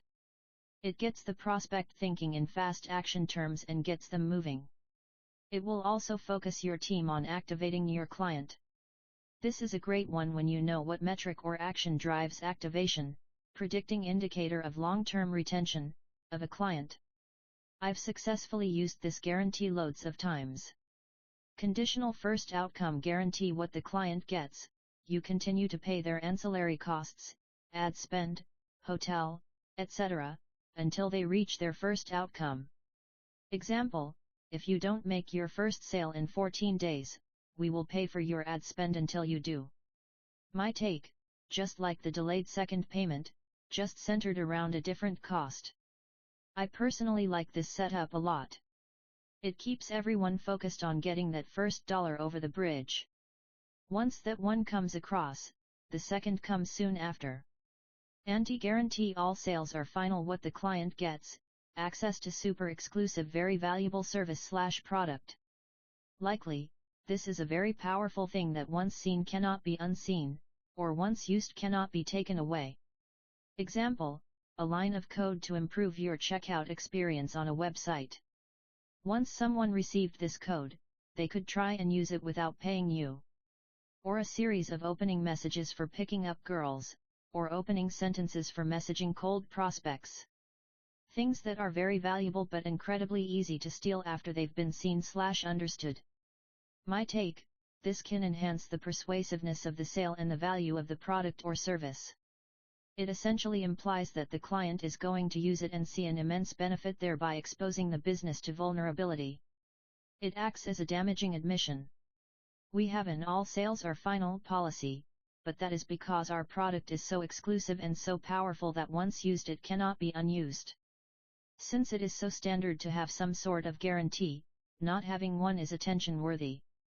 So instead of being wishy-washy, lean into the fact this thing works so well, and is so easy to copy, you must make all sales final. They'll believe you even more if you take this position. We are going to show you our proprietary process that we are using right now to generate leads in our business. Our funnels, ads, and metrics. We're going to be exposing the inner workings of our business. As a result, all sales are final. Note: strong reason why is needed here. Just make one up that sounds compelling. The more you can show real exposure, the more effective this will be. Anti-guarantees can also work very well with high-ticket products and services that require a lot of work or customization. If you're the type of customer who needs a guarantee before taking a jump, then you are not the type of person we want to work with. We want motivated self-starters who can follow instructions and are not looking for a way out before they even begin. If you are not serious, don't buy it. But if you are, boy are you going to make a killing. From these examples, you should get the idea.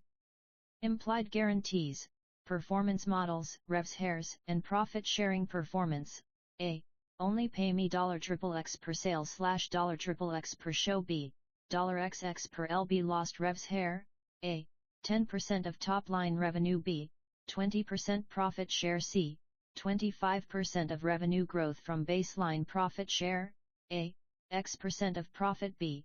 X% of gross profit ratchets, 10% if over X, 20% if over Y, 30% if over Z. Bonuses / triggers: I get X when Y occurs. What the client gets: if you do not perform, they do not have to pay. If you perform, your compensation has been determined based on an agreement decided upon before you begin working. My take: performance, revs hair, and profit shares aren't guarantees per se, but for all intents and purposes, they are. There is an implied guarantee whenever you enter into a revs hair or performance partnership: if you don't make money, you don't have to pay me. In my opinion, this is one of, if not the most desirable setup. First, because it makes you accountable to your client's results. Second, it weeds out low performers. Perfect alignment between client and service provider fosters collaboration in a long-term relationship. I'm a big fan. The drawbacks are tracking and collection. So if you can find a way around that, you've hit a gold mine. This is a part of the offer we teach our agencies who use our software. We help them switch from a retainer model to a performance model and wrap that into the Grand Slam offer I walked through earlier. I've seen countless agencies go from $20K/MO to $200K plus/MO in a matter of a few months. You can also pair a revs hair or performance setup with a minimum. It would be like saying we get the greater of $1,000 or 10% of revenue generated. So if the client doesn't generate money because of whatever reason, this at least covers your costs of services, etc. Or saying we get $1,000/MO for the first 3 months, then after that, it switches to 100% performance. This would be ideal for a setup that takes a lot of time to get going. These types of offers work well when you have quantifiable outcomes. The stronger, of course, is no guaranteed payment without performance. Create your own winning guarantee. Reversing risk is the #1 way to increase the conversion of an offer. Experienced marketers spend as much time crafting their guarantees as the deliverables themselves. It's that important. I have personally used all the guarantees listed above, except for the hotel and phone call one, which I just saw and liked. But you can come up with your own. The key is to identify a client's biggest fears, pain, and perceived obstacles. What do they not want to have happen if they pay you? What are they most afraid of? Reverse their fears into a guarantee. Think of the time, emotion, and outside costs associated with any program or service. The more specific and creative the guarantee is, the better. That being said, guarantees are enhancers. They can enhance the magnetism or attraction of any offer, but they cannot make a business. If a guarantee is used to cover up a poor sales team or a poor product, it will backfire into lots of refunds. No bueno. My advice: start selling service-based guarantees or setting up performance partnerships. This will make all sales final, so no fear from refunds. Most importantly, it will commit you to your customers' results and keep you honest. From there, either keep that guarantee and scale, perfectly fine, or move up the food chain to less restrictive guarantees to increase volume.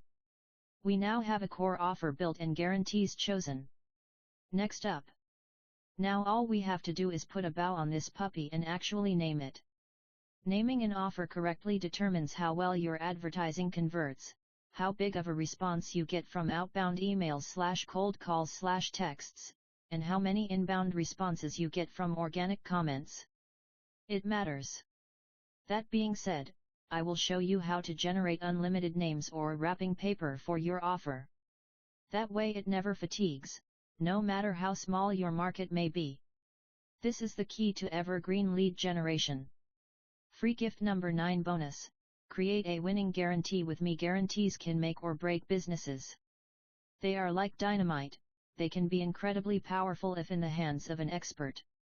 Go to acquisition.com/training/offers and select Creating Guarantees to watch a short video tutorial so you can start using this in your business to make more sales ASAP. I also made a free guarantee checklist for you to use when thinking through all the variables. As always, it's absolutely free. Enjoy. 16. Enhancing the offer. Naming implicit egotism effect. We are generally drawn to the things and people that most resemble us. Like the tree that falls in the forest that no one hears, having a grand slam offer will not make you money if no one finds out about it. The goal must be that upon hearing about your offer, your ideal prospects are interested enough to take action. Naming it properly is an integral part of this process. Here's an example. Say you see a free 6-week stress release challenge and a float tank center session. While they may be the same thing, just named differently, you're much more likely to respond to the first. Now here's the rub: over time, offers fatigue. And in local markets, they fatigue even faster. Why? In a local market, it costs relatively little to reach an entire population. On most platforms you can reach 1,000 people for about $20. So, if there are 200,000 people in your addressable area, then it would only cost you $10,000 to reach all of them one time. Important disclaimer: reaching an audience one time in no way means an offer is fatigued. Most people don't even notice an offer on the first mention. That's why you need to create new creative, videos, images, and new hooks, stories, and copy around the same offers. You can still use offers for a long time. But when we're talking about years of use, not months, offers can eventually fatigue. Over time you can rename the offer to refresh it. This one concept will get you leads forever. I mean it. So pay attention. We are not changing the actual offer. We are only changing the wrapping paper. If you've put together a bundled offering, you're still ultimately going to be doing the same things. The work you do, services you provide, and products you offer will remain unchanged as the name shifts. Again, we're simply changing the wrapper. Here's the simplest formula I've come up with for this process. Important note, not all these components are mandatory. You will typically use 3 to 5 of them in naming a program or service. If you can fit them all in, great, but it's likely the name will become too long. The shorter and punchier the better. So it's a balance between brevity and specificity. The only way to really know what works is to write the names out and test them. Let's run through the components now. Author note, marketing theory. If you like understanding the concepts behind my chosen MAGIC formula. Each roughly translates to, attention, M magnet, discrimination, A avatar, purpose, G goal, timeline, I interval, and method, C container. Make a magnetic reason why we start the name with a word or phrase that tells people the reason why we are running our promotion. I like to tell people to think like a fraternity party planner. When I was in college, we had a party once because a guy got his wisdom teeth removed. I say this to say the reason why can literally be anything. It really doesn't matter so long as you believe it. And you can even make a joke of it like the fraternity example. But this should answer one or both of the following questions: why are they making this great offer? Or why should I respond to this offer, / what's in it for me?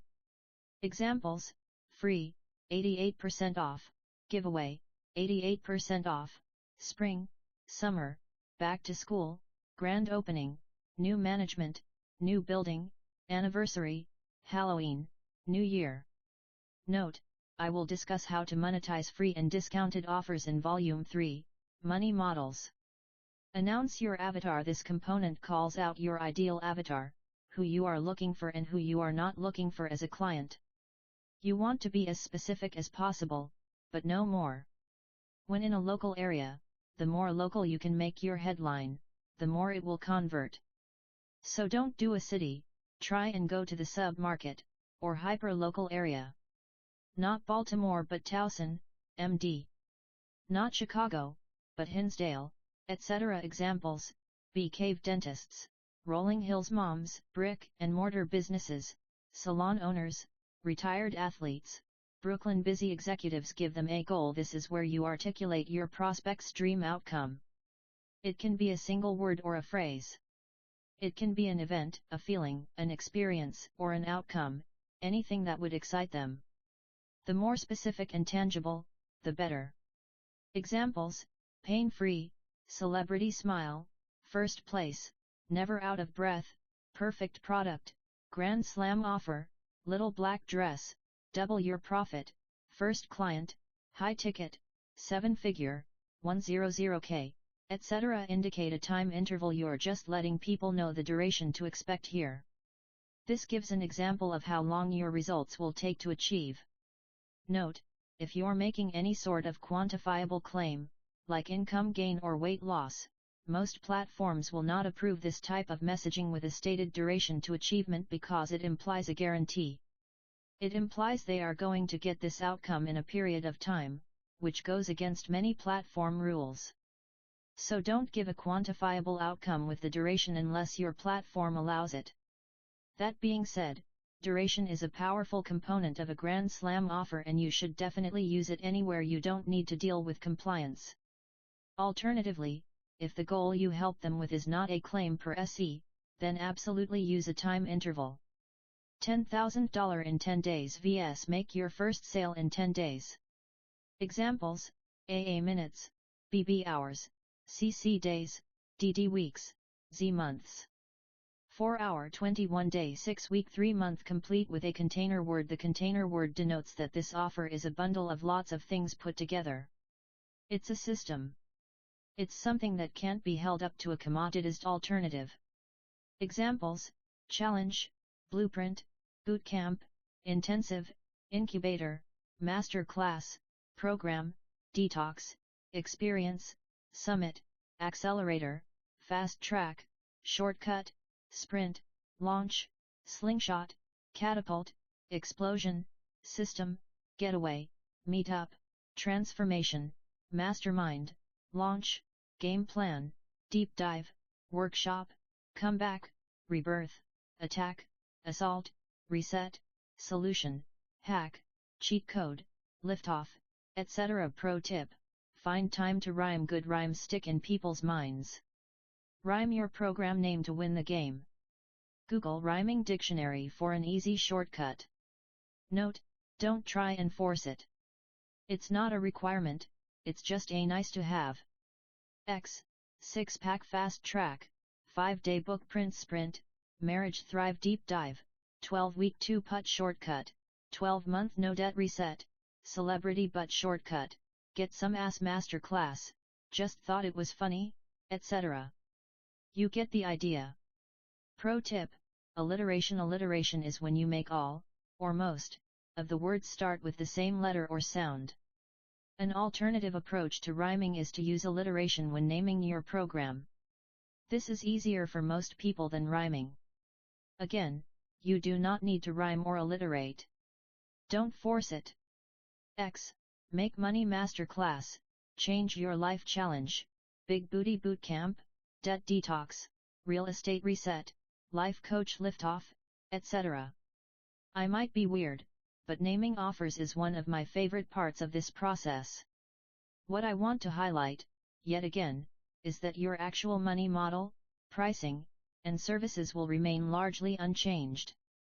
Changing the wrapper simply means changing the exterior perception of what your Grand Slam offer is. Below you'll find a few examples of named offers for different industries. Wellness free 6-week lean by Halloween challenge, 88% off 12-week bikini blueprint free 21-day mommy makeover, 60-minute make your friends jealous model hair system, 6-week stress release challenge, free. Bend over pain free in 42 days.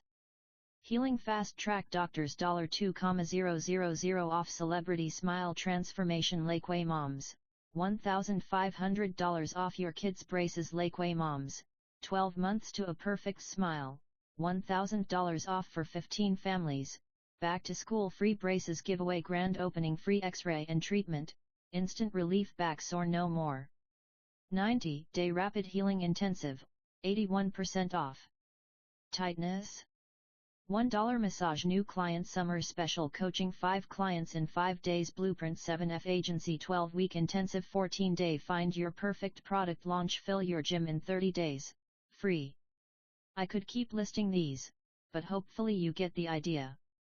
Now it's time for you to give it a try for your Grand Slam offer. Again, you don't necessarily have to use all the power components of the headline.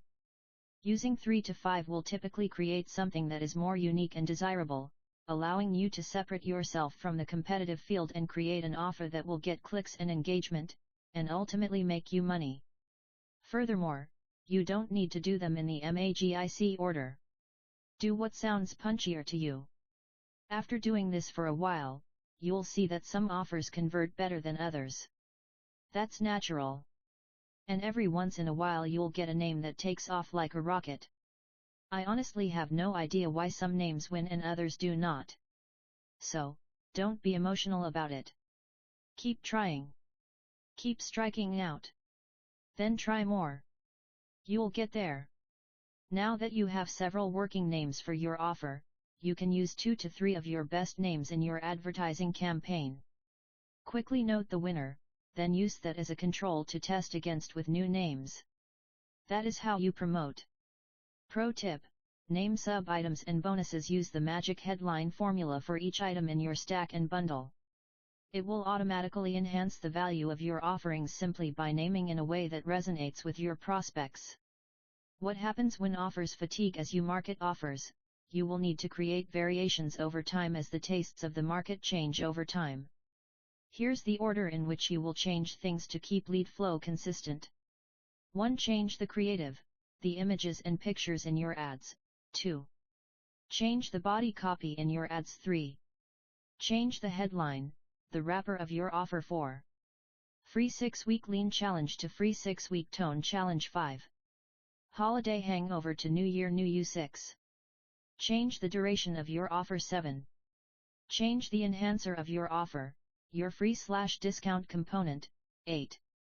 Change the monetization structure, the series of offers you give prospects, and the price points associated with them. Book 2. I follow this variation framework because most of the time it's the first handful of items that need to be changed. Typically, they need to be changed again and again without touching anything on the bottom of the list. For example, when ads fatigue, we don't change our entire business, we just run the same ad again with a different video or image. Once that stops working, we change it again. Eventually you need to change the words in your ads. And repeat the process. Then, and only then, would you change the wrapper. Let's say we change from a 6-week stress release challenge to a 42-day relaxing holidays challenge for a massage center. Same core offer, just a different wrapper. Then, of course, you could change the duration of your offer 6 weeks to 28 days or 8 weeks, etc. The lower on the list you go, the more operationally heavy it is, so really be sure you have exhausted the earlier lighter ways of varying your offer. Once you've monetized an offer, rarely should you change it. Just rinse and repeat over and over and over again. This can be hard because we are entrepreneurs and love change. Change here usually just creates inefficiency and operational drag, costing you money. No bueno. So use your entrepreneurial ad on the wrapper first, the look and feel of the offer, copy, creative, headlines. Then change the seasonality of the offer. Then change the duration. If you're still stuck, change what you are giving away for free or discount. Change the entire machine behind it only as a last resort and for a darn good reason, especially once you get traction. But how do you get initial traction? Good question. Try the offer structure and headline that you think has the highest likelihood of working. Then stick with it. And if they don't convert at first, don't worry. You'll get better. Oftentimes, if you are using these types of models, many of them will work. In that case, stick with the one that gives you the highest return. You can also rotate between offers if it doesn't create lots of operational drag for your type of business. This is the ultimate position of power. You have multiple aces in the hole that you can play at any time, which keeps your marketing converting at an even higher level. Author note: marketing local businesses. Ironically, local business marketing is both easier and harder than national level marketing. It's easier to get to work, but harder to keep working or scale. And the reason is in local markets, it's easier because there is trust in the familiar. So selling in person at higher prices in a local market is inherently easier. It means you will convert a much higher percentage of your leads. This makes marketing work most of the time. The downside of local marketing is that offers fatigue rapidly because there is only a limited radius that a local business can serve. To reference an earlier concept, the TAM, total addressable market, for a brick and mortar is only its immediate radius, most times. So by extension, the smaller the radius, the faster offers fatigue. This is the double-edged sword of local. Learning to rapidly variate my offers, headlines, and creative when I had my local businesses was a cornerstone skill that made my expansion to national level advertising much easier for me. So if you are in a local market, just remember you aren't going to change the value stack of your offer. You are just going to change the way it looks to the marketplace in your marketing. Naming summary: we must appropriately name our offer to attract the right avatar to our business. True to the moniker, people do judge a book by its cover. Half-ass naming your product or offering can ruin conversions. Don't fall victim to lazy naming. Follow the steps here to name your product or service offering and watch the same offer get 2x, 3x, or 10x the response rate. You'll believe it when you see it. I know I did. Enhancing your offer section recap. Congrats! You figured out how to make your offer valuable, how to break your services into component parts, and how to rebundle them into a more valuable whole. You added a guarantee to get more people to buy your offer and actually consume it so they could be more successful. You presented it with urgency and scarcity to get more people to desire it. And now you've named your offer so it attracts the right prospects and repels the bad ones, all while containing a big promise everyone can understand. But we covered a lot, so I want to give you a quick breather before we forge into Book 2 to help you attract clients and monetize your offer. Free gift number 10 bonus. Create the perfect name for your product. Naming your product properly helps your avatar know the product is for them and is valuable and will solve their problems. If you want to do this live with me, go to acquisition.com/training/offers and select naming products to watch a short video tutorial so you can start using this in your business to make more sales ASAP. I also made a free naming formula checklist for you to use and reuse with your team. It also works for naming promotions. As always, it's absolutely free. Enjoy! Section V. Execution. How to make this happen in the real world. Your first $100,000. The first $100,000 is a bitch, but you gotta do it. I don't care what you have to do if it means walking everywhere and not eating anything that wasn't purchased with a coupon. Find a way to get your hands on $100,000. After that, you can ease off the gas a little bit. Charlie Munger, Vice Chairman, Berkshire Hathaway, March 2017. My heart was racing. I could literally feel each beat pounding in my chest. I clenched my jaw to fend off the knot in my throat that I knew would lead to tears. I wanted to give in. Years of emotions were bottled below the surface. Years of ignoring my reality and lack of success. Years of putting off how I felt, just focusing on moving forward. The pressure was shooting to the surface. I could feel it. We did it, I said. Leela, my wife now, looked up at me. She was in the kitchen making dinner and stopped, spatula in hand. What do you mean? We did it. We hit $100K. I could barely get the words out because I didn't want the tears to break through the tremble in my voice. Like revenue? No. Like in our personal bank accounts? Holy shit, really? That's amazing. She ran over to me, disregarding the food on the stove, and wrapped her arms around my neck, spatula still in hand. I'm so proud of you, she squeezed me. I slumped into her arms. It was like every knot in my body that I had been holding onto melted all at once.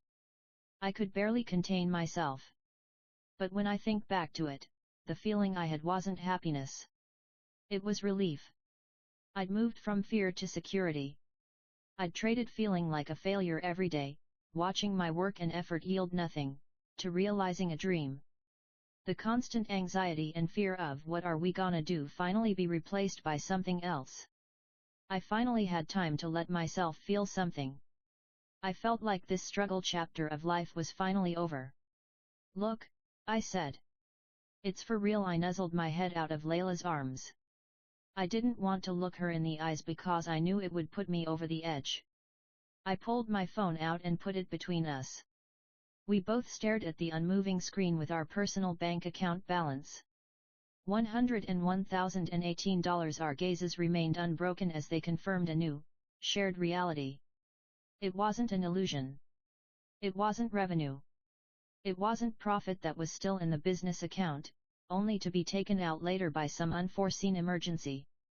It wasn't earmarked money that had to be used to pay off some debt. It was ours. For real. Babe, I said. We could fuck up and not make another dollar for 3 straight years, and still be okay. At the time, $33,000 per year was more than enough for us to live at our current expenses for 3 years and some. Years of ups and downs. Years of plowing money into my business, only to watch it vanish in overhead, payroll, and mistakes. Years of seminars, courses, workshops, coaching programs, masterminds had finally turned into wealth. It felt like I had broken into a new plane. The relative increase in wealth was more than I ever felt. Tens of millions of dollars in the bank later, it was, and still is, the richest I have ever felt in my life. It was the beginning of the next chapter in my life as a business person and entrepreneur. Some people get there fast. Some people get there slowly. But everyone gets there eventually, as long as you don't give up. Keep moving forward. Keep getting up. Keep believing it can happen. And, it will. In a nutshell, we've covered a lot. And I think it's important for information to sink in, that it be consolidated and restated. So this is the back of the napkin bullet list to summarize what we've learned so far and why. 1. We covered why you must not be a commodity in this marketplace. 2. Why you should pick a normal or growing market, and why niches get you riches. 3. Why you should charge a lot of money. 4. How to charge a lot of money using the 4 core value drivers. 5. How to create your value offer in 5 steps. 6. How to stack the value, deliver it, and make it profitable. 7. How to shift the demand curve in your favor using scarcity. 8. How to use urgency to decrease the action threshold of buyers. 9. How to strategically use bonuses to increase the demand of your offer. 10. How to completely reverse buyer risk with a creative guarantee. 11. How to name it in a way that resonates with your avatar. You now have a valuable, high-margin, decommoditized Grand Slam offer. This is the first building block of a wonderful business, a product or service that people desperately want and truly solves their problem. For many, this will be enough to make far more sales, at higher prices, with more profit. Your first true Grand Slam offer should be able to get you to your first $100,000. For others, you will still want more. Which is 100% your right as a capitalist. There's so much more to building an acquisition machine profitably. I could not cover it all in one book. Out of respect for you, I wanted to make this thorough but manageable. That being said, the next book is dedicated to exactly that, getting more through generating leads. In that book, I will break down exactly how to acquire customers at a profit. Meaning, if you structure your promotions correctly, you should never have to pay for a new customer again. That is the subject of Acquisition.com Volume 2, $100 million, Lead Generation. Final thoughts: entrepreneurship is about acquiring skills, beliefs, and character traits. To advance, I find that we must determine which skills, beliefs, and character traits we lack. Most times, we simply need to improve. And the only way to do that is through learning from experience and/or high-quality sources. I have received terrible advice from people who were ahead of me at the time. And though experience is the best teacher, she is not the kindest. It is my most sincere hope that what I produce provides the guidance I so desperately needed when I was coming up on my entrepreneurial journey. And I wish I could cover it all in a single book, for my sake and yours. But, to do you the service I wish I had had, I cannot. The devil is in the details. Excellence exists in the depth of knowledge and nuances. That's what separates the greats from everyone else. I hope that in all the content I produce you see my dedication to this detail and nuance that makes all the difference. These lessons were hard-won. I hope you've enjoyed this first volume in my offers series. Before we move forward into Volume 2, where we'll be focusing on lead generation, as mentioned above, I wanted to circle back to where we started. After reading this book, I hope, 1. You're well on the path to creating your first Grand Slam offer. Or at the very least, can take components that you were missing in your offer to make it more compelling to your market. 2. I've delivered on my promise from the beginning of this book, that investing 2 to 3 hours of your time here would yield you a far higher return than just about anything else you could do. 3. I hope in return I've taken one small step towards earning the thing I value most from you, your trust. Finally, I hope this book creates a small dent in improving the world, because I believe no one is coming to save us. It's up to us, as entrepreneurs, to innovate our way into a better world. And that's something I'm willing to devote my life to. And I hope you are, too. I'm grateful for your attention. You could have given it to anything, and you chose to invest it with me. I take it in high regard. So, sincerely, thank you.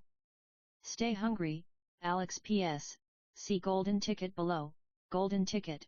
Admit one. If you're doing $3 million to $50 million per year and you'd like my help one-on-one scaling your business, go to acquisition.com.